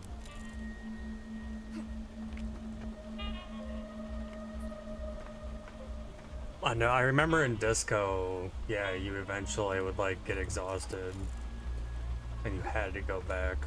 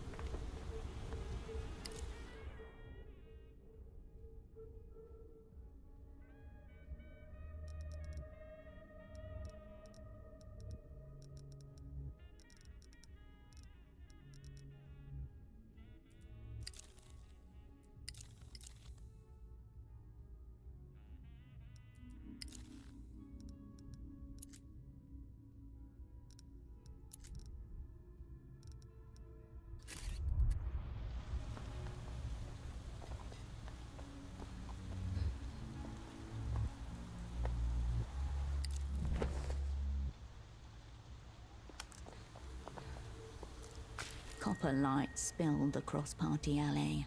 With the tip of his cigarette, Vespar indicated another building. You'd lost track of how many. Love Hotel. That one was cinematic.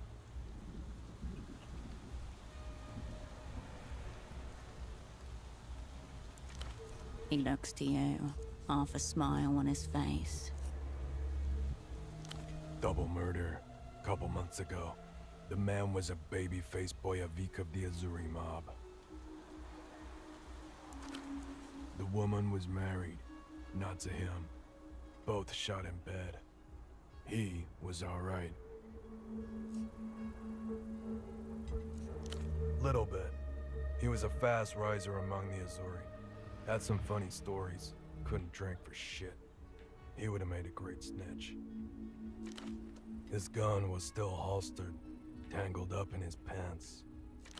Certain deaths can't help but take on a metaphorical quality.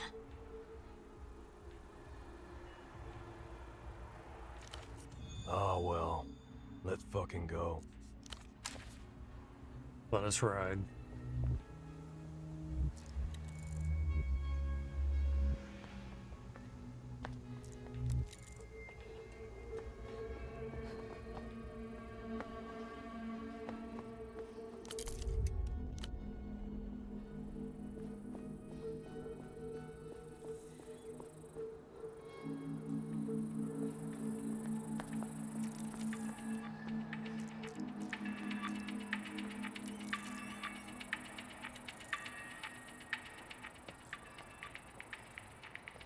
At your approach, 3 heads turn in your direction.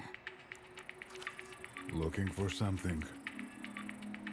You can feel 6 eyes on your back as you leave.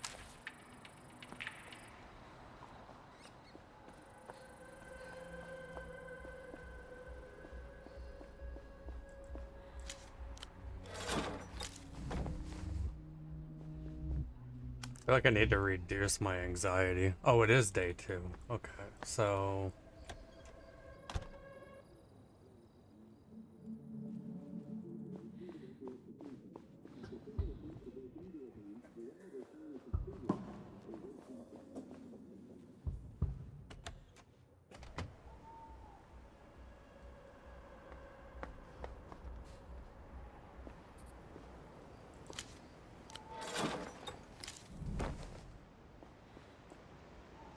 You're confronted by a striking image in bold red and black.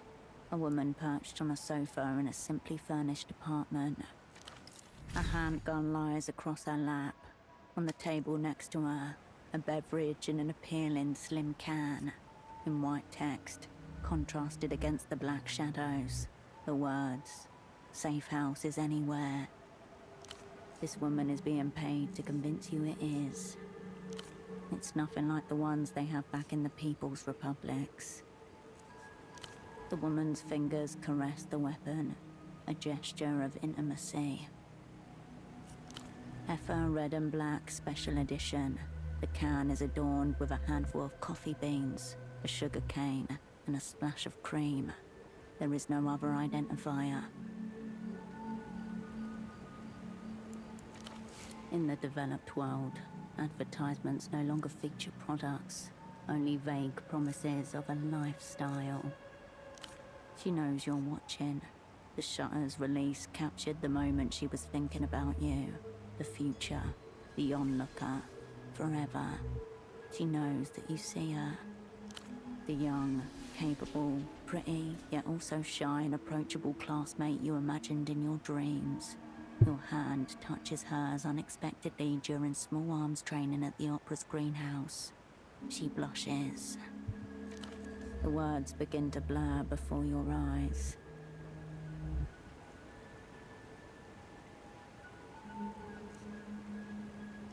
Your eyes snap back into focus. The woman, the gun, the appealing can are all as they were. Around you, the sounds of Party Alley resume.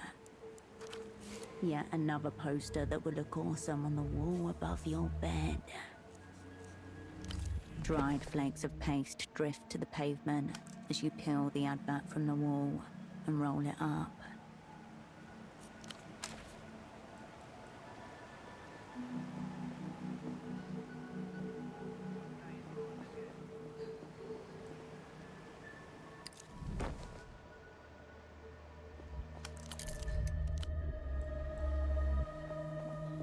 The tiles of this plaza seem to radiate outwards from the strange tree at its center, unlike any other you've seen in this city.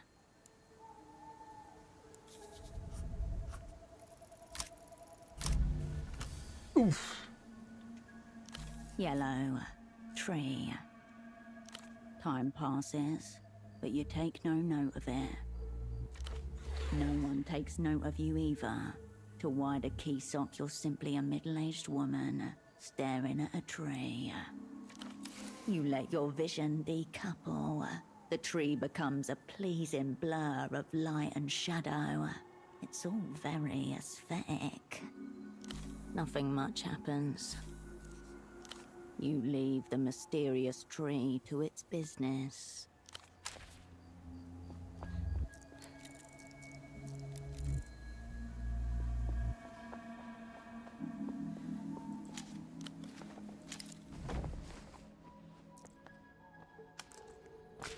The stall has been left unattended. A haphazard arrangement of paperbacks and hardcovers that have seen better days. A handwritten sign teeters on top of one of the stacks of books. Books 10 sol. Magazines 5 sol. Place money in the box. Viva la comunidad. Relic of the district's more communitarian heritage. A few scrawled tags separate the various teetering piles into vague sections. By far the largest collection, you see a wild range of material, from an anti-aging guide to a series of books all by the same author, Vitor Kampf. There are no medical textbooks you can see.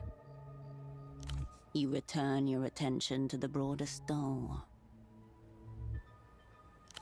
You flip through the stack of slim, staple-bound periodicals. Faded fashion catalogues 6 years out of date. Softcore adult mags, a gun magazine, and a lot more. Turns out, it's not a magazine at all. The Wang Guide to Improvised Firearms Volume 2. Reloadable pipe gun with push feed. It unfolds to become a long accordion-like pamphlet, with text on one side and diagrams of a homemade gun on the other side. Grounded, practical, amoral. It is exactly what it promises to be. You flip through.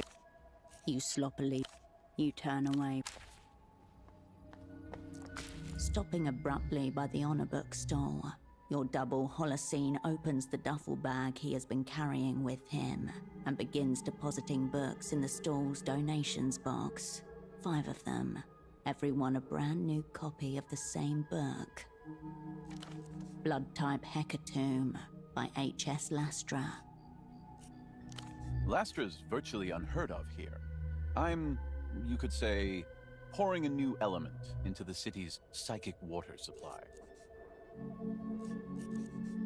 I can trace certain changes in my cognition unfolding to this very day to my first reading of this book, and specifically, the trepanation scene. I have reason to believe that this cognitive leap was set off by properties within the text itself, possibly letter distribution patterns that correspond to certain proportions within the human brain. What? No, don't be ridiculous. I just want more people to read my favorite novel. Smiling with a degree of mischievousness, he describes the copies of Blood Type Hecatomb through different parts of the shelf, hiding one amongst the self-help books, and then turns to leave.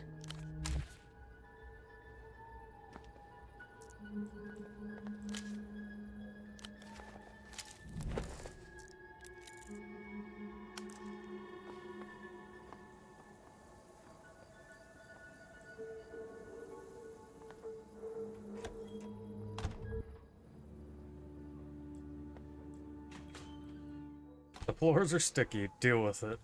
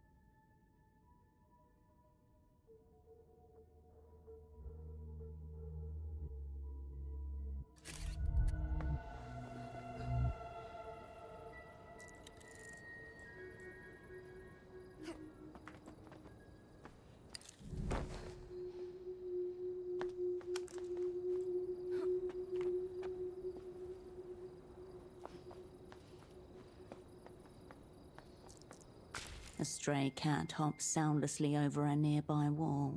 Your double turns to you. Cascade. I'm not saying it's likely, Cascade, only that the possibility can't be dismissed out of hand.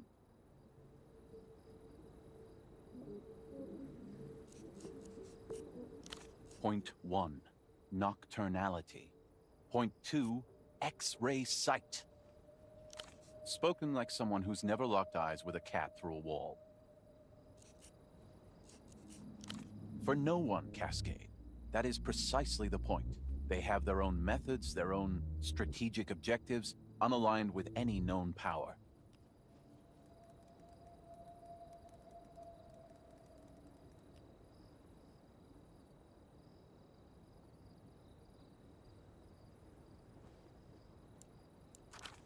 And, I fear, devious and at odds with our own. Your double continues walking, his hands clasped behind his back and his gaze restless, darting around the scene, taking in everything, absolutely everything.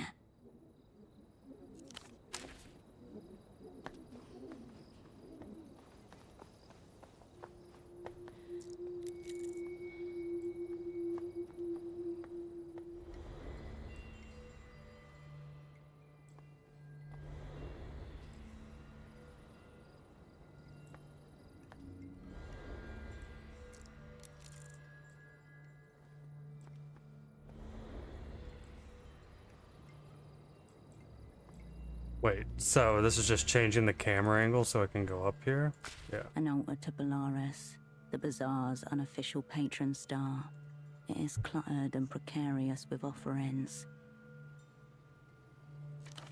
The shrine lacks the sacred air of Mercian churches you knew as a child. It is an organic thing, maintained by locals of their own volition. A spectacle of Portaferan humanity, the steps worn with years of its visitors' hope and grief. Whatever their meaning, they were enough to summon you here, now to this shrine rammed into the side of the city.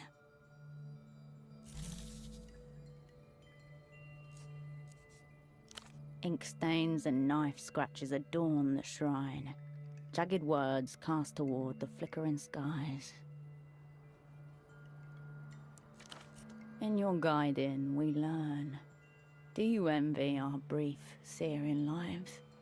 Marco loves Puss Puss. As you fade, we follow.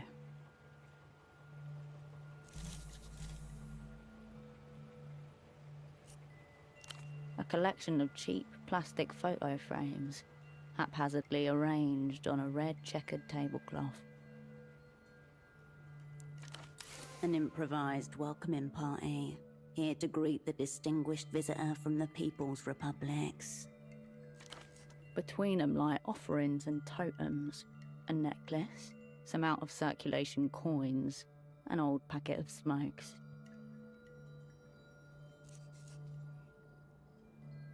There's no sign of the missing vendor. Ouroboros Black, an imported brand. As soon as you pick it up, you feel that whatever's inside it is not cigarettes. Outslide a few staple pages folded neatly into a little cuboid, almost exactly the dimensions of the package. Rite of passage. It's an exit visa. Permission to travel freely out of Portaferro. A hush falls over the shrine.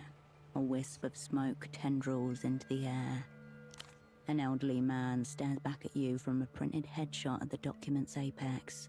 Long black and grey hair swept back in a wave.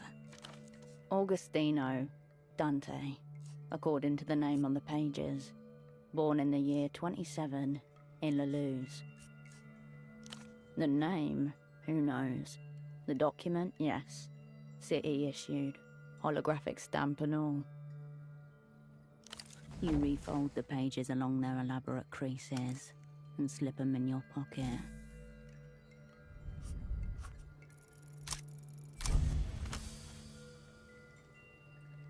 You adjust your position and gather the appropriate reverence. The audience of framed strangers watches you in silence. A prayer of interference.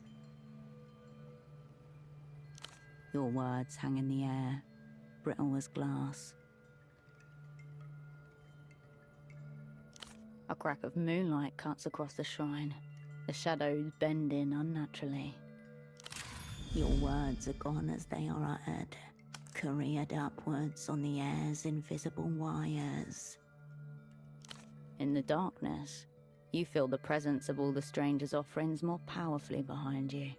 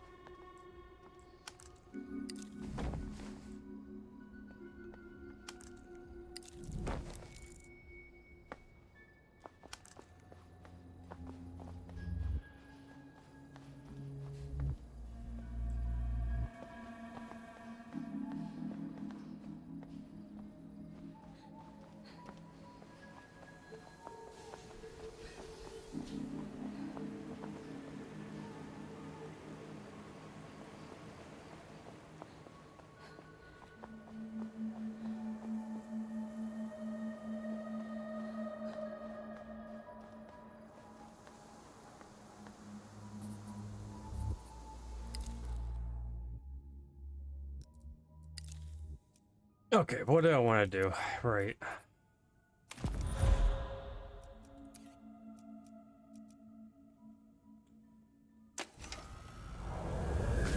Congratulations, you fell for the attractive coffee lady. Is safe house everywhere? What you call your need for stimulants is itself the invention of copywriters and graphic designers, capital's true avant-garde. You desire the red and black coffee because you see the attractive woman with compelling hair and you believe in her more than yourself. All manufactured sensations. What you desire is not the red and black coffee, but the solidity of soul that comes with knowing the coffee is your desire. You won, therefore you are. Existence is confirmed by what it lacks. That's what the whole fucking thing is about. An eternal shell game of desires, deferred and approximated. Pretty clever, isn't it? We are made to unrealized desire by the caffeinated deception and the appealing armed women who enforce it.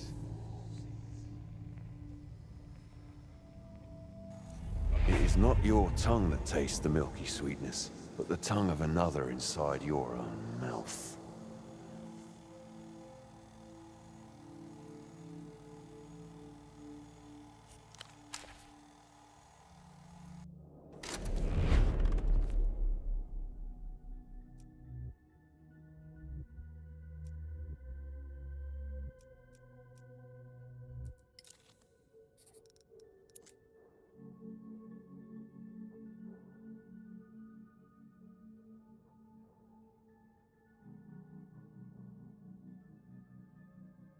I'm sorry, what? Where does this go?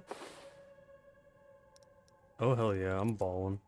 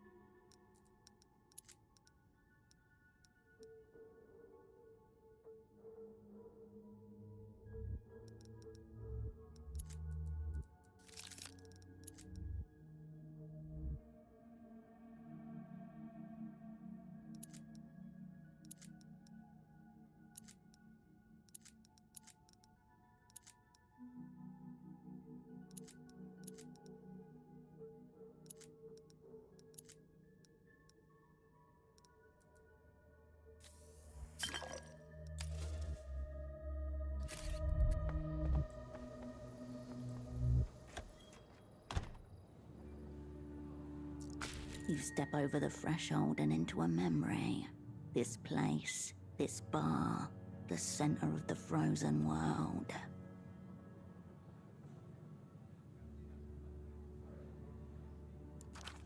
Old schnapps and the faded sour cologne of body odor and bleach. Soft yellow light filtered through cracked shades. The rumble of the ice machine. A hissing television. Exactly how you remember it. Favorite den of Keesok's local Pelota squad and their partisans, as well as a certain disgraced spy of the Operant Bureau. You discover your thumb rubbing itself along the numberless business card you found on your double.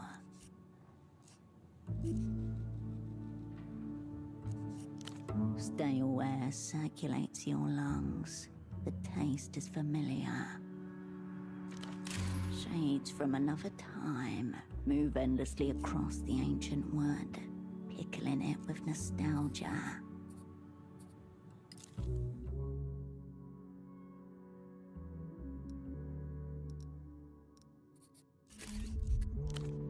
is drawn to the shelf behind the bar, littered with dusty bottles. The best part about this place is that it's open all night, every night. Its doors are always open to you, as they are now.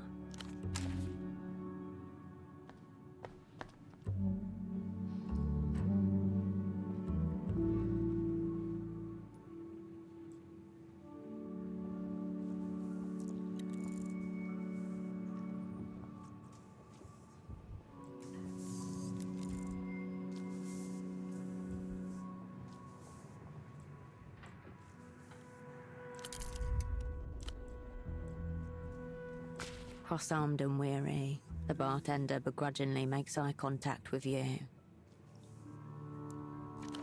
What'll you have?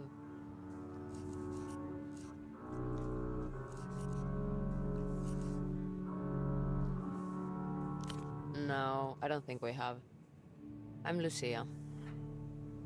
What brings you back?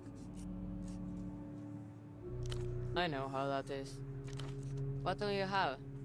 It's on the house.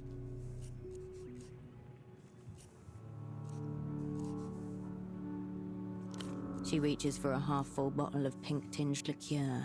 In due course, a small trumpet-shaped glass appears before you. The glass makes a little thunk as it hits the bar. You down it in one go, as is tradition. So, here to meet your friend? No one said anything about a friend. Over there. She gestures towards an older man in a booth. His... Strange. He said he was expecting someone like you. Probably just a dirty old man, enlisting the bartender in his pickup scheme. Tall, dirty blonde hair. An old regular. He said you were in the same line of work. Would that line of work happen to be fake sock importer? No. You're lined up to get zeroed out. Best get out of here. Fast.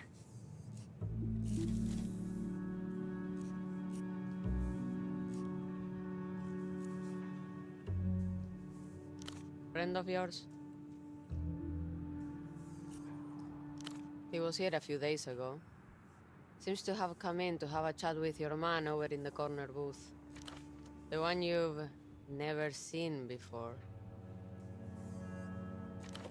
And parade on your skin. The hairs on the back of your neck stand up. You may be in the presence of the person who zeroed out Pseudopod. No, he's an old man.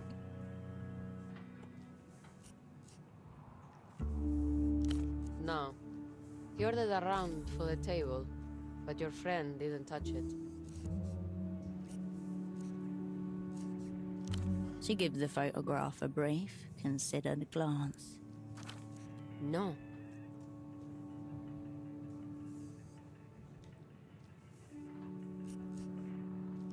That's you. She studies the photograph for another moment. I don't think I've ever seen most of these people. Most, not all. That one was a carabinero, right?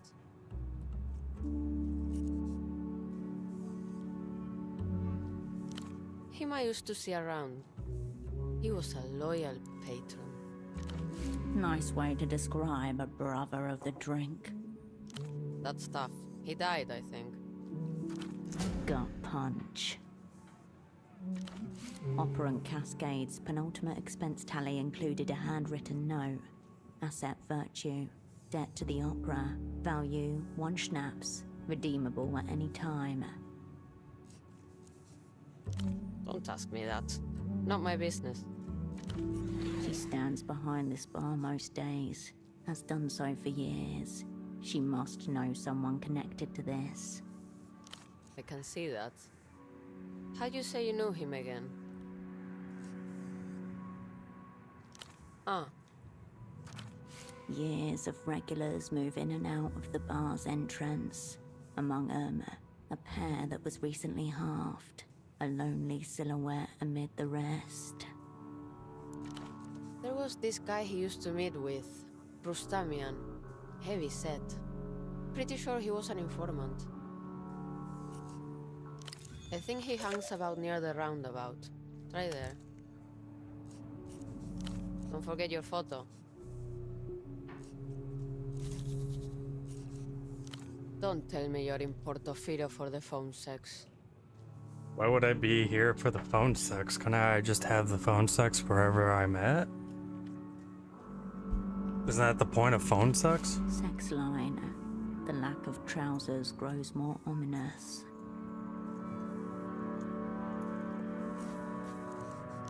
It's a payphone to the west of here. It overlooks the water. You'll know it from the group of excited old men nearby.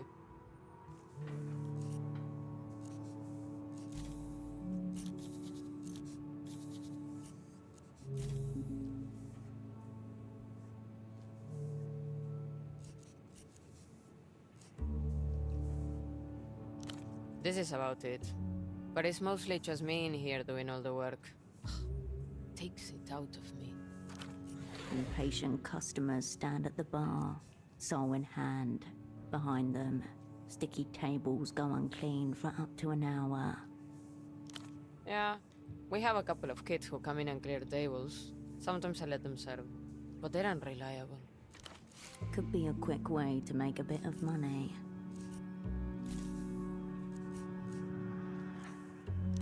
Close by.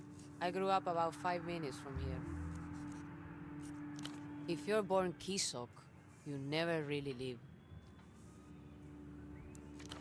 You know why they call it Party Alley? It's Calle del Partido, from when we still had El Partido Comunista.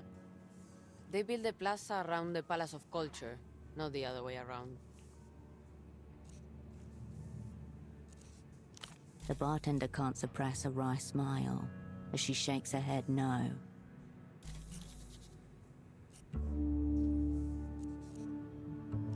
She stays silent, waiting for you to kickstart the conversation. Schnapps, so far. I'm not sure he's casting it on you.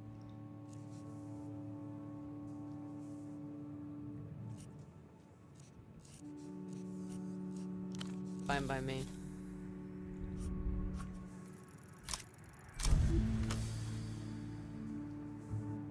They're not here. You can look all you want, but you won't see them. He always appeared to be holding court, prepared to do business to his left and his right. He said a lot of funny things. Always waiting when you arrived, always 2 schnapps ahead of you. Official opera policy only reimburses 1 drink per asset meeting. Arms folded, unapproachable. She didn't want to be disturbed. You were lucky to inherit her. Late every time. He came straight up to you wherever you were, stayed the absolute minimum, and then left without ordering anything. You made an effective pair. Even the opera, with its proliferation of assessment reports, couldn't deny that. He would slice the papers open and roll in the dope right at the table. Like one of those master sword makers the government subsidizes to make 2 blades a year. You were the only one he'd reliably leave his houseboat for. An awkward gesture. She was uncomfortable meeting in public.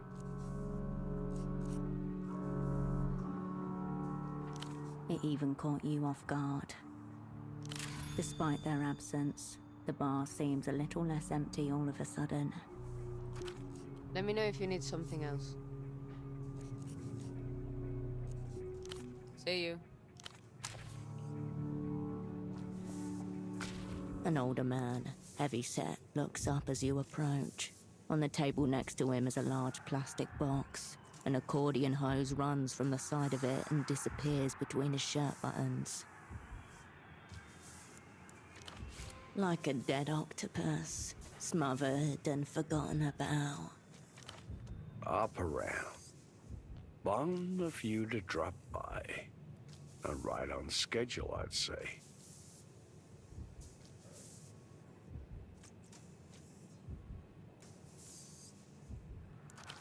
It should be said that you've never seen this man before in your life. Though I'm sure it doesn't feel that way.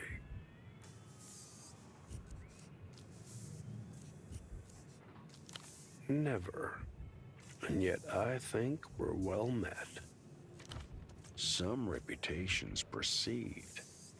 I heard a notorious spy had escaped from the freezer and was running amok in theater. Had to see for myself. This man must be part of our welcoming committee. The gang's legend spreads far and wide.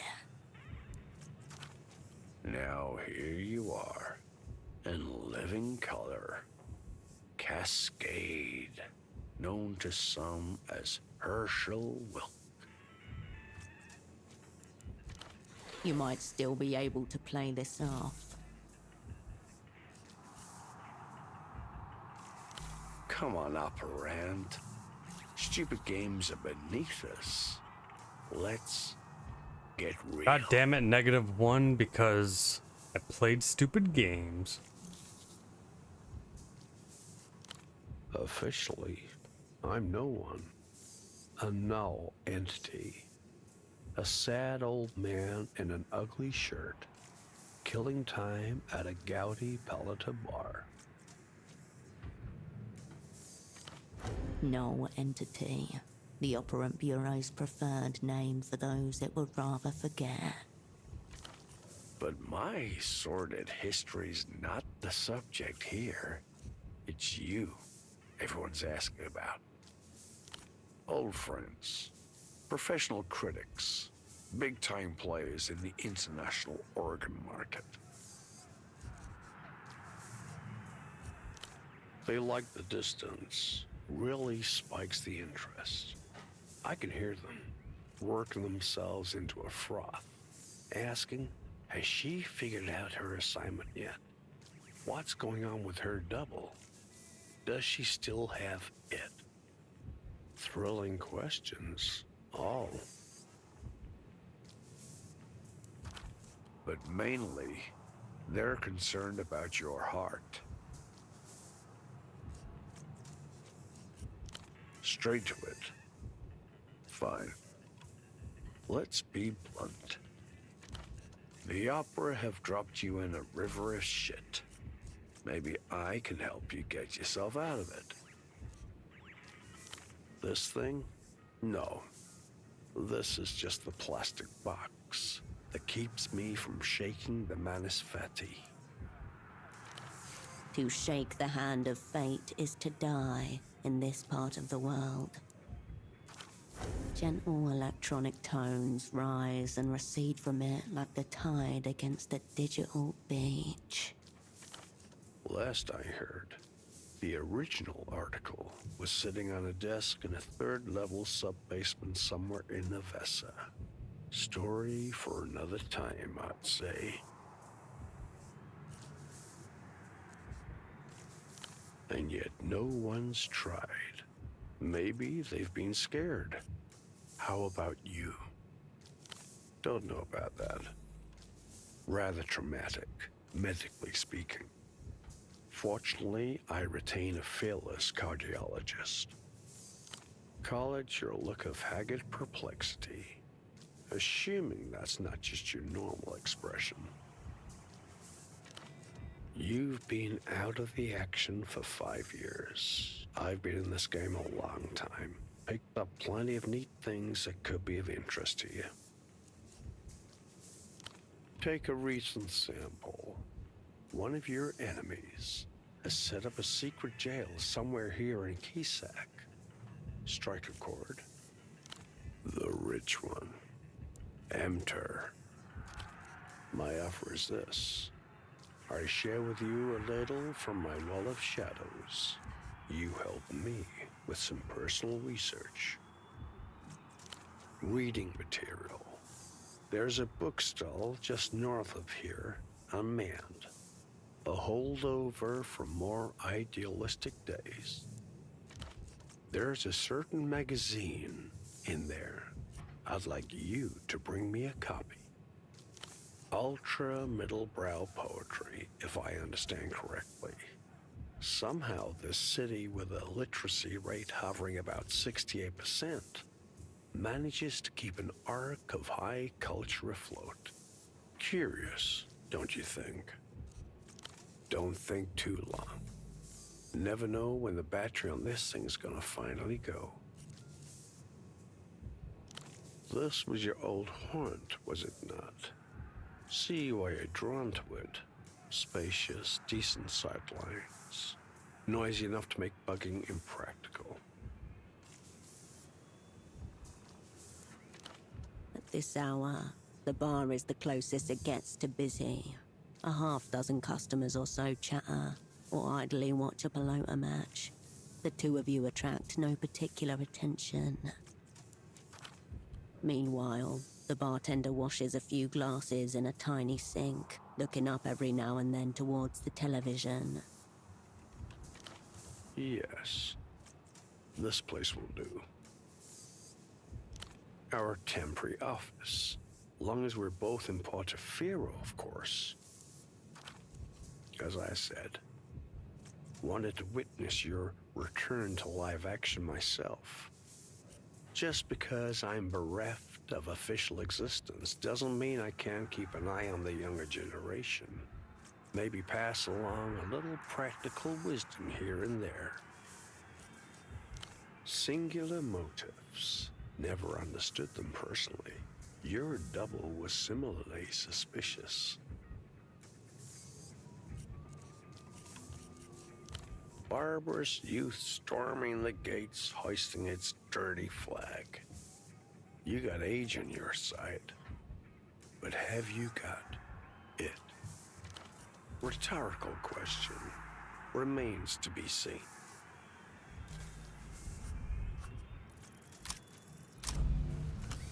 Oof. There's no man here. A null entity does not exist, has never existed. The deeds and assignments attributed to them never occurred. You are speaking with air. That's because you're not speaking with a man. You're speaking with an augmentoid. Part man, part machine, all menace. Built in secret factories in the center of the hollow moon. Forerunners of the post-humanity to come. Undoubtedly. Till next time, operand.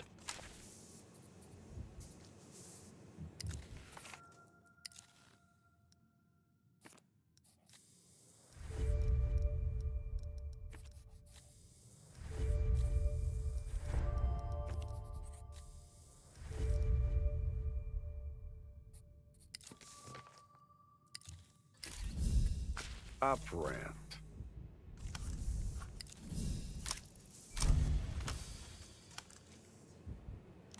A hiss, followed by the frantic clack, clack, clack of a microfiche reader. High contrast negatives hit the back of your retinas.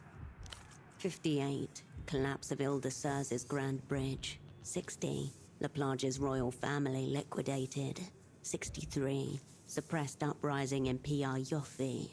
67, the Agora miner blackout.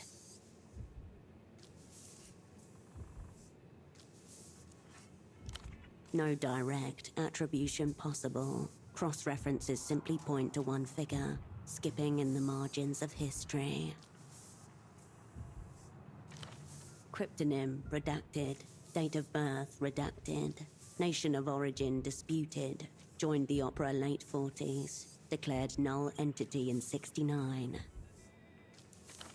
Whatever happened in 69, it must have to do with that box. Maybe it's not just a medical necessity. Maybe it's something more. The microfiche reader clacks a final time, settling on a monochrome picture. Beneath it, a nom de guerre. His fleshy cheeks pull his mouth into just the slightest approximation of a smile. A name whispered among tutors and veterans, invoked like a demon from a lost mythology. Warms the heart to know people still talk about you when you're not around. Well met, operand. What can I do for you? Forewarned is forearmed. Music, not really my area. Spotted a couple teenagers in elaborate costumes. Seem to be fans of some kind. I'd say they're your source. He takes the disc and adjusts his glasses to get a closer look.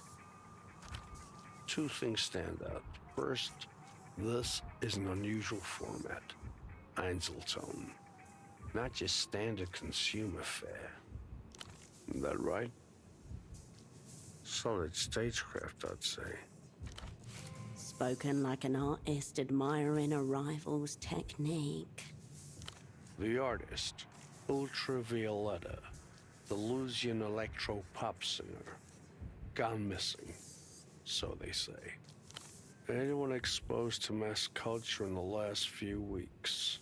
I hope you're not expecting a list. You, but from a dream. No, nothing at all. Local television personality, though his accent suggests origins in the People's Republics. Lavendy, I'd say. The PR Lavendy, the less socially developed neighbor of the PR Kohila. Obviously a lunatic, an addict of some sort. I'd keep my distance, were I you. Please, operand. There's cavorting with the genius loci, and then there's wrapping your mouth around a raw sewage line. That said, he's got tens of thousands of regular viewers. Not bad for public access. Only what's in his red folder? Do you want to hear it? With a great sigh, the man leans back in the booth and closes his eyes. Novessa born, graduate of the Polytechniker. No partner or dependents, of course. Father was a noted cosmonaut. Taught life sciences before his recruitment. Cryptonyms are never so arbitrary as they're meant to be. When it comes to names, the mind demands something that sticks. Stiglitz. Tomas. The old man's eyelids flutter as he continues. No Rimac-worthy sexual tendencies. High attention to detail. A mild allergy to his own sweat. Occasional flashes of grandiosity. That last point may sound familiar. You were chosen because his skill sheet was thought to complement your own. How that translates interpersonally. More for you to say. It's certainly pretty for you to think so. Inconvenient that you'll never find out for certain. And recitation. No such thing in my experience. Till next time, operand.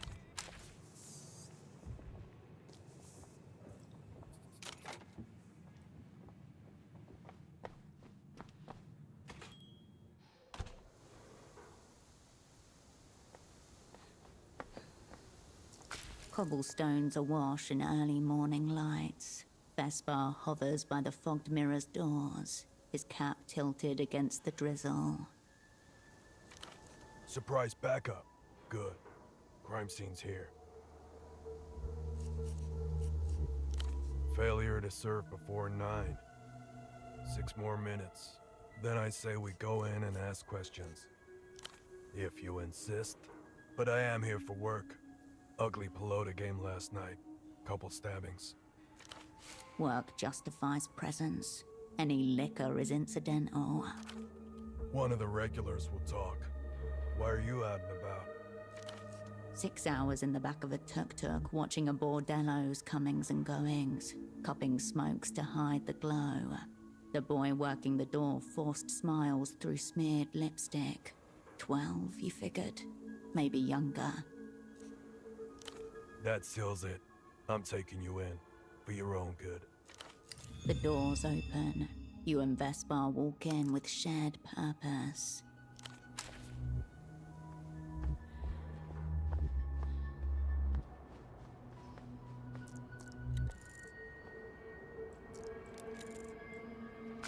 The store. Houseman wanted a poetry magazine from this place, didn't he? You flip through the stack. You scan the stall, but find no poetry section. Instead, there are several piles of unsorted periodicals, each one dozens of issues deep. Most of those journals look cheap, pulp adjacent really. They probably feel cheap too. Exactly. Think high quality spine, silky cover, something with a premium heft to it. You just need to dig in. You turn away from the park.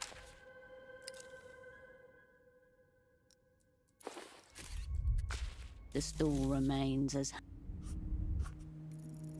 Come on, come on. Oh, yeah, brother. The tip of your finger absorbs the history of each periodical as it brushes against them. Most are ancient, falling apart from overuse and exposure to the outside weather. But then, you come across a small collection of a notably different stock, not far from the top of the pile. They're sturdy, recently pressed, and the finish is smooth to the touch. Out in the open, the glossy cover catches the light. You have discovered something called the Nos Correntes Review. The title greets you as if with a bow. Higher quality materials don't equate to better editorial content. It just pushes up the base cost per unit.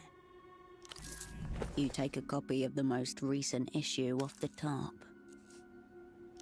You turn away from the piles of books.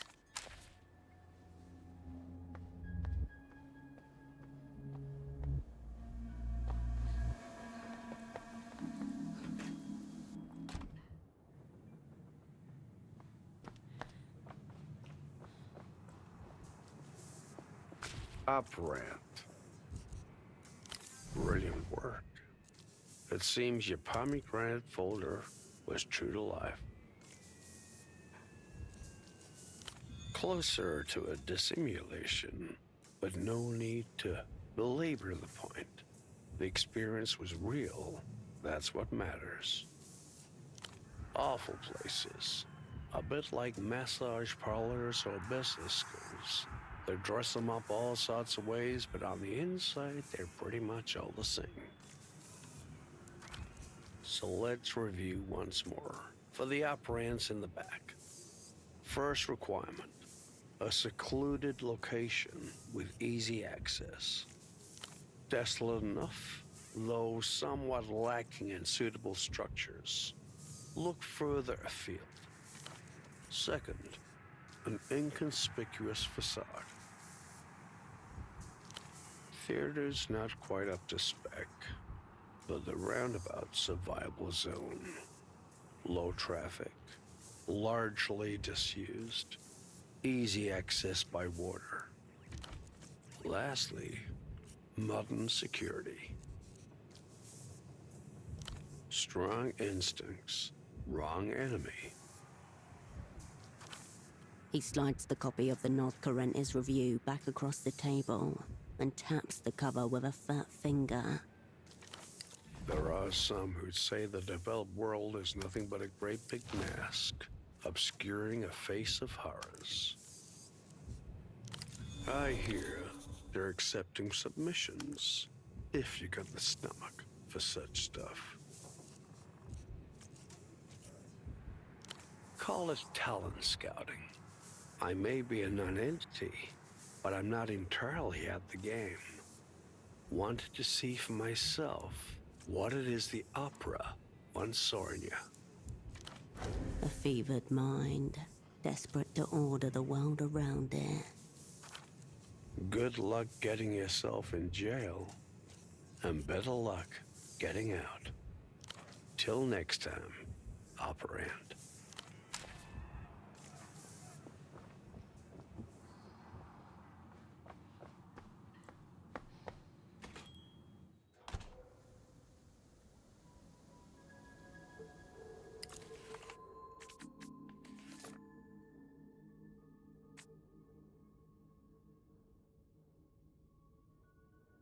Oh yeah, I forgot about guns.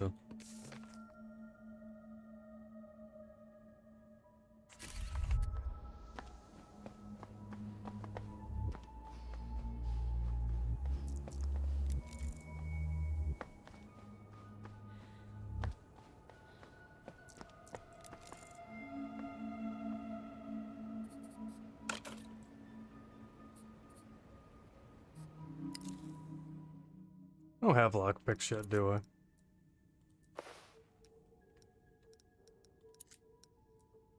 No.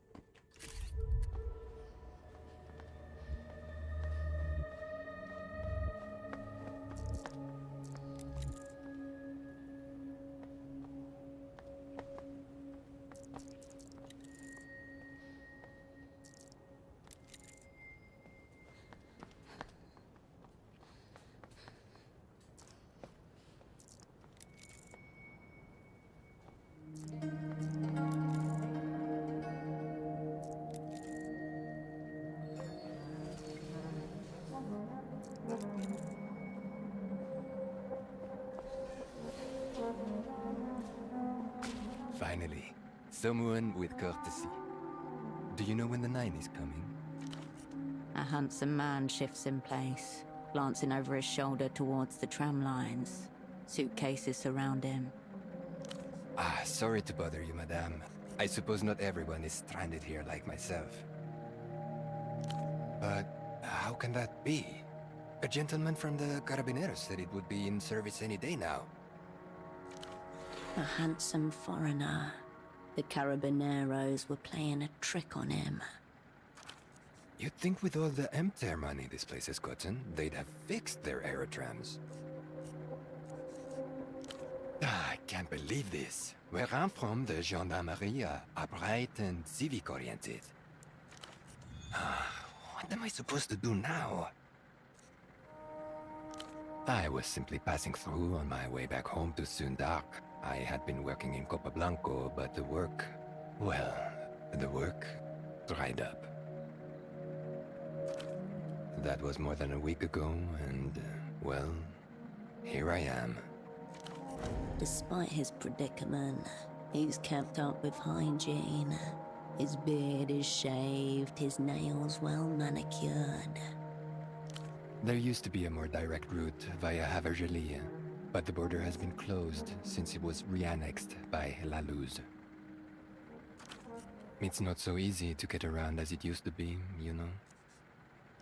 I'm a political economist by training. Well, you sound very boring. Not in so many words. Circumstances. I studied on a very generous MTER stipend. One of those programs to take gifted but under-resourced youths from the periphery and educate them in the developed world. But recently, the Sunnis government bought its first computer. Suddenly, they found they no longer have any need for political economists.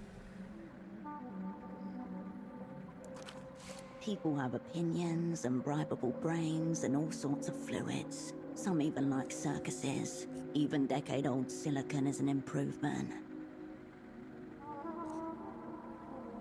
Well, technically, the national computer belongs to everyone.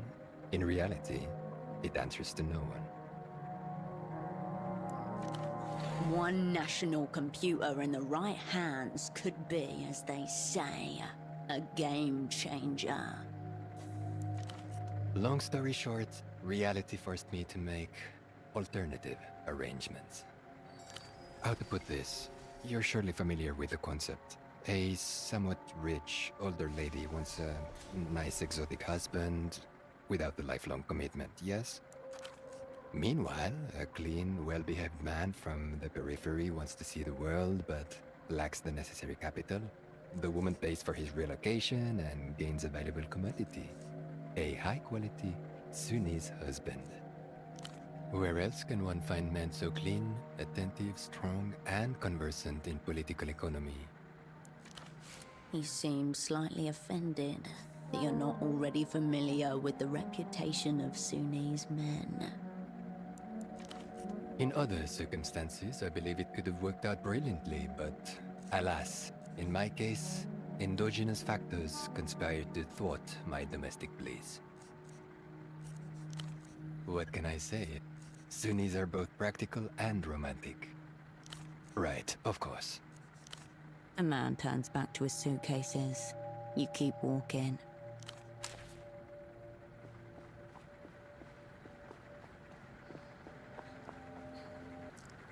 You were panting from the run over, heart thudding in your ears. Hours late. There was an astral door beside that trash can, and an exchange due with your opposite number for documents within. It's empty. You were only supposed to handle the pickup and drop-off. Some blueprints in exchange for a dossier. You turn to see S-Dog sitting at a nearby bench, shaking her head at you slightly over a newspaper. Shh. She looks away and changes her posture, letting her coat fall in such a way that you see the sign in her pocket. A brochure for beach bungalows.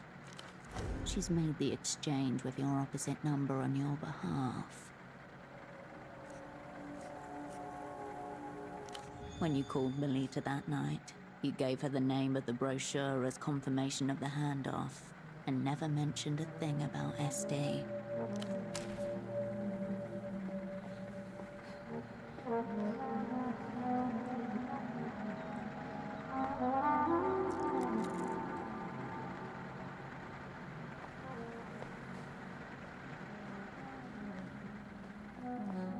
First whiff is a gift from me.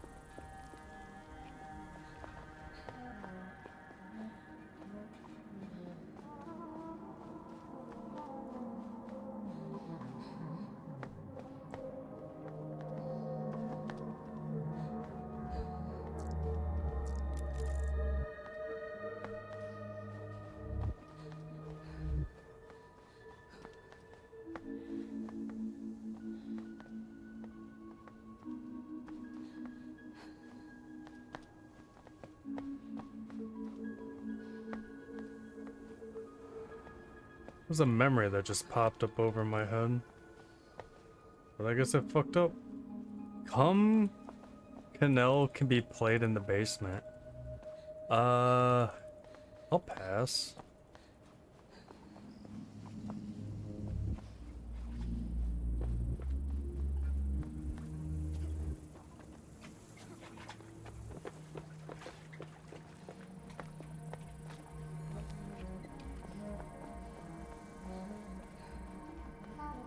Trying to remember where that doctor was.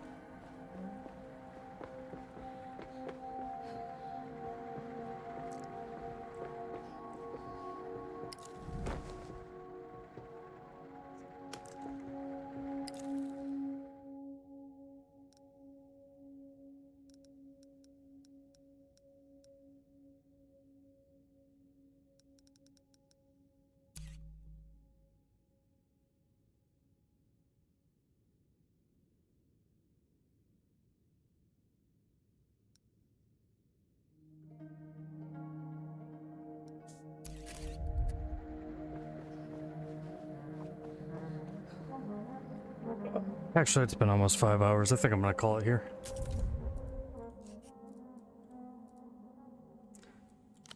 Thanks everyone for coming in tonight.